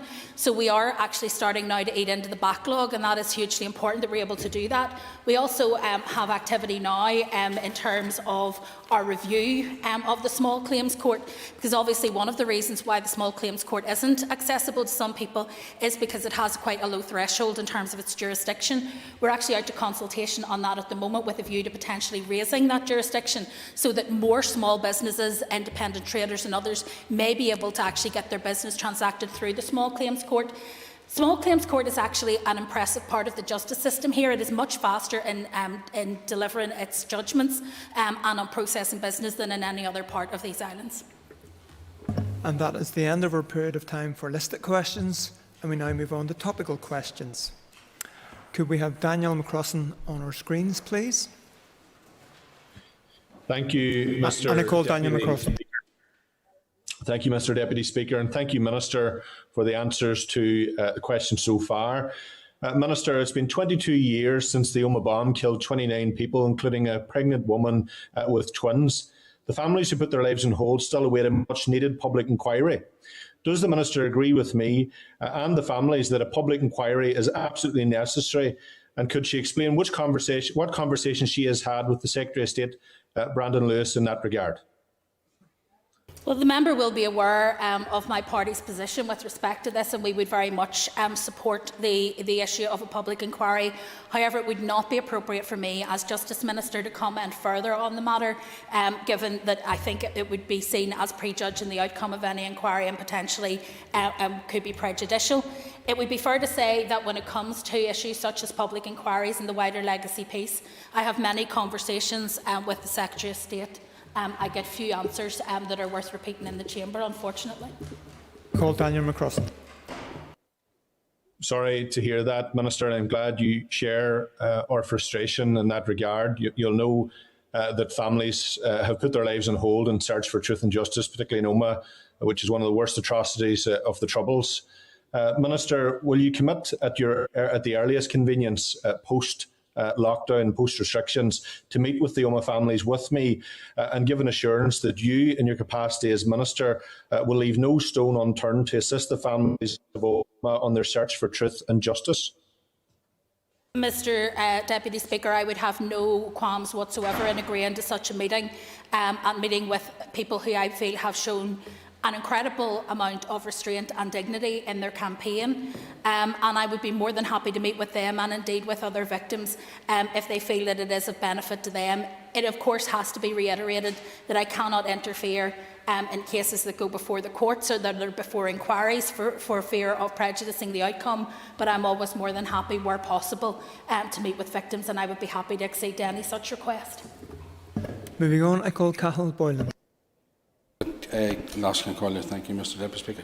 Can the Minister provide an update on her meeting with the British Secretary of State last week in relation to her request for additional police funding as a result of ongoing violence against the PSNI from paramilitary groups and also crime gangs?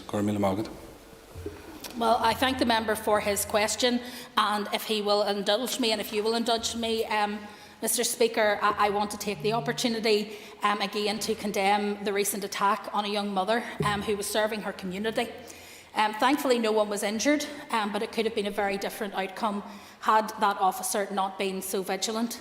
Police officers continue to be at significant risk, and I want to commend their courage and their bravery as they try to protect the community against the backdrop of a terrorist threat. I also recognise that there is a huge amount of pressure on the police at this time in terms of the recent disturbances that we have seen, and also in terms of policing other public order issues. Given that the police have come under such incredible pressure, I want to be clear of my unequivocal support to them in the work that they do. When I met the Secretary of State this week, we discussed the general security situation and the types of challenge that the PSNI are currently facing, which, as we know, has been brought into sharp relief for those working on the front line of recent days. PSNI's final budget allocation for 2021-22 from the Executive, which is still subject to vote by an Assembly, along with an in-year allocation of £12.3 million, will enable the PSNI not only to retain their current number of officers, but also to increase them to 7,100 by the end of this financial year, making a gesture, at least, towards moving in the direction of the NDNA commitments. I spoke with the Secretary of State and I said that I intend to keep open the dialogue both with him and with the Chief Constable regarding the PSNI's requirements in respect of additional security funding, in order to ensure that the police are properly resourced both for their day-to-day work in communities and also dealing with an incredibly difficult security situation. I call Cathal Boylan for supplementary. Could thank the Minister for her answer, but would the Minister agree with me that there is no place for violence against the PSNI and that the Policing Board and our democratic accountability structures are the correct place to raise concerns around policing? I agree, Mr Deputy Speaker. It is important as politicians that we recognise the pressures that the PSNI face. That does not mean that the PSNI are perfect or beyond criticism, but it is also incumbent on each of us to work with them to try and build trust and confidence in the structures that we have, and that means that where we do have issues for complaint or inquiry, we should take them through the appropriate mechanisms. No violence in our society is acceptable. No violence against the PSNI is acceptable or excusable or defensible. And I call Liz Kimmins. Minister, can you give an update on your consideration of the hate crime review, given that it was published almost 6 months ago? I thank the member for her question, and I will take this opportunity, if I may, also to condemn the recent attack against the Syrian refugee family in Uri in her own constituency. I also want to attack the attacks on Jewish graves in Belfast City Cemetery. Racism and intolerance and hate that result in these negative behaviours is a blight on our society, and we need to address it. It is particularly heinous to attack those in minority communities for their perceived differences, given their significant contribution to Northern Ireland. With respect to the issues involved, they are incredibly complex, and so I agree with Judge Marnan that his recommendations merit a standalone hate crime bill that is planned for introduction in the next mandate to allow for proper consideration of the policy areas and public consultation where some of those proposals are novel. In the meantime, work on non-legislative recommendations and those relating to reserved matters has commenced, including providing a sustainable hate crime advocacy service to support victims of hate crime, creating a Victims of Crime Commissioner, which should have a particular focus on hate crime and domestic violence, and also working with the UK Government on online hate issues as part of their wider online safety bill. It is hugely important as we go forward that we make sure that our legislation is fit for purpose, and hopefully we will be able to make progress on the drafting of that hate crime legislation and the consultation on the various elements of it towards the end of this mandate in preparation for the new mandate. I call Liz Kimmins. I thank the Minister for answering. It is good to hear the progress in terms of that. And I think it is unrealistic to say that the hate crime bill will be achieved during this mandate, and you've outlined that even the preparation for the next mandate, and that's good to hear. And I thank you for your comments in relation to the attack on my own constituency, and I also echo them in relation to the Jewish graves in Belfast City Cemetery. On that, I suppose, Minister, can you outline what work is being done in the here and now by your department to try and tackle some of these attacks, obviously as we wait for this legislation to come through? Thank you. Well, clearly there is already the opportunity for crimes to be investigated and recorded as hate crime, and it is important that that continues. There's also work ongoing with our partners in order to try to support through the advocacy service, to support people who want to come forward and make a complaint, and to encourage people to have confidence in the justice system so they feel empowered to do that.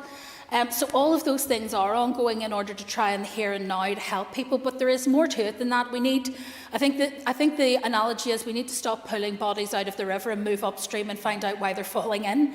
And I think we need to get upstream of this problem and actually look and see, is there something that we can be doing as a society to tackle the underlying prejudice in our communities? I think that's a job for all of us, but I know in working, for example, with the Communities Minister, who is looking at a series of strategies that will deal particularly with minority groups, but also those who are subject to hate crime, whether that's the Racial Equality Strategy and Action Plan, the LGBTQI Strategy and Action Plan, or others. I think there is an opportunity in the work that we do on a cross-executive basis to continue to try to change attitudes, because ultimately when people arrive with us, they have already suffered harm. What I want to do is work with other ministers to try to prevent that harm taking place. And I call Philip McGuigan. Can I ask the Minister if she will give her assessment of last week's Sinéad report, which criticised the slow progress in implementing recommendations aimed at improving domestic abuse services? Well, I thank the member for his question.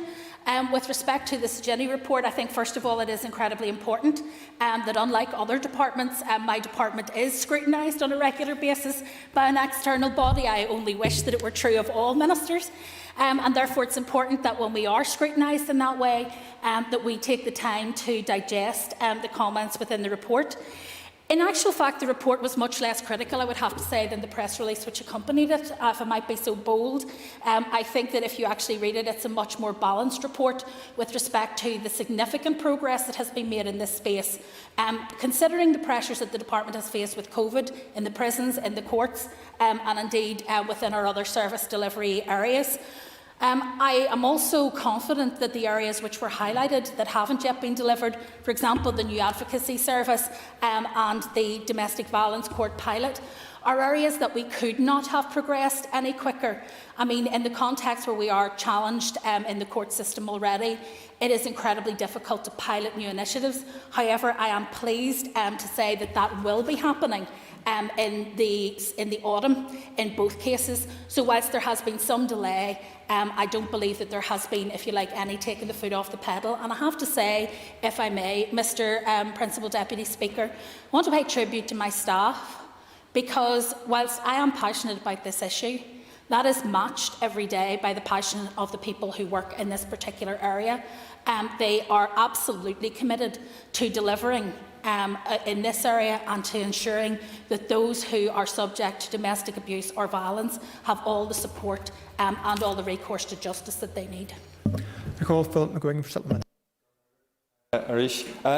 Minister, the implementation plan to deliver the recommendations from the Gillen Review of Serious Sexual Offences cases in July last year revealed that only 11% of the recommendations had at that point been implemented. So I hear what you're saying in terms of the balance of the Sinéad report and the press statement, but can I ask you if you agree that much more could and should be done in a quicker fashion to implement the outstanding recommendations?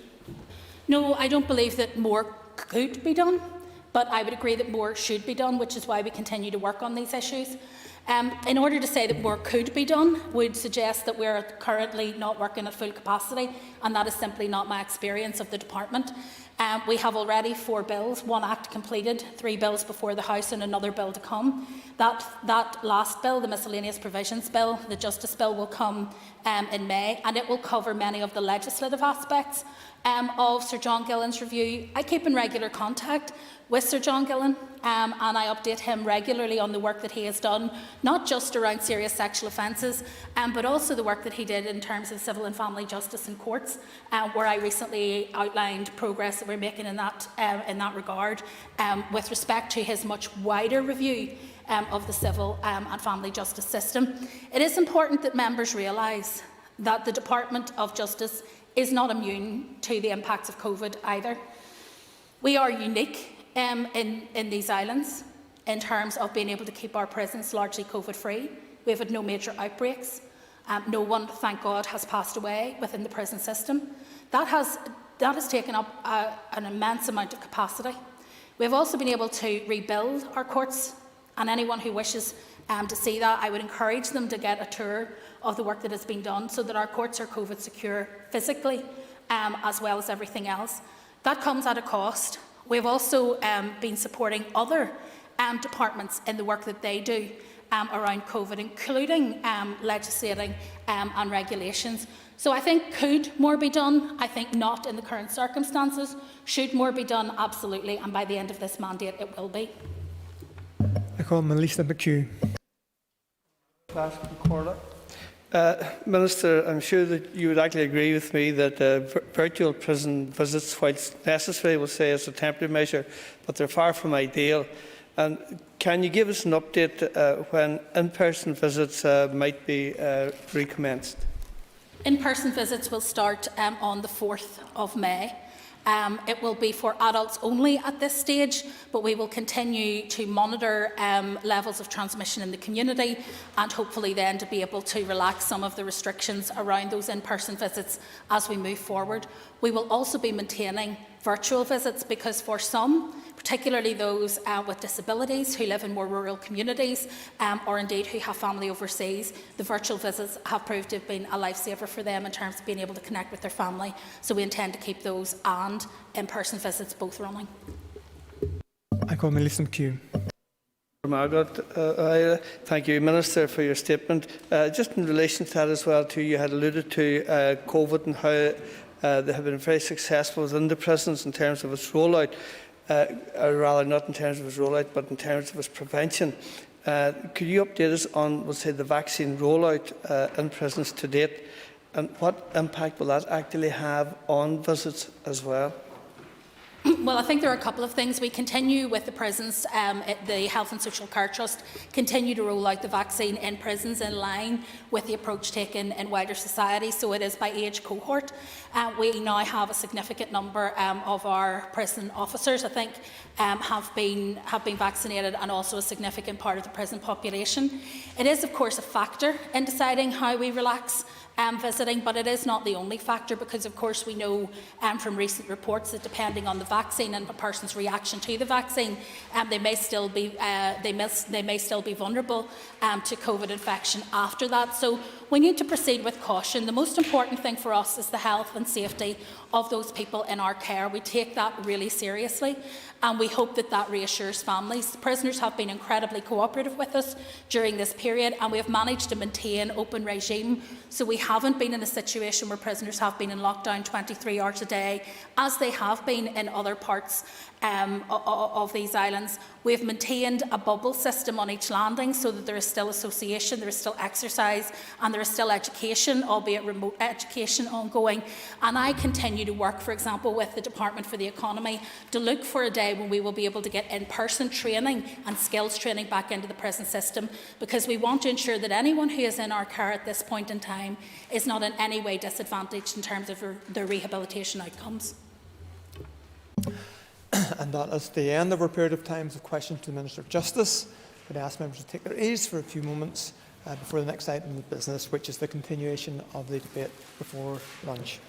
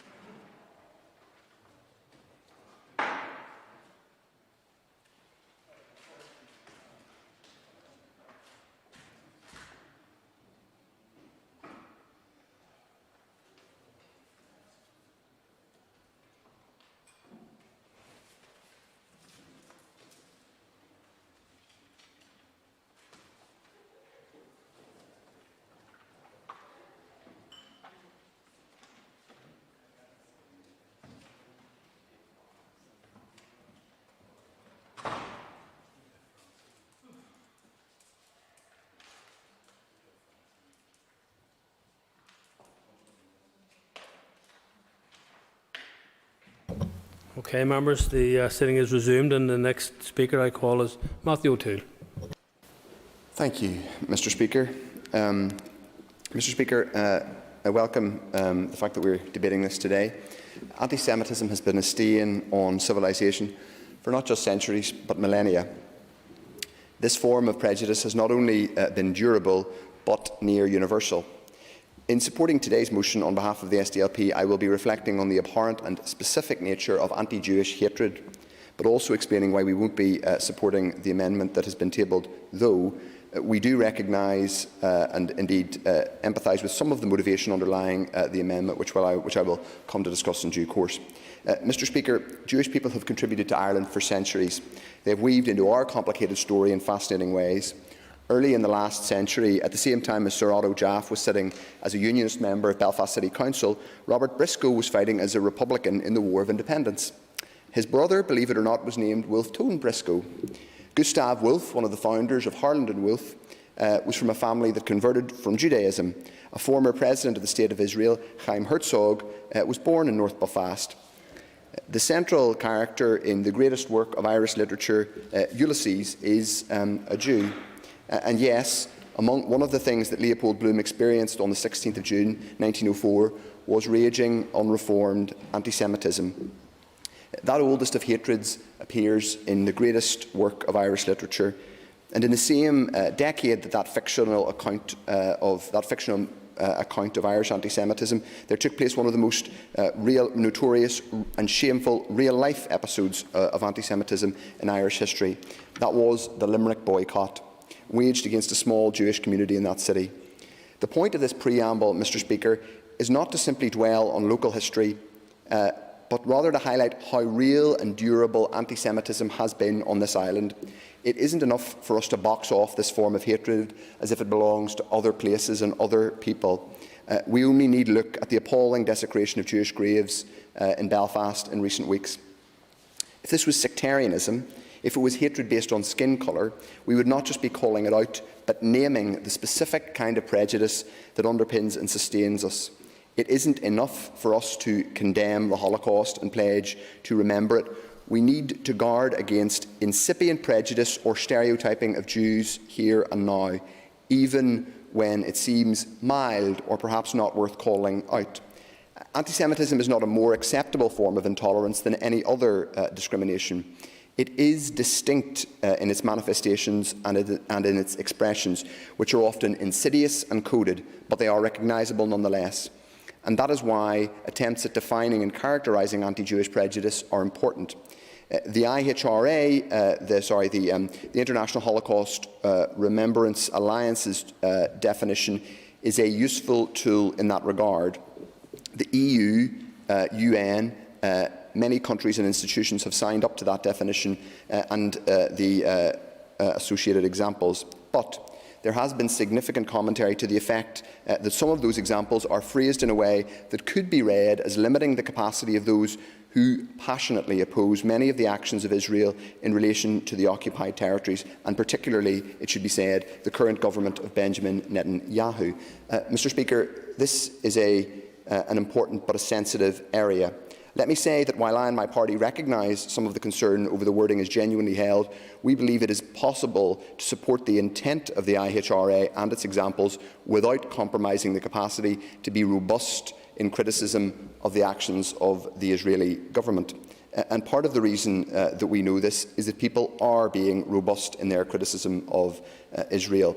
This definition should not and must not chill speech on the unacceptable conduct where it happens of this current Israeli administration. And I would just come back. One earlier comment was that made that this definition was that if it was codified, it would have a specific limiting legal effect on speech. Of course, today's motion is not codifying it. Today, in fact, just to go back to this point, Human Rights Watch has accused Israeli officials of Israel of committing real crimes such as apartheid and persecution in relation to their actions against Palestinians. My party will not be found wanting when it comes to standing up for the rights of Palestinians that have been so sorely abused in recent decades, and indeed calling for a return to UN resolutions in 1967 borders. Mr. Speaker, we cannot and will not condemn these actions enough. It is also worth putting on the record, Mr. Speaker, that since the IHRA definition is not in itself legally binding, it can be read in conjunction with other tools, including the more recent Jerusalem Declaration, which seeks to offer added specificity and interpretive guidance. Endorsing today's motion does not preclude the applications of these definitions either. Mr. Speaker, we know a little bit in this place about ancient hatreds, about unchallenged prejudice that factors into acts of hate and violence, so that's why we will be supporting today's motion. I call Andrew Muir. Thank you very much, Mr. Speaker. I rise to support the motion on behalf of the Alliance Party. The Alliance Party has no hesitation in condemning anti-Semitism. Jewish people around the world have suffered persecution for millennia, as others have outlined. The memories of Wiesn Auschwitz, the Memorial to Murdered Jews of Europe, and Daniel Leifstein's Jewish Museum in Berlin, will remain with me forever. Anti-Semitism has always and will always be wrong. We should never stop condemning it. The Alliance Party fundamentally believes in a shared society, free from intimidation, discrimination and fear. where everyone is safe and can play their part, being treated fairly and with respect. That shared society absolutely includes the Jewish community in Northern Ireland. Given the history of endemic anti-Semitism across the world, we must continue to play an active role in stamping it out wherever we find it. The deliberate targeting and vandalism of Jewish graves in Belfast City Cemetery earlier this month is further proof that anti-Semitism remains a present threat in Northern Ireland. The PSNI are rightly treating this disgraceful act as a hate crime, and I would urge anyone with any information to come forward to the police. At its peak, the Jewish community around Belfast had roughly 1,500 members. Many had arrived in this city in the 19th century after escaping persecution in Russia. From Otto Jaffe, the Lord Mayor of Belfast, as others have outlined, in 1899, to the 6th President of Israel, who was born in the north of the city in 1918, the Jewish community's positive impact on Northern Ireland has been substantial. Today, the Jewish community in Northern Ireland is substantially smaller, but continues to play an active and important role in our society. I have visited both the current synagogue on Somerton Road and also the old building on Annesley Street, and can say today that I greatly value the Northern Ireland Jewish community and view any anti-Semitic attack as an attack upon us all. The Alliance Party has consistently endorsed the International Holocaust Remembrance Alliance's definition of anti-Semitism. Prior to the 2019 general election, the Alliance Party Westminster candidates publicly signed up to the definition. Some do, however, state that by adopting the definition prevents legitimate criticism of the Israeli government. I disagree. With regards to the Middle East, Mr. Speaker, the Alliance Party continues to support a two-state solution to the Israeli-Palestinian conflict. We condemn the Israeli government's illegitimate use of force and abuses of Palestinian rights, as well as the annexation of occupied Palestinian territories. All of this is entirely consistent with our support for the International Holocaust Remembrance Alliance's definition of anti-Semitism, and will not in any way restrict us from speaking out on these issues. Human rights and the rule of law are core values of the Alliance Party, and we will continue to advocate for a lasting peace in the Middle East. I want to conclude, Mr. Speaker, by remembering someone who left a lasting legacy in my own constituency of North Downe. This year saw the sad passing of Walter Camerlin at the age of 97. He arrived in Belial from Vienna in 1939 as a teenager, working on a farm set up to offer a place of safety for Jewish refugee children. His family were not so lucky. His parents and his sister were murdered in Auschwitz in 1944. Later in his life, he returned to Northern Ireland and spent time speaking to local schools to share his experiences of the horrors of the Holocaust. I am proud to have previously successfully campaigned to secure listed building status for the Kinder Transport Farm in Belial, because the lessons of the Holocaust must never be forgotten. We honour the memory of people like Mr. Camerlin today by rooting out and condemning anti-Semitism wherever we find it. Thank you. Thank you. And I call Steve Egan. Thank you very much indeed, Mr. Speaker. I rise to add my and my party's support to the motion and against the amendment.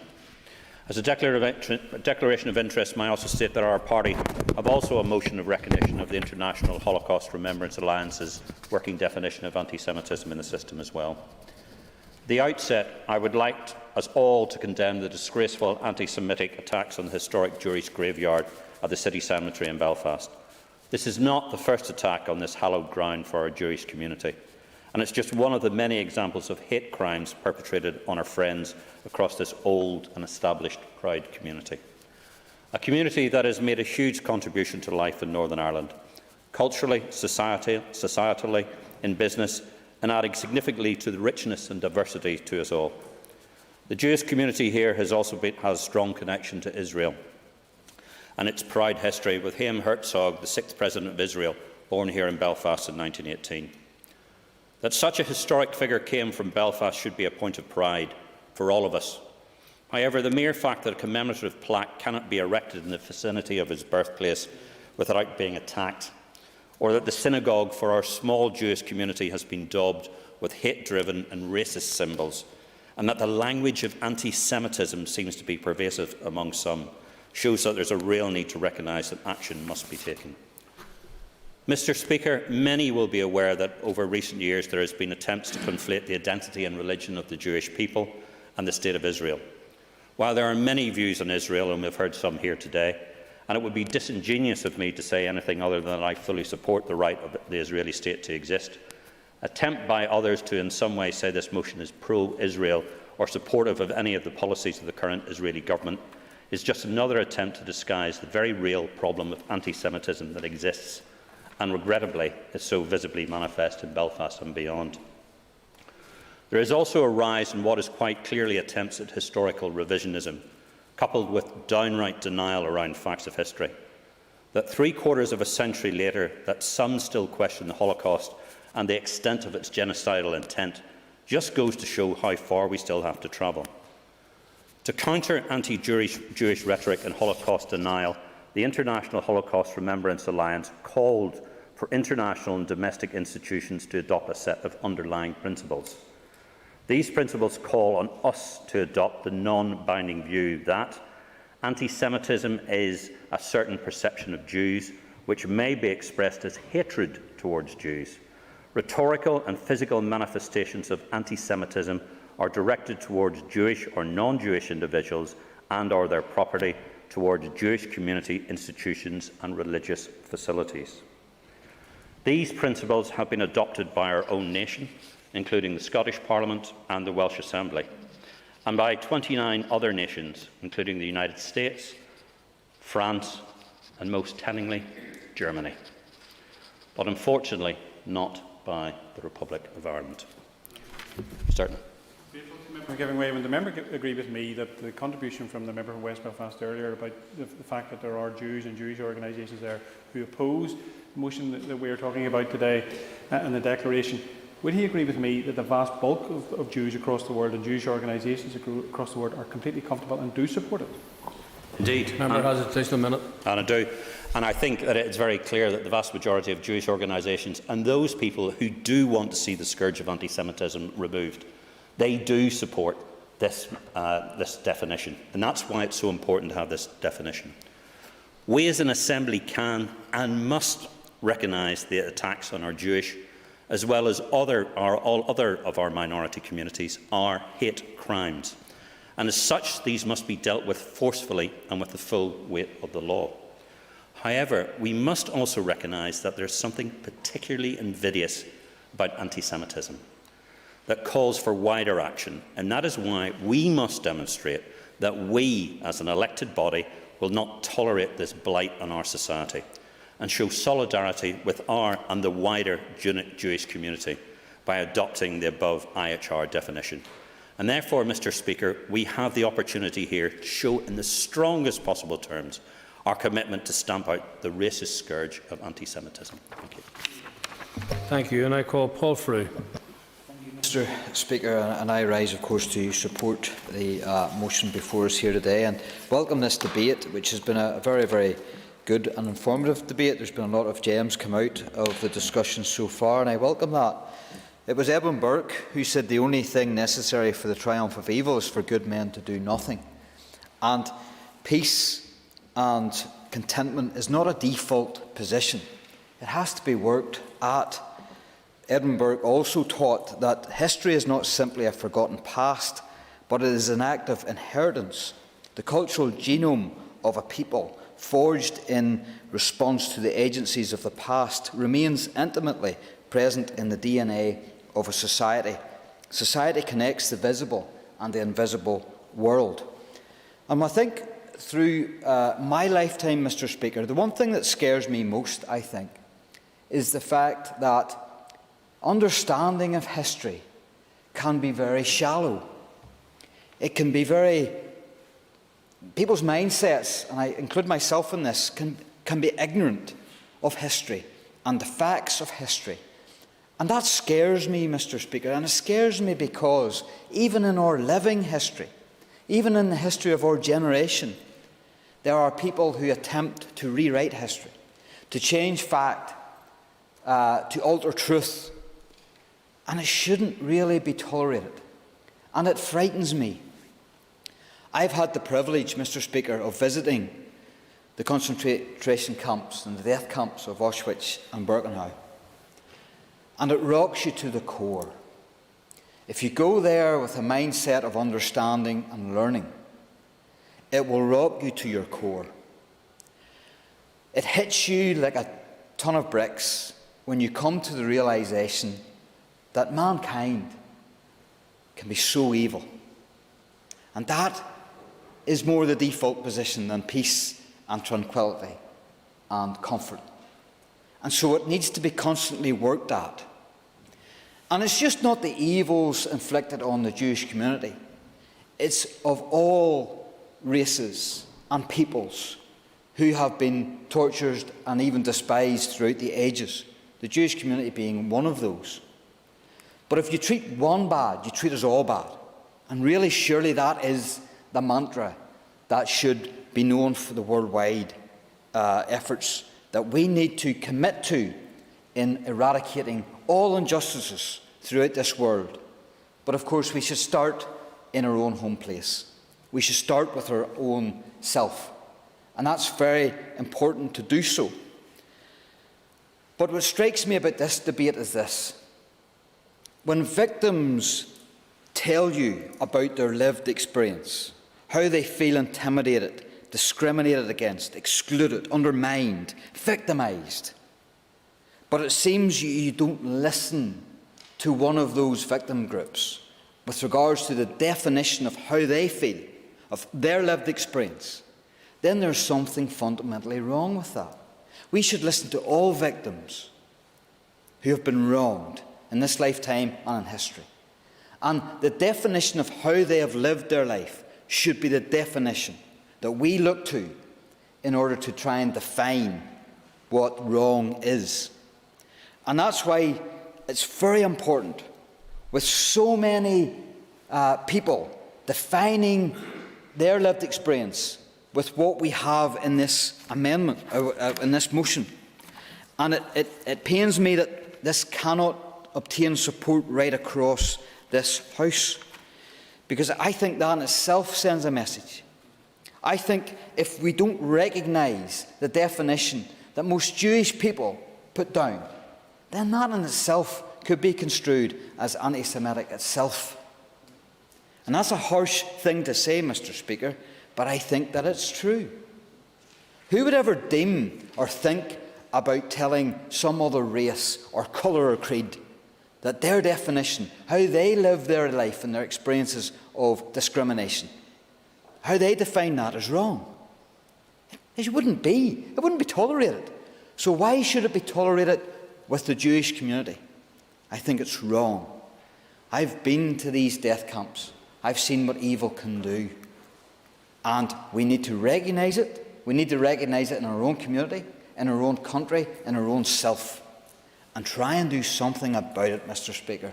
And that's where we'll start, and that's where we will succeed in trying to do something about this. Thank you very much. Thank you, and I call Liz Kimmins. Thank you, Mr. Speaker. Mr. Speaker, I rise in support of the amendment, and I welcome this debate today. Anti-Semitism is a form of racism that should be condemned by all. And in order to tackle anti-Semitism, it is essential that we work together to eradicate all forms of racism and build a more equal society. In the years since the Good Friday Agreement was signed, we have made significant progress, and this is clearly evident when we see the very diverse and multicultural society that now exists right across this island. There can be no excuse for attacks or discrimination against anyone, regardless of their race, religious belief, cultural tradition, sexual identity or national identity. But sadly, in recent weeks, we have witnessed a number of racist attacks in our communities, including, as others have mentioned, the disgraceful vandalism of Jewish graves in Belfast City Cemetery, and in my own constituency, racist slogans in Jonesborough, and a horrific attack on a Syrian family who had moved into the area just 24 hours beforehand. Like millions of people from the Jewish community who had to flee their homes during the Holocaust 80 years ago, this family had to leave their home in Syria to escape the conflict and had come to Ireland to try and raise their young children in safety with the hope of a better life for them. These attacks are not representative of my city, nor are they representative of the people of Ireland, and I unreservedly condemn them and again send my solidarity to all those affected. However, these despicable acts have shone a light on the need for political leadership to stand together in challenging racism and discrimination in all of its forms. It's disappointing to see that in the PSNI 2017 thematic review of police and hate crime, a racist hate incident was reported every 7 hours. Let that sink in. This equates to at least 3 racist hate incidents being reported across the 6 counties every single day. Yet it is important to note that whilst these figures are shocking, they are only the tip of the iceberg, as we recognise the huge issue of underreporting. And if we are really serious about making effective change to tackling racism and discrimination, we must focus our efforts in addressing underreporting. A key factor in underreporting is where victims do not report a crime if they feel there will be no positive outcome to the process. And as alluded to by the Justice Minister in her comments during the previous question time, we must ensure that everyone feels confident in our policing and justice system, and the onus is on all of us as political leaders to ensure that no victim feels reluctant to report incidents of racism or hate crime, and that the processes in place are robust and effective. The Executive Office's racial strategy provides a framework which will help us to drive forward the vital work required to ensure this is a place where everyone can live, learn, socialise and work together, free from fear of discrimination and harm. But crucial to this is the need for greater representation of ethnic minorities on decision-making bodies and in political life, as they are important stakeholders throughout society. A diverse range of voices is required to enable policy making properly incorporates the needs of and issues facing people from across the broad spectrum of religious, cultural and ethnic backgrounds living on this island. Mr Speaker, the IHRA definition has been debated globally, and many groups from the Jewish community have stated that it doesn't go far enough and in ways actually weakens the fight against anti-Semitism. And I welcome Mr Frew's comments around the importance of listening to all victims, and I think that highlights the point I'm making. We must focus on tackling all forms of anti-Semitism as an important part of our wider approach to tackling all forms of racism and discrimination. And I'll finish on this point. As children, we're born into society with no preconceived views or stereotypes, and as we grow and develop, the world around us shapes how we see others and how we treat people. And it's for this reason that education and early intervention is key to ensuring that our children and future generations have strong values of equality and respect for all. And only then can we be confident that our efforts to stamp out racism and to build a society free from discrimination and hate will have a lasting impact. Thank you. And I call Linda Dillon. Thank you, Mr Speaker. I rise to support the amendment. Our current legislation on hate crime in the North is out of date and is failing victims. The legislation does not frame racist violence appropriately. The police do not police it appropriately, the PPS does not process it appropriately, and the courts do not penalise it appropriately. And the official statistics do not record it appropriately. That is not criticism of those bodies. It is criticism of the fact that we do not have the correct legislation in place, and the Hate Crime Review has clearly set that out. Absolutely. Obviously, I'll make a declaration of interest because I'm the chair of the all-party group in the ethnic minorities as well. But one of the things we would encourage the Justice Ministers to do, because legislative time is short, is to get hate crimes legislation across the board and get it in place as quickly as possible. And I would like you to join with me in asking the Justice Ministers to make that happen, and I think that's very important. Member has an additional minute. Absolutely, I would. That is actually was part of my contribution today, but I absolutely agree with you. I'll also be honest with you. The committee are already dealing with a number of pieces of legislation, and it would be disingenuous for us to say that this will get through in this mandate. But we are calling on the Minister, and have as a committee called on the Minister, to ensure that this is ready to go in the next mandate, so all of the preparatory work is done. So I absolutely agree with the member on that. One such instance was the attacks on Jewish graves in the city cemetery last week, which was not the first time these graves have been vandalised. This is a hate crime, and those responsible must be held to account. The Independent Hate Crime Review concluded at the end of 2020 and only reinforced how ineffective current hate crime laws are, and made a series of recommendations on how we can improve this. At present, there are no specific hate crime offences in law in the North, and this review recommends the creation of aggravated hate crime offences, which was a key Sinn Féin recommendation during the consultation period. Whilst recognising that online hate speech is largely a reserved matter, the issue was nonetheless considered as part of the review, and it would be remiss not to mention the harm that is caused by online hate speech. Social media companies should be compelled under legislation to take steps to remove offensive material posted online. It is clear that self-regulation has failed. There are also a huge number of benefits that can be afforded by using restorative justice as a means of dealing with perpetrators of hate crime, to ensure that not only are the perpetrators punished, but work is done to ensure that the offender does not offend again, and that the underlying prejudices that led to the criminal act are tackled and changed. Hate crime in any form is totally unacceptable, and despite hate crime is rising in the north, it is a shockingly low conviction rate and an even lower reporting rate, which has already been outlined by Liz Kimmins. We have made representations to the Justice Minister to make it a priority to introduce the hate crime bill, and I won't go over that again, as has already responded to Steve Aiken in relation to that. My colleagues, in particular my colleague Pat Sheehan, has outlined the issues that we have with a specific IHRA definition, but I think we can all be agreed across this House that anti-Semitism, or indeed any type of racism, is unacceptable and must be dealt with appropriately. We must challenge it. We must challenge it in our workplace. We must challenge it in our communities. We must challenge it in our conversations with those around us. If we are in a conversation where something is said that you think is anti-Semitic, you must challenge it. That is what being a leader is about. As has already been pointed out, education will play a vital role on this issue. No one should be targeted because of their faith.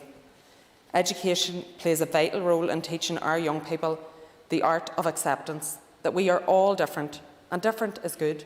Diversity is a positive thing. As a mummy, I can certainly say I feel very proud of the attitude of my 12-year-old daughter and the attitude that she takes towards those around her, and her positive approach to diversity. And I don't think it's arrogant to say, I think I bear some responsibility for that. I raised her to not look at the differences in others, but what are the similarities, and accept the differences, and be able to work with those people, play with them, enjoy their company. My final point today, Corlia, is to say that criticism of human rights abuses of the Palestinian people by the Israeli state should not be conflated with anti-Semitism. So let us not dilute the message that we want to go out from this House today. We are united in our opposition to anti-Semitism in all of its forms, and we must make sure that that is the message that leaves this House today. Every single member of this House is opposed to anti-Semitism. Thank you, and I call Jerry Carroll. Thanks, Mr. Speaker. I rise to speak and vote in favour of the amendment and against the motion. We've seen a re-emergence of anti-Semitism, which is particularly worrying in the context of an advancing far right across Europe and the world. And anti-Semitism has a barbaric history, and there's an onus on all of us to challenge any form of anti-Semitism and to stand in solidarity with our Jewish community when they experience anti-Semitism, to challenge the rotten roots of all discrimination in society, and to condemn all forms of anti-Semitism, the one referred to recently in my constituency, the ones in other constituencies, and those across the world. It is disappointing, therefore, Mr. Speaker, that this motion calls for support of the controversial and divisive IHRA definition of anti-Semitism. Certainly there is much one can agree with in the examples given in the IHRA definition, but it includes other highly problematic examples. For this reason, the IHRA definition has been opposed by over 40 Jewish groups globally, as we have heard already, including local groups like Jewish Voice for Just Peace, Ireland-Palestine Solidarity Campaign, and more than 1,400 lawyers and academics, including 56 scholars who specialise in anti-Semitism, because it wrongly conflates anti-Semitism with genuine and legitimate criticism of the State of Israel, despite what others have said in the debate so far. Refer members to the correspondence from the Northern Ireland Committee of the Irish Congress of Trade Unions, which represents over 200,000 workers here, who said in their correspondence with us, "We are also concerned that the International Holocaust Remembrance Alliance IHRA working definition of anti-Semitism is open to the interpretation of opposing solidarity action for Palestinian people and has been weaponised as such, attempting to close debate and even criminalising international criticism of some political policies of the Israeli government. So that's not from me, that's from the Northern Ireland Committee of the Irish Congress of Trade Unions. And as has been, I think, referred to earlier on, Kenneth Stern, the person who authored this definition, has criticised how it has been used to weaponise, to delegitimise criticism of Israeli policies. The Belfast Trades Council, Mr Speaker, in their correspondence with MLAs have also stated, and I quote, "The heavy emphasis on the arena of speech about Israel risks reinforcing a chilling effect on advocacy for Palestinian rights by casting a constant shadow of suspicion or doubt on any engagement on this issue." So these are reasons enough, in my opinion, for people to oppose the motion. It is incredibly significant that the Human Rights Watch have today published a report called "A Threshold Crossed," which details how Israeli authorities have subjugated Palestinians because of their identity. And to quote that report, "In certain areas, these deprivations are so severe that they amount to the crimes against humanity of apartheid and persecution." And on today of all days, if this Assembly were to adopt or support adopting the IHRA definition, which hampers our ability to condemn, to condemn the apartheid actions of Israel, then this Assembly chooses to put itself on the wrong side of history and chooses to see such a persecution buried. It is also significant, Mr Speaker, as was highlighted by Jewish Voice for Just Peace, that the DUP have chosen to support the adoption of the IHRA definition when others, like the Jerusalem Declaration on Anti-Semitism, exists. This declaration isn't perfect because it reinforces attempts to couple anti-Semitism with the struggle for Palestinian liberation, but it does correctly align the fight against anti-Semitism with the struggle against racism, and it recognises that anti-Semitism and anti-Zionism are, and I quote, "categorically different." And it was developed by a group of Jewish and Israeli scholars who deemed the IHRA definition to have, and I quote again, "caused confusion, generated controversy, hence weakening the fight against anti-Semitism." Mr Speaker, I believe the DUP have decided to recreate that controversy on the floor of this Assembly by proposing to support the controversial, widely condemned IHRA definition, in full knowledge that it would quell condemnation of an apartheid state. The IHRA definition and its inclusion in this motion is wholly divisive, which is a quick way to neuter any challenge to discrimination. But then anyone with any interest in challenging discrimination and racism would not have paraded a Trump flag outside Westminster, as the DUP MPs did. They would not whip up sectarian intentions in recent months. They have no truck with the idea that LGBTQ+ people need to be fixed, or that churches should be allowed to engage in damaging homophobic practices. And if the DUP was serious about combating anti-Semitism, they would have denounced Trump's embrace of the anti-Semitic far right. So I will be supporting the amendment and not supporting the motion today. Thank you. Thank you. And I call Emma Sheeran to wind on the amendment, and the member has 5 minutes. And I'm speaking in support of the motion as amended this afternoon. And can I say at the outset that I think it's fantastic that we're having this debate. We're now almost in a routine in this chamber of having these really important conversations about systemic and societal discrimination, unpicking the thinking that leads to outward expressions of hatred and assessing the ramifications for anyone impacted by it. Last week, we voted to ban the cruel practice of conversion therapy. A few weeks ago, we discussed misogynistic violence. Today, we're condemning anti-Semitism. And although the terminology changes and the specific challenges for respective communities vary, the key components remain the same. Just like any other form of discriminatory prejudice, whether that be sexism, racism, sectarianism or homophobia, anti-Semitism is wrong, it must be called out and challenged, and it has far-reaching impacts beyond its most obvious manifestations. I want to echo solidarity to the Belfast Jewish community with regards to the awful attack on graves in Belfast City Cemetery recently, as has been referred to by others, and no doubt this caused hurt and anguish for the families affected. But just as the murder of a black man on the street in Minneapolis affected more than just his friends and family, And the legitimisation of conversion therapy hurts more than just those young people who've been coerced into thinking that they should be something other than what they are. These sorts of anti-Semitic attacks hurt more than just the loved ones of the deceased whose graves have been desecrated. We've all heard the horror stories of the Holocaust and the terror that was imposed upon the Jewish people of Europe by the Nazi state.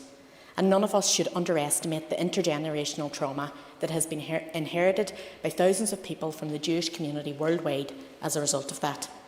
Your identity shouldn't feel like baggage that you should be ashamed of. But that's what xenophobia, racism, anti-Semitism leads to. The genocide of over 6 million Jewish people across Europe in the 1940s was harrowing, and it has left a very real and lasting scar on our world. The ancestors of those survivors who fled from torture and concentration camps bear that hurt. They carry the pain and loss of their relatives, as well as the knowledge that, at one time, across swathes of Europe, being Jewish was enough to make you a victim. To have to suffer modern-day anti-Semitism, be it in the shape of graffiti on walls, online abuse, or even just comedy based on untrue and hurtful stereotypes, further compounds that pain. What we've seen unfolding in World War II was ethnic cleansing in preparation for domination, the eradication of an entire population driven by ignorance, intolerance and greed. These same motives were at the heart of every colonising power that we can point to in our recent history, and the number of examples that we have of that is a damning indictment on humanity. The British Empire in Ireland, in India, America and elsewhere, the Portuguese domination of much of South America and Southeast Asia, Dutch invasion and control of swathes of Asia, South Africa, the list goes on and on. And the stories of colonisation, regardless of location, feature common themes: violence, supremacy, eradication of Indigenous people, language and culture, and overwhelmingly hurt. Colonialism left us all a sad legacy: racism and xenophobia. And this is where the IHRA definition of anti-Semitism is problematic. It prevents genuine and real criticism of an Israeli government who at this present time are giving life to that same racism through discrimination and cultural supremacy. This definition conflates Zionism with Judaism and cynically uses examples of anti-Semitism as cover for Israeli government treatment of Palestinians today. The Palestinian people in 2021 are living under siege, denied their rights, unable to build homes, access basic utilities or travel freely. As has already been referred to, the group Jewish Voice for a Just Peace, who are members of the Jewish community in Ireland, have criticised this definition because of its attempts to impose specific limits on any discussion of Zionism and Israel's violations of human rights. Just today, again, as others have made reference to, we have the launch of a report from the Human Rights Watch, which concludes that the Israeli government has demonstrated an intent to maintain the domination of Jewish Israelis over Palestinians, an intent that has been coupled with systematic oppression of Palestinians and inhumane acts committed against them. When these three elements occur together, they amount to the crime of apartheid. To conclude, it's imperative that we all condemn anti-Semitism and do so in a way that does not endorse discrimination of any other marginalised communities or allow the criticism of oppressive states to be censored. I commend the amendment to the House, and can I just say Sinn Féin have the amendment, but we won't be pushing it to a vote.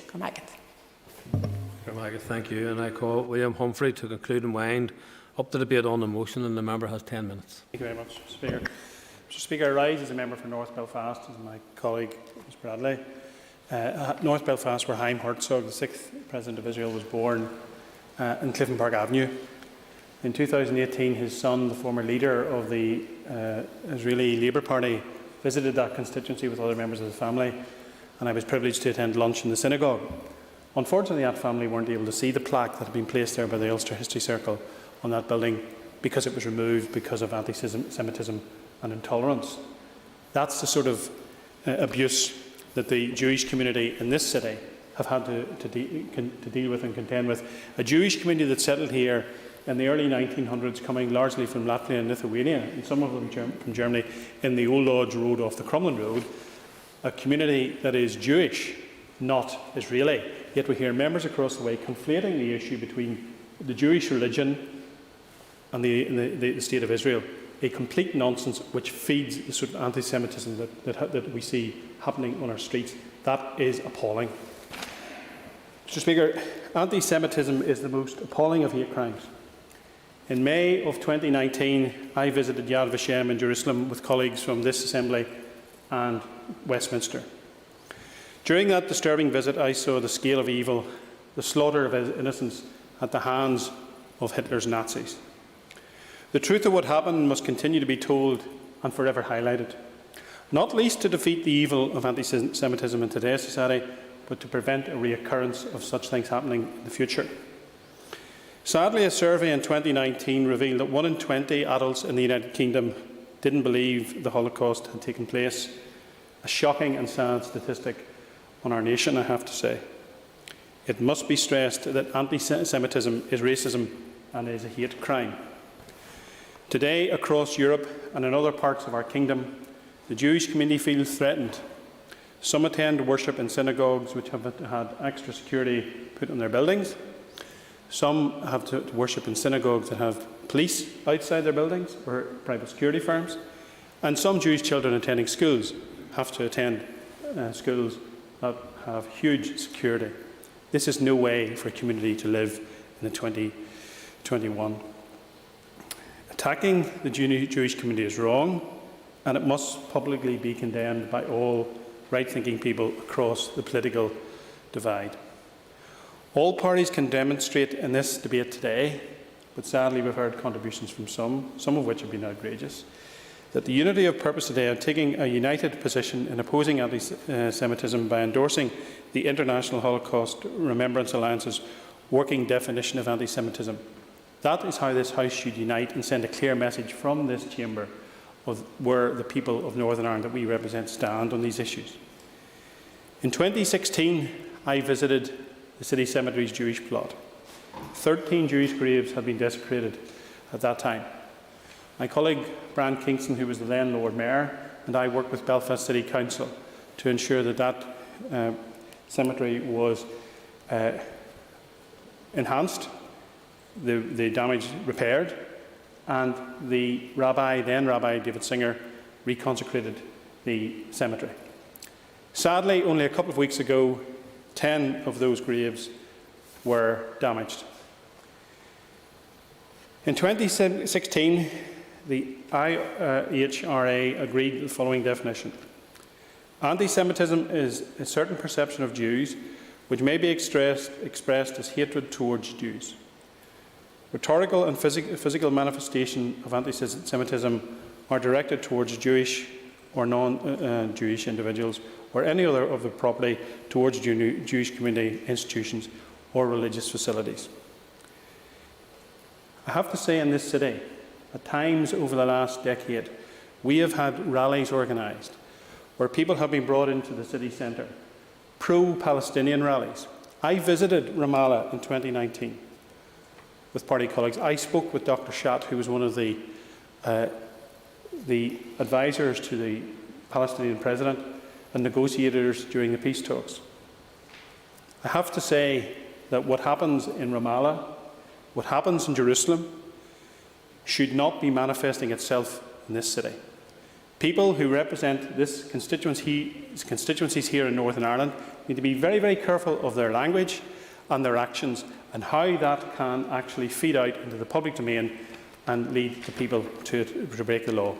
Because after some of those rallies have been held, there have been attacks on Jewish members of the community. The former Rabbi David Singer gave an interview to the Belfast Telegraph about the abuse that he took. He was concerned about his security in his home. He was concerned about security when he was walking to the synagogue. The synagogue was attacked and graffitied. So therefore we need to be extremely careful in terms of the language that we use. I have to say that the targeting of anyone is wrong. People should be allowed to live freely and securely in their own homes.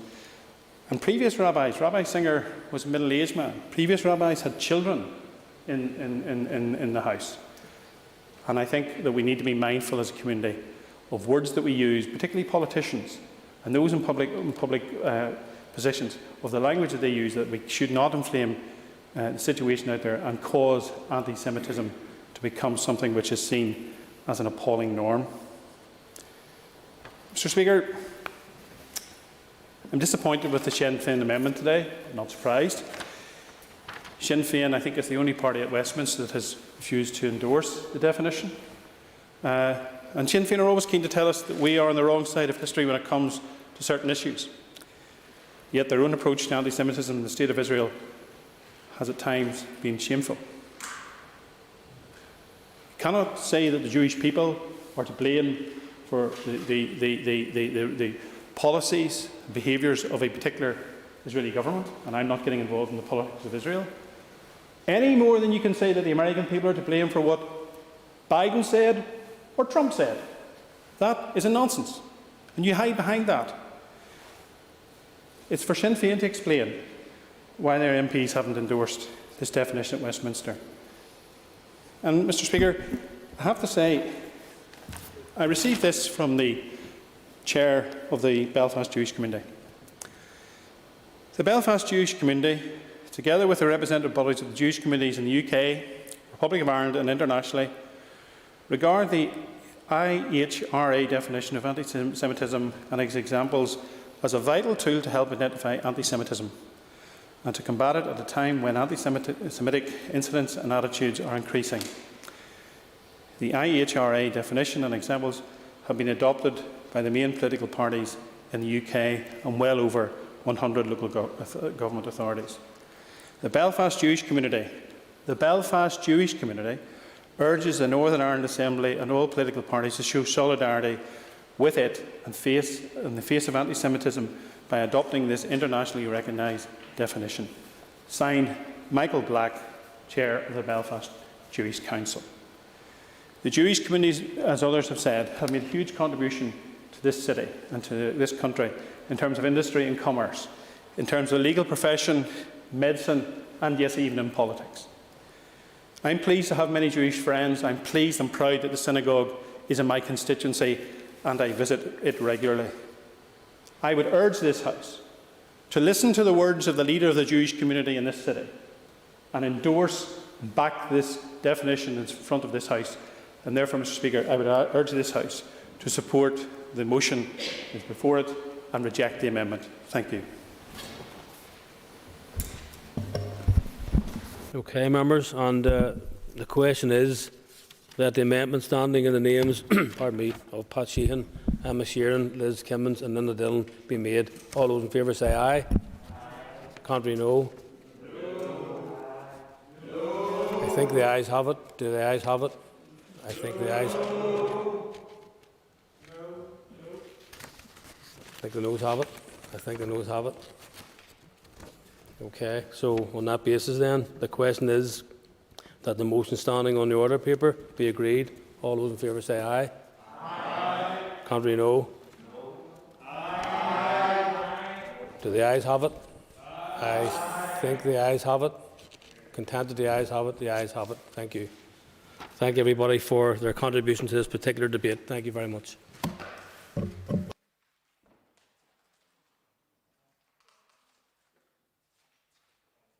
Members, just take your ease for a moment or two, please.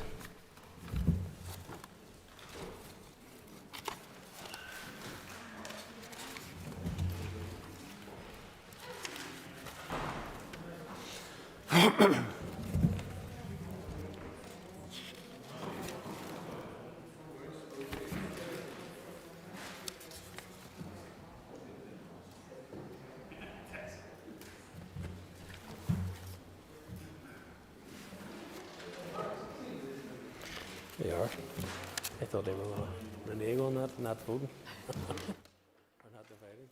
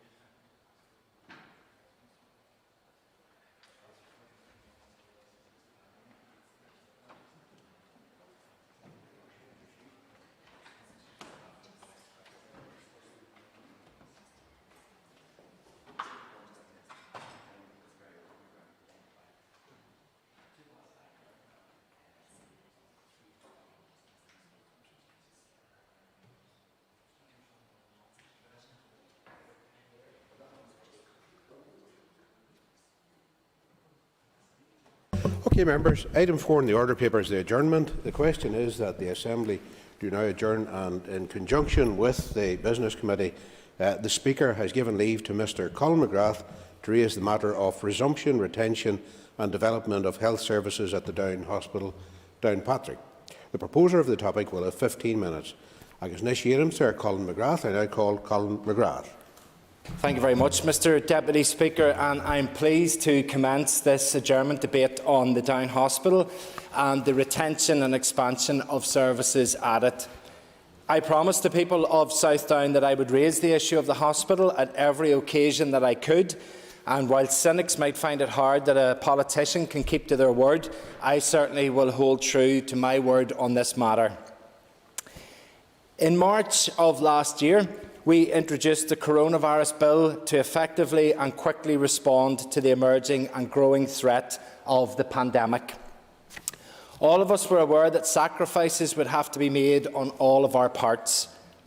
I stood in this chamber and said, I accept that there may need to be some reconfiguration of services in our health network, and I would not question that.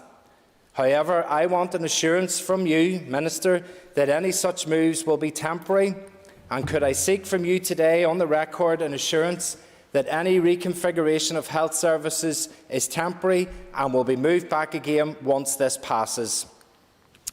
When an elected MLA gives acceptance to the removal of services from their local area, this does not go down well. However, we all did our bit to respond to COVID-19. The people of Downe and Mourne accepted the temporary reconfiguration of services that were already in a temporary reconfigured state. We accepted this temporary reconfiguration in the face of a worldwide pandemic. We accepted the temporary reconfiguration in spite of the fact that it was done without public consultation, without any equality assessment and without public approval. We put our faith and our goodwill in the Health Minister that when it was possible to do so, our services would be returned to the Downe Hospital.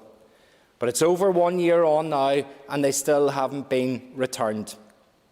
I've stood in this chamber on multiple occasions extolling the virtues of the Downe and that it could play its part in the fight against COVID. Well, I feel we have played our part, fair and square. I want to know when we will get our emergency department back, because that is only fair and square. Now, no one can deny how successful and well run the vaccination programme has been. It's exceptional. We are getting as many of the population vaccinated as possible. But are we ensuring equal access where possible? What about those in County Down? Where is the County Down vaccination centre?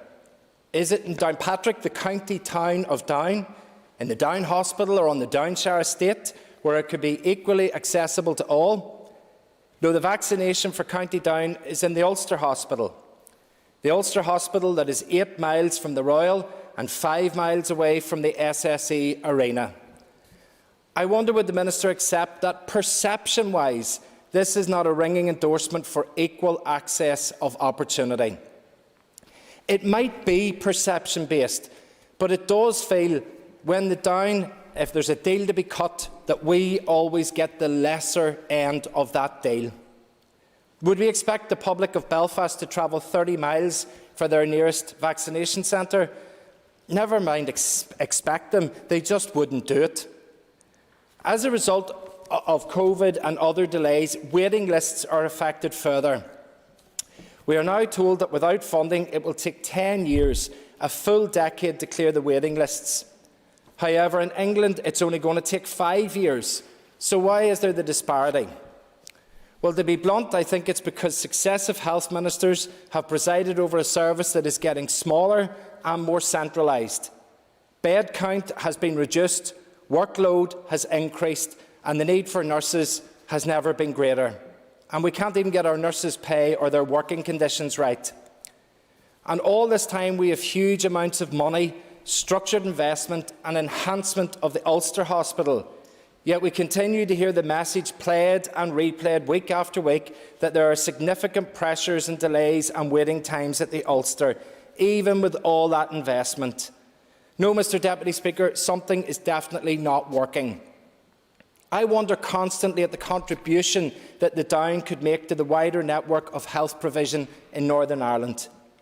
We have delays in our health service, yet the theatres at the Downe operate about 60% of the time and not at the weekends for the National Health Service. There is no anaesthetist based at the Downe, so all the provision is by local anaesthetic only. How much more we could be doing? And what of the adage that is trotted out that people are happy to travel for their health care? Well, why does the department think people won't travel to Downpatrick for their services?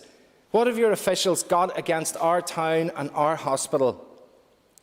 And by the way, to say that we do offer regional services isn't exactly justified. The cataract service is good, but it's mostly delivered to local people, a few from beyond, but not many. Let the Downe do more. Install our long-awaited MRI scanner. Let local people, and even those that you tell us that want to travel, come to the Downe, where it will be delivered to the highest standard, and help our health service. It won't hinder it. The Royal College of Physicians recently highlighted that one of the consequences of removing services from local and smaller hospitals is that you're making them irrelevant. Well, the Downe is not irrelevant. I've spoken many times in this chamber. Just last October, I asked the Health Minister about the delivery of specialist services in the Downe. In his response, the Minister said to me, and I'll quote from Hansard, "I thank the member and welcome him to his usual place as the champion of the Downe Hospital. He never misses an opportunity in the House to extol the skill set and dedication of the staff, of which I'm appreciative. As I said in an earlier answer, as we get into the second surge over the next couple of months, we will continue to look at where we can deliver service safely. If the Downe Hospital's footprint is one that we can use, I am sure that it will be explored." Mr Deputy Speaker, the cynic in me wonders just how much exploration has been done, given that 6 months later I asked the Minister again about the trust rebuilding plans and how the Downe can play its part there, and the response was somewhat different, and I was told the following: "There is nothing more unnerving for people working in our health service than social media campaigns about saving their hospital when it's not even under threat. Therefore, I ask the member and some of his party colleagues to step away from the party political campaigns and support the staff who are working in the hospitals to deliver the entirety of the services in those facilities." Mr Deputy Speaker, the campaign for the Downe Hospital is a fight to support the staff and to support the public, but it predates my birth. In fact, it predates the birth of the Health Minister. So would I step away from a campaign to save it? No, not when Health Minister after Health Minister insist on taking away services from the Downe and leaving the people of County Down at a health disadvantage. That is why the voice of the people will be raised. It will be raised to the heights of central government, and it cannot be ignored. Just a number of years ago, the Downe was a hospital that had a 24-hour emergency department. It had elective surgery. It delivered non-elective surgery. It had a cardiac ward. It had an intensive care unit. It had a full maternity hospital. It had over 150 beds. It was co-located with the Downshire Hospital. It was one of the main centres in these islands for the delivery of mental health service. So I have to say, stop telling me that I'm politicking when in 20 years we've had all of that stripped out and now even the ambulances bypass it. Now, I can be accused of being negative, but I think I'm being a realist as we stand by and watch what has happened. Suffice to say at this stage, whatever remnant of goodwill the department had with the people of South Down, it is depleting and depleting fast. And further reconfiguration of services will simply not be accepted. We need our services back. The services that were promised need to come back, and we need them back now. It is what the people of Down and Mourne deserve. Thank you.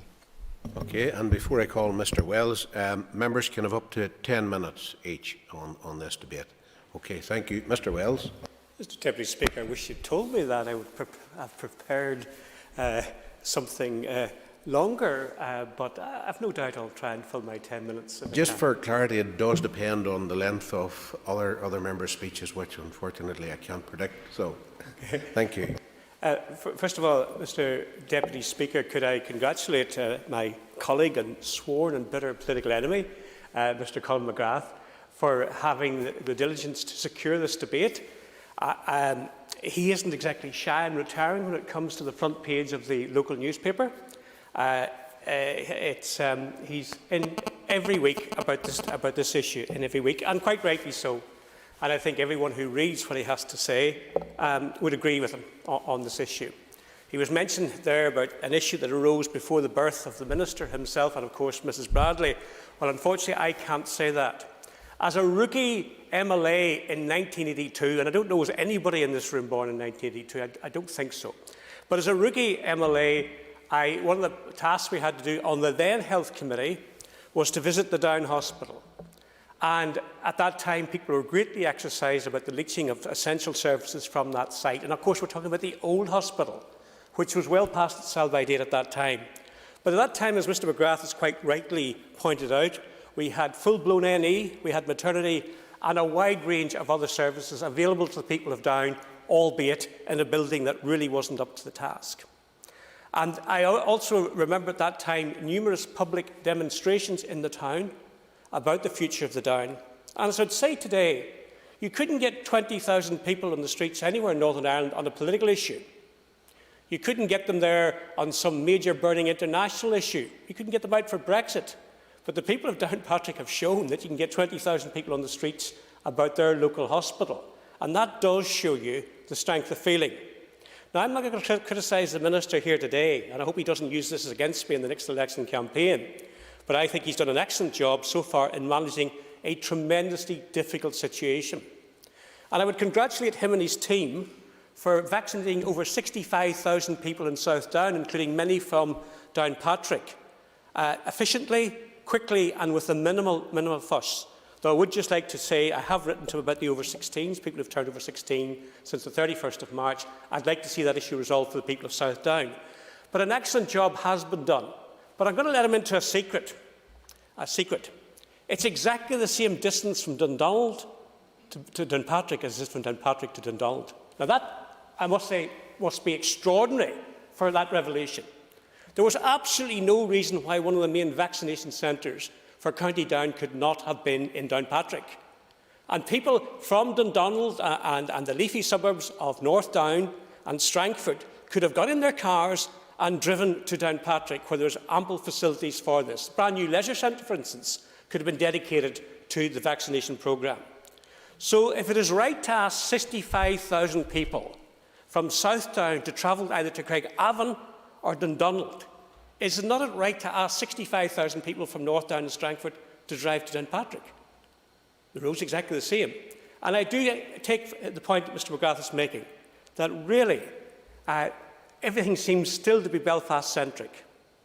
Now, when the coronavirus issue arose, urgent action had to be taken, and my party, and I think most MLAs, supported the Minister in taking radical action. Indeed, we were even prepared to vote for legislation that had been initiated 2 weeks earlier and was actually being delivered on the ground.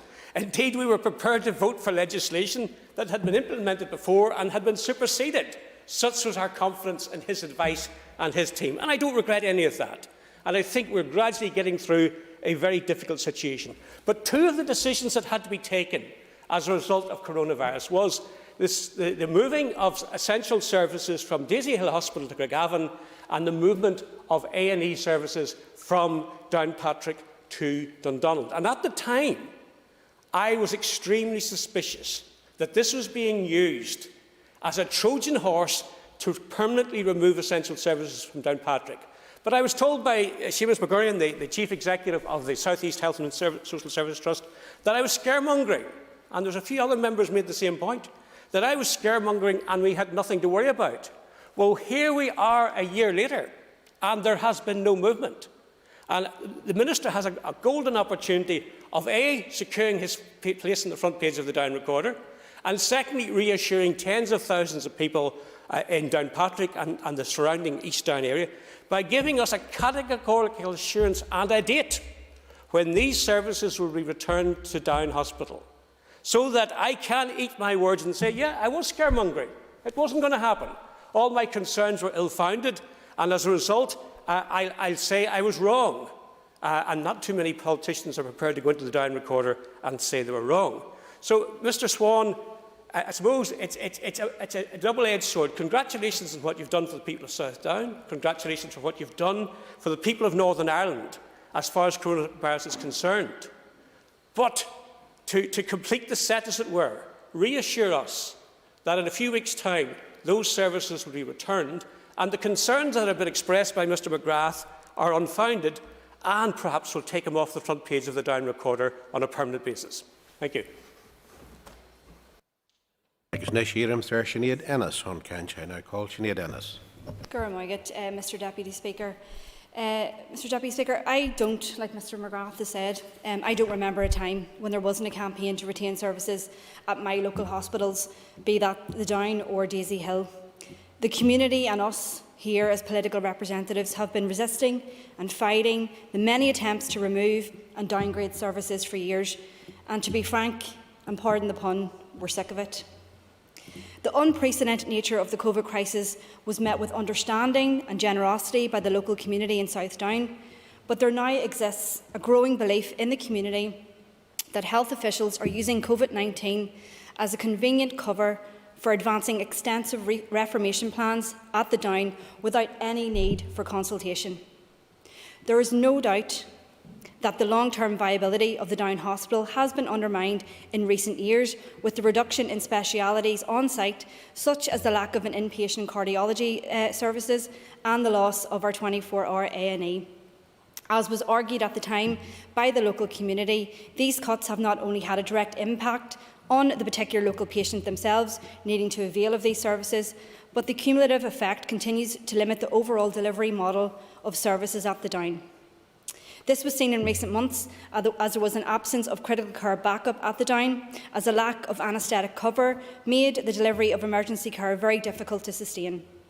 Unless something is done to protect and enhance the availability of specialities and critical care cover in the future, the Downe will struggle to meet the emergency needs of the local community without relying on the Ulster Hospital in Belfast.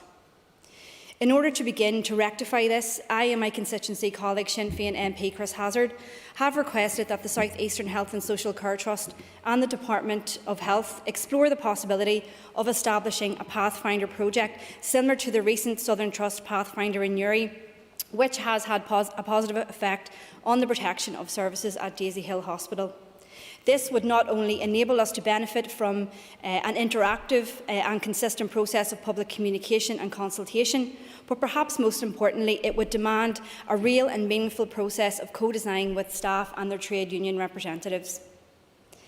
Minister, I need to raise, and hopefully you will address, recent comments from a senior health consultant in which he revealed a plan to close half the hospitals across the north. This is a grim warning to rural communities that they face a huge battle to save their local hospital in the time ahead. In a recent meeting with health officials from across the north, Dr John Maxwell, a senior emergency department consultant with the Belfast Trust, provided an update on the controversial review of urgent and emergency care, in which he referred to a plan to, and I quote, ideally see the number of hospitals halved over the next 10 years. The minutes of the meeting have been seen. Pardon? Well, I will indeed. Go ahead. We've asked for those minutes, and as of yet, neither the paper nor your party has been able to provide us with them to substantiate. I don't know if the member is aware, but Dr John Maxwell is now in Australia, working for quite some time. We have been in contact with him, and he has no recollection of that minute, that meeting, or that presentation being made. So I just want to put that on record, because I do know it was raised by the local MP in the local paper, but we sent in lines to correct that narrative as well, because I think it is dangerous. Thank you, and I appreciate the Minister's intervention, but my colleague Chris Hazzard has seen those minutes. And you know, those of us who have been involved in the struggle to protect local health services and the sustainability of rural hospitals in recent times will not be shocked to hear that a Belfast-based consultant speak of the need to centralise services, and it is deeply worrying that they would speak of an actual plan to close half the hospitals. The public have not been made aware of any such plan, and indeed, as far as I know, pardon? I'm actually going to get to this in my comments. Appreciate that. As far as I know, the Minister himself has never publicly discussed a plan that would ideally see the number of hospitals halved. And there is an urgent need now for the Health Minister, and I'm sure you will address this in your comments, to investigate these remarks and publicly dispel any such notion. Can you let me finish? Pardon. Let me finish, and then you'll have ample time at the end. Sorry to respond. Failure to do so would be hugely damaging to public confidence in the transformation process, and would be a stark illustration once again that the unelected Transformation Management Board within the Department of Health is driving the process of transformation, and not the publicly accountable Minister. The cumulative effect of all these issues I have outlined has added further weight to the argument that local services, staffing models and the long-term viability of emergency medicine at the Downe Hospital is being cannibalised in an effort to sustain the delivery of services in the Greater Belfast area. It is clear that staff from the local hospital are being used to plug gaps elsewhere, and this is unacceptable. The desire to protect Belfast's Type 1 emergency departments at the expense of other areas is an equality issue, and would undoubtedly fall foul of equality legislation if it were applied under normal circumstances. Rural communities such as South Downe are now being left in a precarious situation with no recourse to equality impact screening or assessments. The fatal consequences of this are exacerbated by the fact that it is being done at haste with no forum for public scrutiny. Deputy Speaker and Minister, I'll finish by reiterating my call for the Department of Health, in partnership with the South Eastern Health and Social Care Trust, to urgently establish a pathfinder model of engagement that would help support and protect the long-term sustainability of the Downe Hospital in Downpatrick. Sinéad Bradley on Cancha. Call Sinéad Bradley. Thank you, Mr Deputy Speaker. And at the outset, I'd like to thank my party colleague, Colin McGrath, for bringing this motion forward. And it is quite timely because, as Mr McGrath and Mr Wells alluded to, we as politicians in good faith did work with the trusts and the Minister to really, I suppose, respond to an immediate COVID need and the need for the stepping down of services in both the Downe and Daisy Hill. And I spoke with the Chief Executive of the Southern Trust at that time, assuring him that I would give an endorsement to that. But you will appreciate, Minister, I did so with the caveat that I very deliberately pinned down the wording on which it was presented, because I did not want a vacuum to be created whereby this conversation would give rise to can the trusts be trusted. And I have to say, at the outset, I just want to go on record to thank all the staff at the Downe Hospital and Daisy Hill who have, like many of their colleagues across the health service, endeavoured to maintain some very safe services throughout the pandemic, and that must be noted, particularly during these challenging times. In terms of the story of the Downe Hospital, it seems to me that just a few years after the ribbon was cut on the, I have to say, beautiful new hospital, that the increasing whispers and rumours started about the demise of services there. And I think that was in the lead into Bengoa, and the publication of Bengoa, I think, gave some oxygen to that conversation. But the narrative has always been about what will be taken away from the site and what will be taken from the Downe Hospital. I suppose it is the absence of any real access to information on the plans for the hospital that have given rise to the speculation, and that vacuum will be filled. And we all know, with now the access to social media, the information flow, and sometimes inaccurate information flow isn't helpful. But that said, there is a legitimate concern there that should and must be heard. And if there are any inaccuracies, this is a good time to call them out, iron them out, and offer reassurances. I do accept, and I've listened to the Minister on this, and I've listened to many across the health service, and of course, I do accept that it's not logistically possible for us to have every specialism in every hospital. That just simply could not be delivered, and I don't think anybody would be asking or calling for that. What we are asking for is the retention and the resumption of services in the Downe Hospital, an estate and a building which I have to say, by any measure, is underutilised. The estate in terms of the National Health Services offering here, the estate of the Downe Hospital is second to none, as are the staff in it. But I would also urge the Minister, when he considers that people will have to travel to services, can I ask the Minister to consider a person who is living in Kilkeel? They have travelled 1 hour before they get, or the best part of 1 hour before they get to the Downe or Daisy Hill.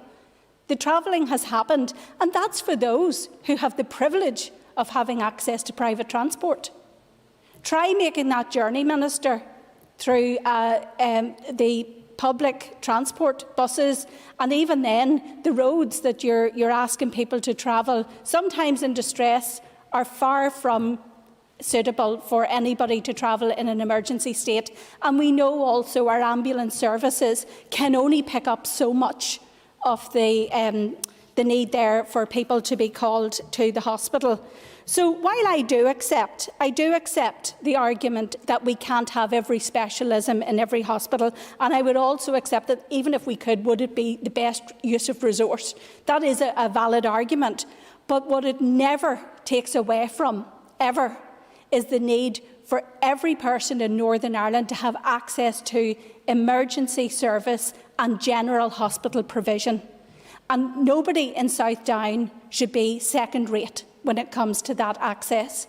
So I ask the Minister, when you're injecting the realism about specialisms and doctors, also inject the realism of the geographical nature of the constituency of South Down and recognise that these people are already travelling to be in these 2 hospitals, which have served us very well down the years. And there is understandably great pride in supporting them, and no doubt that's why the campaigns of years old have maintained that level of support across the community.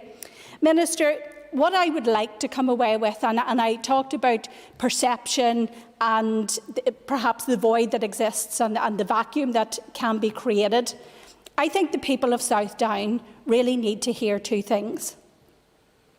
They need to hear an unambiguous statement from you that the emergency element and the general hospital care at the Downe Hospital will be resumed without any delay. I also think they need to hear from you today, that the staff need to hear from you today, that the public need to know that in addition to the resumption of these services, what is the ambition for the Downe Hospital? When people are travelling across Northern Ireland for specialisms here, there and everywhere, what exactly is the specialism and the ambition for the Downe Hospital? Where will people be travelling to access a specialist care in the Downe Hospital and in Daisy Hill? I can't speak of one without speaking to the other, because I know how critical both these hospitals are to the people across South Down. Minister, I want to go on record today, and I thank you, Mr Speaker, for your extension in the time. It has been helpful, but I want to commend the motion, and I want to go on record that the reintroduction of services in both hospitals is critical, and it should not be underestimated, but also it's critically important that the constituency of South Down is understood, and nobody in South Down should be treated as a second-class citizen. Thank you, Mr Speaker.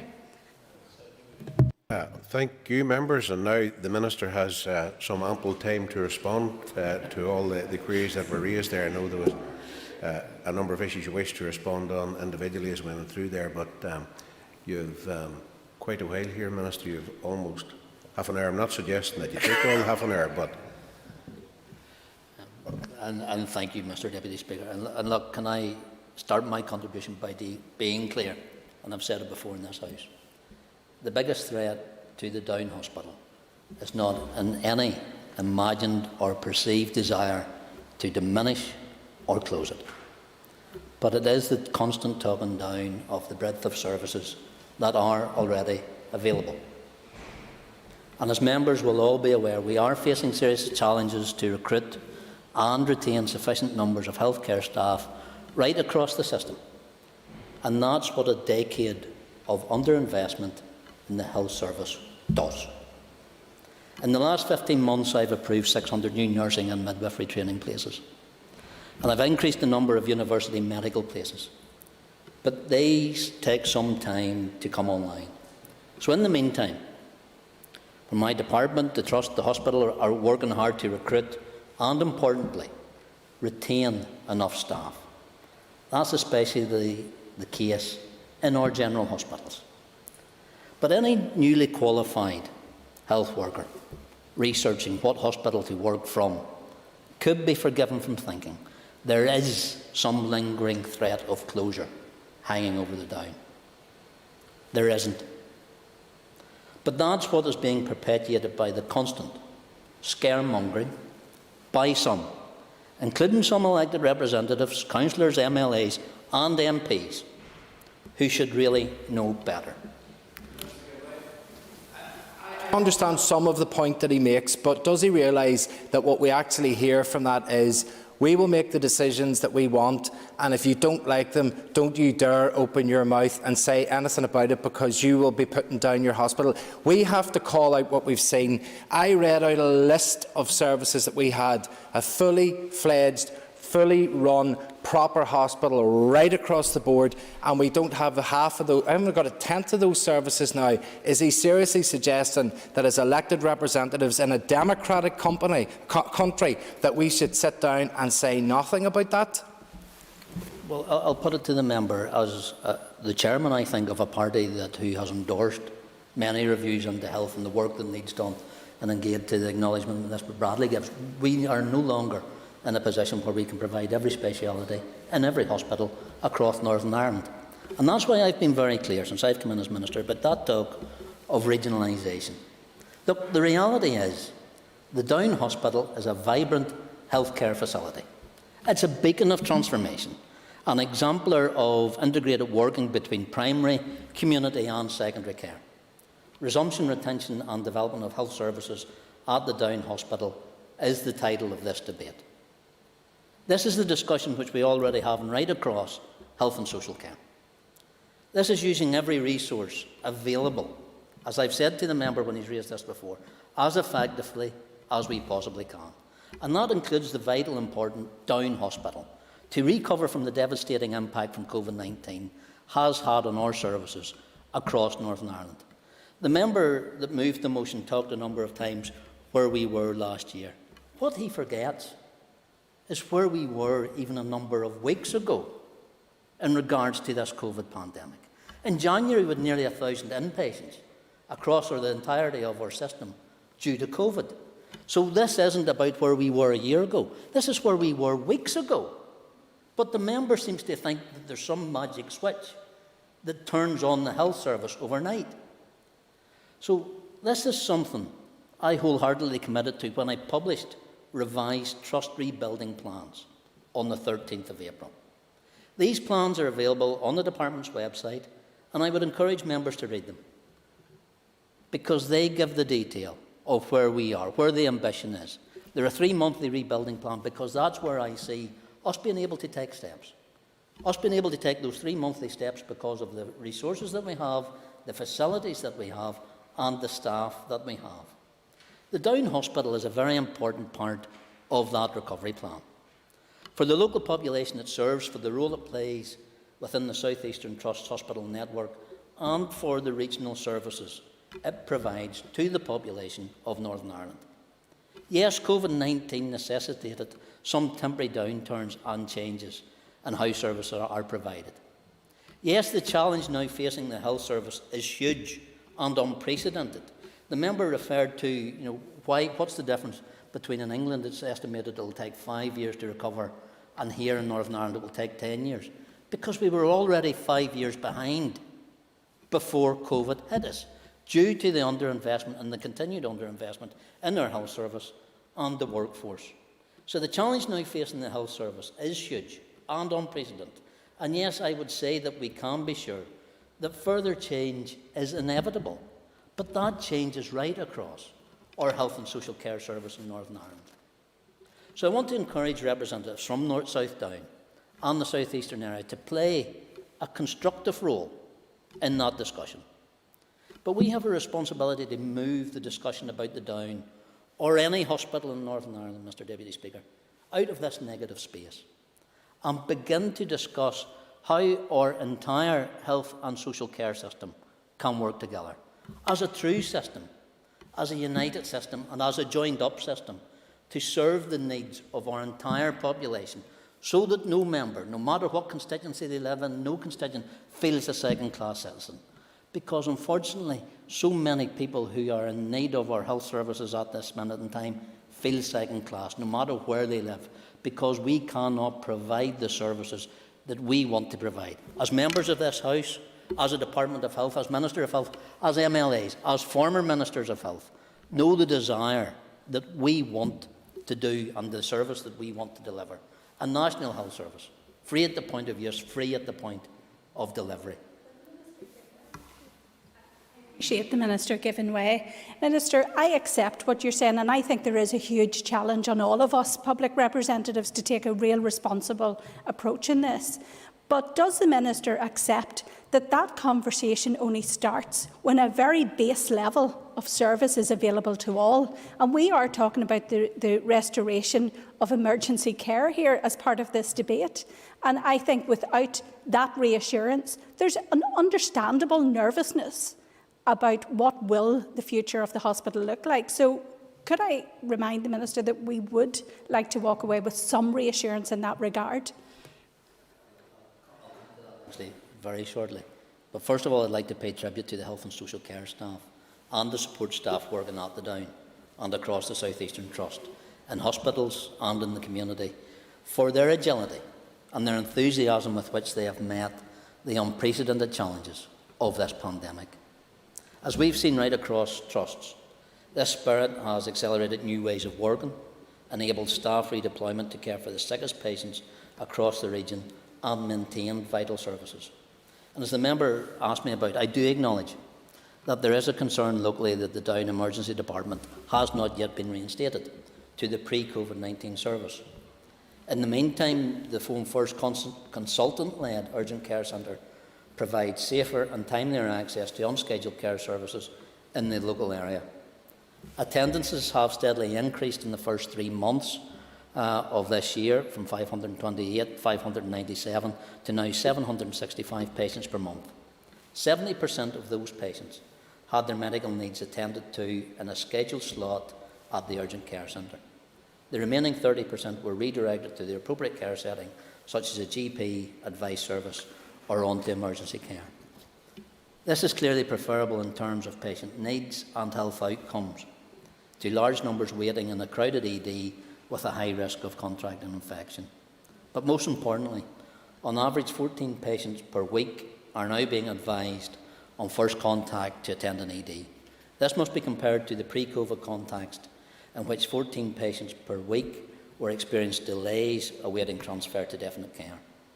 As patients are now being directed to the right care in the right place at the right time, it's not surprising that the feedback from patients and users of the Phone First urgent care service have been extremely positive, with 100% positive reviews from the patients in March of this year. But as society reopens in the weeks ahead, the implementation of rapid testing technology at the Downe Urgent Care Centre will further enhance patient and staff safety and help maintain a high degree of confidence that the unit can be kept COVID-free. But turning more generally to the evolution of the Downe since the South Eastern took over responsibility for the hospital in 2007. Most people would see that as a positive story. A new hospital was opened in 2009 with investment in excess of £60 million. In 2010, the Trust began to transform its acute services across all 3 sites, the Downe Hospital, Lagan Valley Hospital and the Ulster Hospital, in recognition of sustainability challenges affecting healthcare delivery across the UK and globally. And during that time, the Trust has introduced the following new services to the Downe. Trust and Regional Centre for Cataract Services, and I know the member challenged that because there was only a few people outside the region coming, but that's a regional service that we're constantly building on. And I get the same complaints about people in North Antrim who have to travel for their cataract surgery. But I can tell you now, there's people in North Antrim who quite happily travel to the Down to get cataract operations. And that's where we have to be in regards to how we move forward with our health service as a regional base. Ophthalmology outpatients, trust-wide bowel cancer screening, trust-wide sexual health services, maxillofacial surgery, frail elderly rapid assessment service, a midwife-led unit, 2 general practice services on site, Marie Curie services on site, orthopaedics ICATs, multidisciplinary teams, community respiratory services on site. There are a range of other services, Mr Deputy Speaker, including outpatient physiotherapy, musculoskeletal and women's health services, podiatry, orthoptics, occupational therapy, rheumatology hand service, ENT, speech and language service, children and social work services. Mr Speaker, I could go on, but suffice to say that this clearly illustrates my earlier point about the Down being a vibrant hospital, providing a rich mixture of important services to the local and regional population. Which is a very well presented case, I have to accept that. And also I note with interest that you are prepared to take interventions and defend your policy, which is welcome. And you're listing a series of services, which are welcome that we've got him down. But I hope he's building us up to the crescendo, which is that he's going to give us a date which we can take back to our constituents to say on a certain date there will be the restoration of the services which were removed a year ago. Now, if he's building up to that, then I'm waiting with great expectation. If he's not, then I'm going to be slightly disappointed. I'll disappoint the member now because I don't have a date for that. And I think everyone in this House has to be realistic as to the situation we are. The members and the elective members have met the Trust officials on numerous occasions. I don't have a date for that reinstatement. If you look across the entirety of our system, and you know it well as a former health minister about the pressures that we're currently under. Coming into this post, Mr Deputy Speaker, I did and I have done my best to keep politics out of the service, in the health service, especially during a pandemic. Politics, and especially political grandstanding, must not become a threat to your health service. And by that I mean easy option politics, those short-termism, politics that is only interested in point scoring or landing a headline in the media. Reforming our health service is challenging across Northern Ireland. And the member could shake his head because no matter where there is an MLA across Northern Ireland wants the best for their region. And I get that. But what I have to as Minister is deliver a health service. I will. Just make the point, I really despair of that tone that you're saying, just Minister, because what you're actually saying is if you see service diminishing or not to the standard that you want and you raise your voice in this place, the elected chamber in Northern Ireland, and if we dare to do that, you accuse us of being negative and trying to get a cheap headline in the local newspaper. Well, I think that is a headline in the local newspaper, that we're being told that we can't raise issues. You give us a wonderful list of services that are available, many of them once a month. And I have given you a list of services that have been taken away. There is no comparison between those two lists. I do not begrudge the list that you've given. Give us every service that we can do. The staff will deliver it. I am simply saying it's nothing compared to what we used to have. And I don't think that's been negative. I think I'm simply pointing out the truth. But I don't accept that I'm grandstanding whenever I raise services that have been taken out of my area. I say to the member, he may not be, but I know some of the comments that his party colleagues from councillors, from MPs for the area have been. And he knows the devastating effect that has on morale in the people who are working in that hospital. And I raised at the start of this. When I had this conversation with the member a number of weeks ago, I raised the similarity we had in North Antrim with the Causeway Hospital.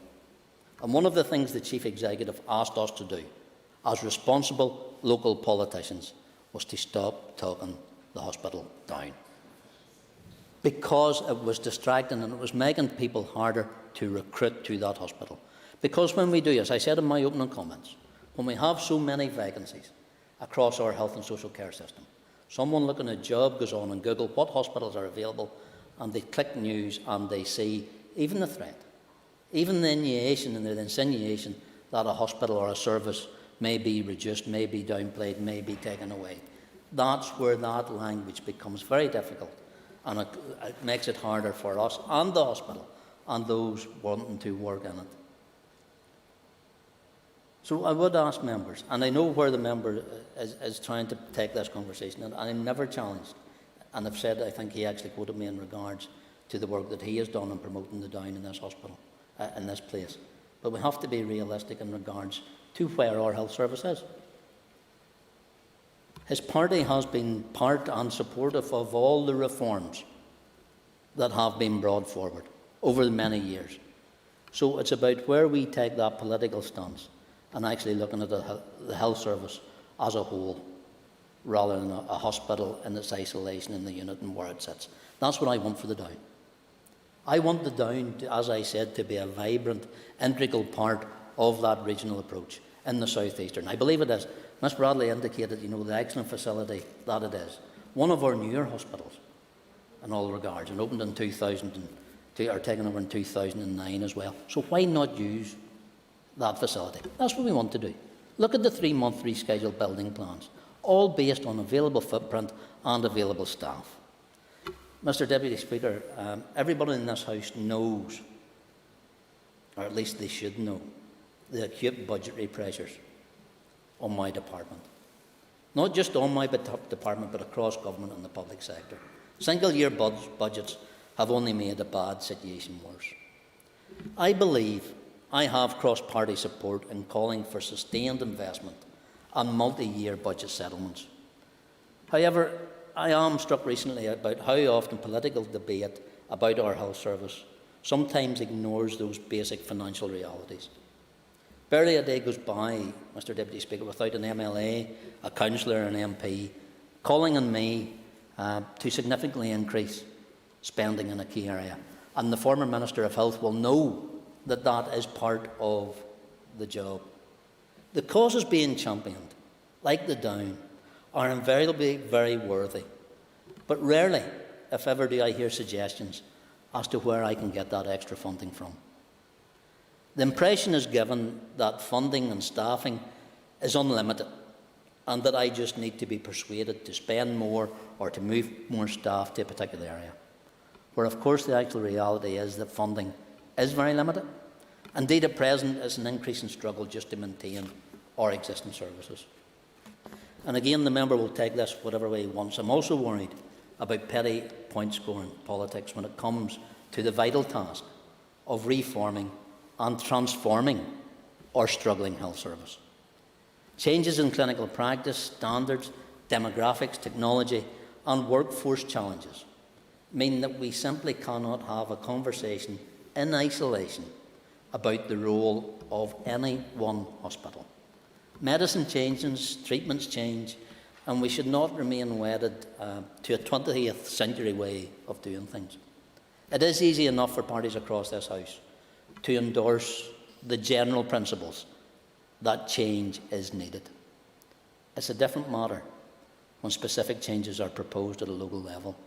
That's why the temptation proves too strong for some to grab those headlines, to proclaim grand conspiracy theories about what has been done at regional management board sittings or in presentations or in minutes that nobody's seen sight of about the future for individual hospital sites. Let me be clear, and I will give you this commitment. There is no plan, hidden or otherwise, to close, downgrade or run down any hospital in Northern Ireland, and that includes the Downe. But that does not mean, Mr Deputy Speaker, that every single hospital will remain frozen in time. It does not mean that all services will be delivered in exactly the same way until the end of time. In conclusion, change can be positive. It can improve the quality of healthcare for local populations, and that surely is something that we should be trying collectively to do. Sadly, I understand so much of what the Minister's saying. It's very difficult when you know the other side of the story. And I've sat in his chair, and he will recall that when he became Minister of Health, I walked over to him and said, "Are you right in the head?" And that was before we'd ever heard of coronavirus. So I don't want to diminish for one moment the enormous task that he's had to do. Though I will say I'm still disappointed, because I thought he would have used this as a platform to give us an announcement, or he can tell us privately, and will not reveal it to anyone, as to the date for the reopening of essential services in the Downe. Could he just pick up on the one last subject, which is an issue, a concern in the Downe area, and that's the 16-year-olds who have been refused a vaccination because they turned 16 after the 31st of March. That's an issue that's been brought to my attention. I did raise it in the main speech. It's not directly relevant, but they would be delighted to go to Downe Hospital to get that vaccination.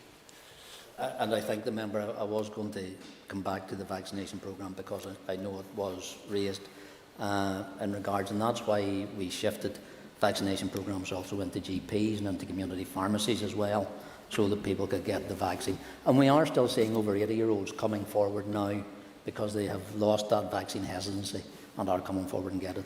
In regards to the over 16s, we have that licensing problem with AstraZeneca, which is only licensed for over 18s.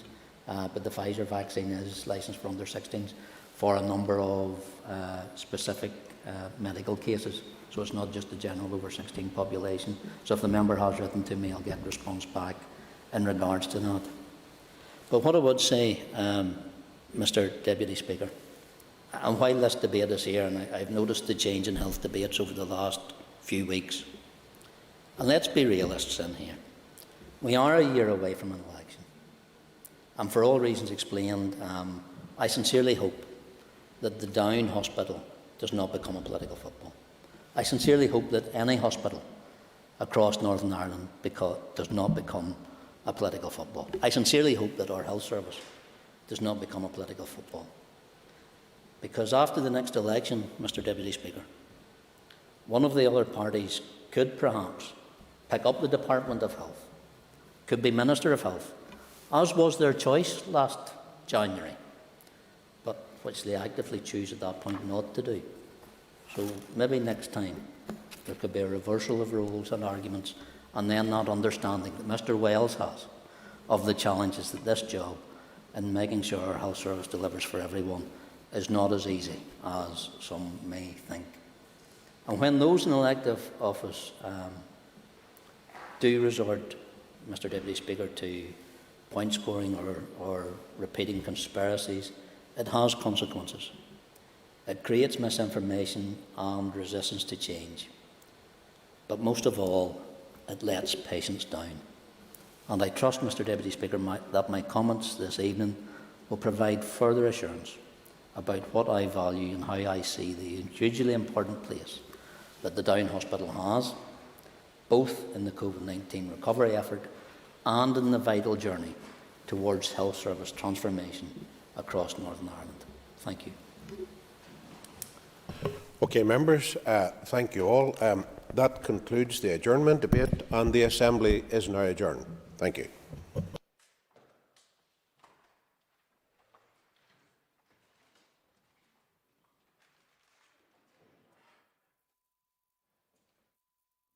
This is the Northern Ireland Assembly Plenary, programme signed. This is the Northern Ireland Assembly Plenary, programme signed. This is the Northern Ireland Assembly Plenary, programme signed.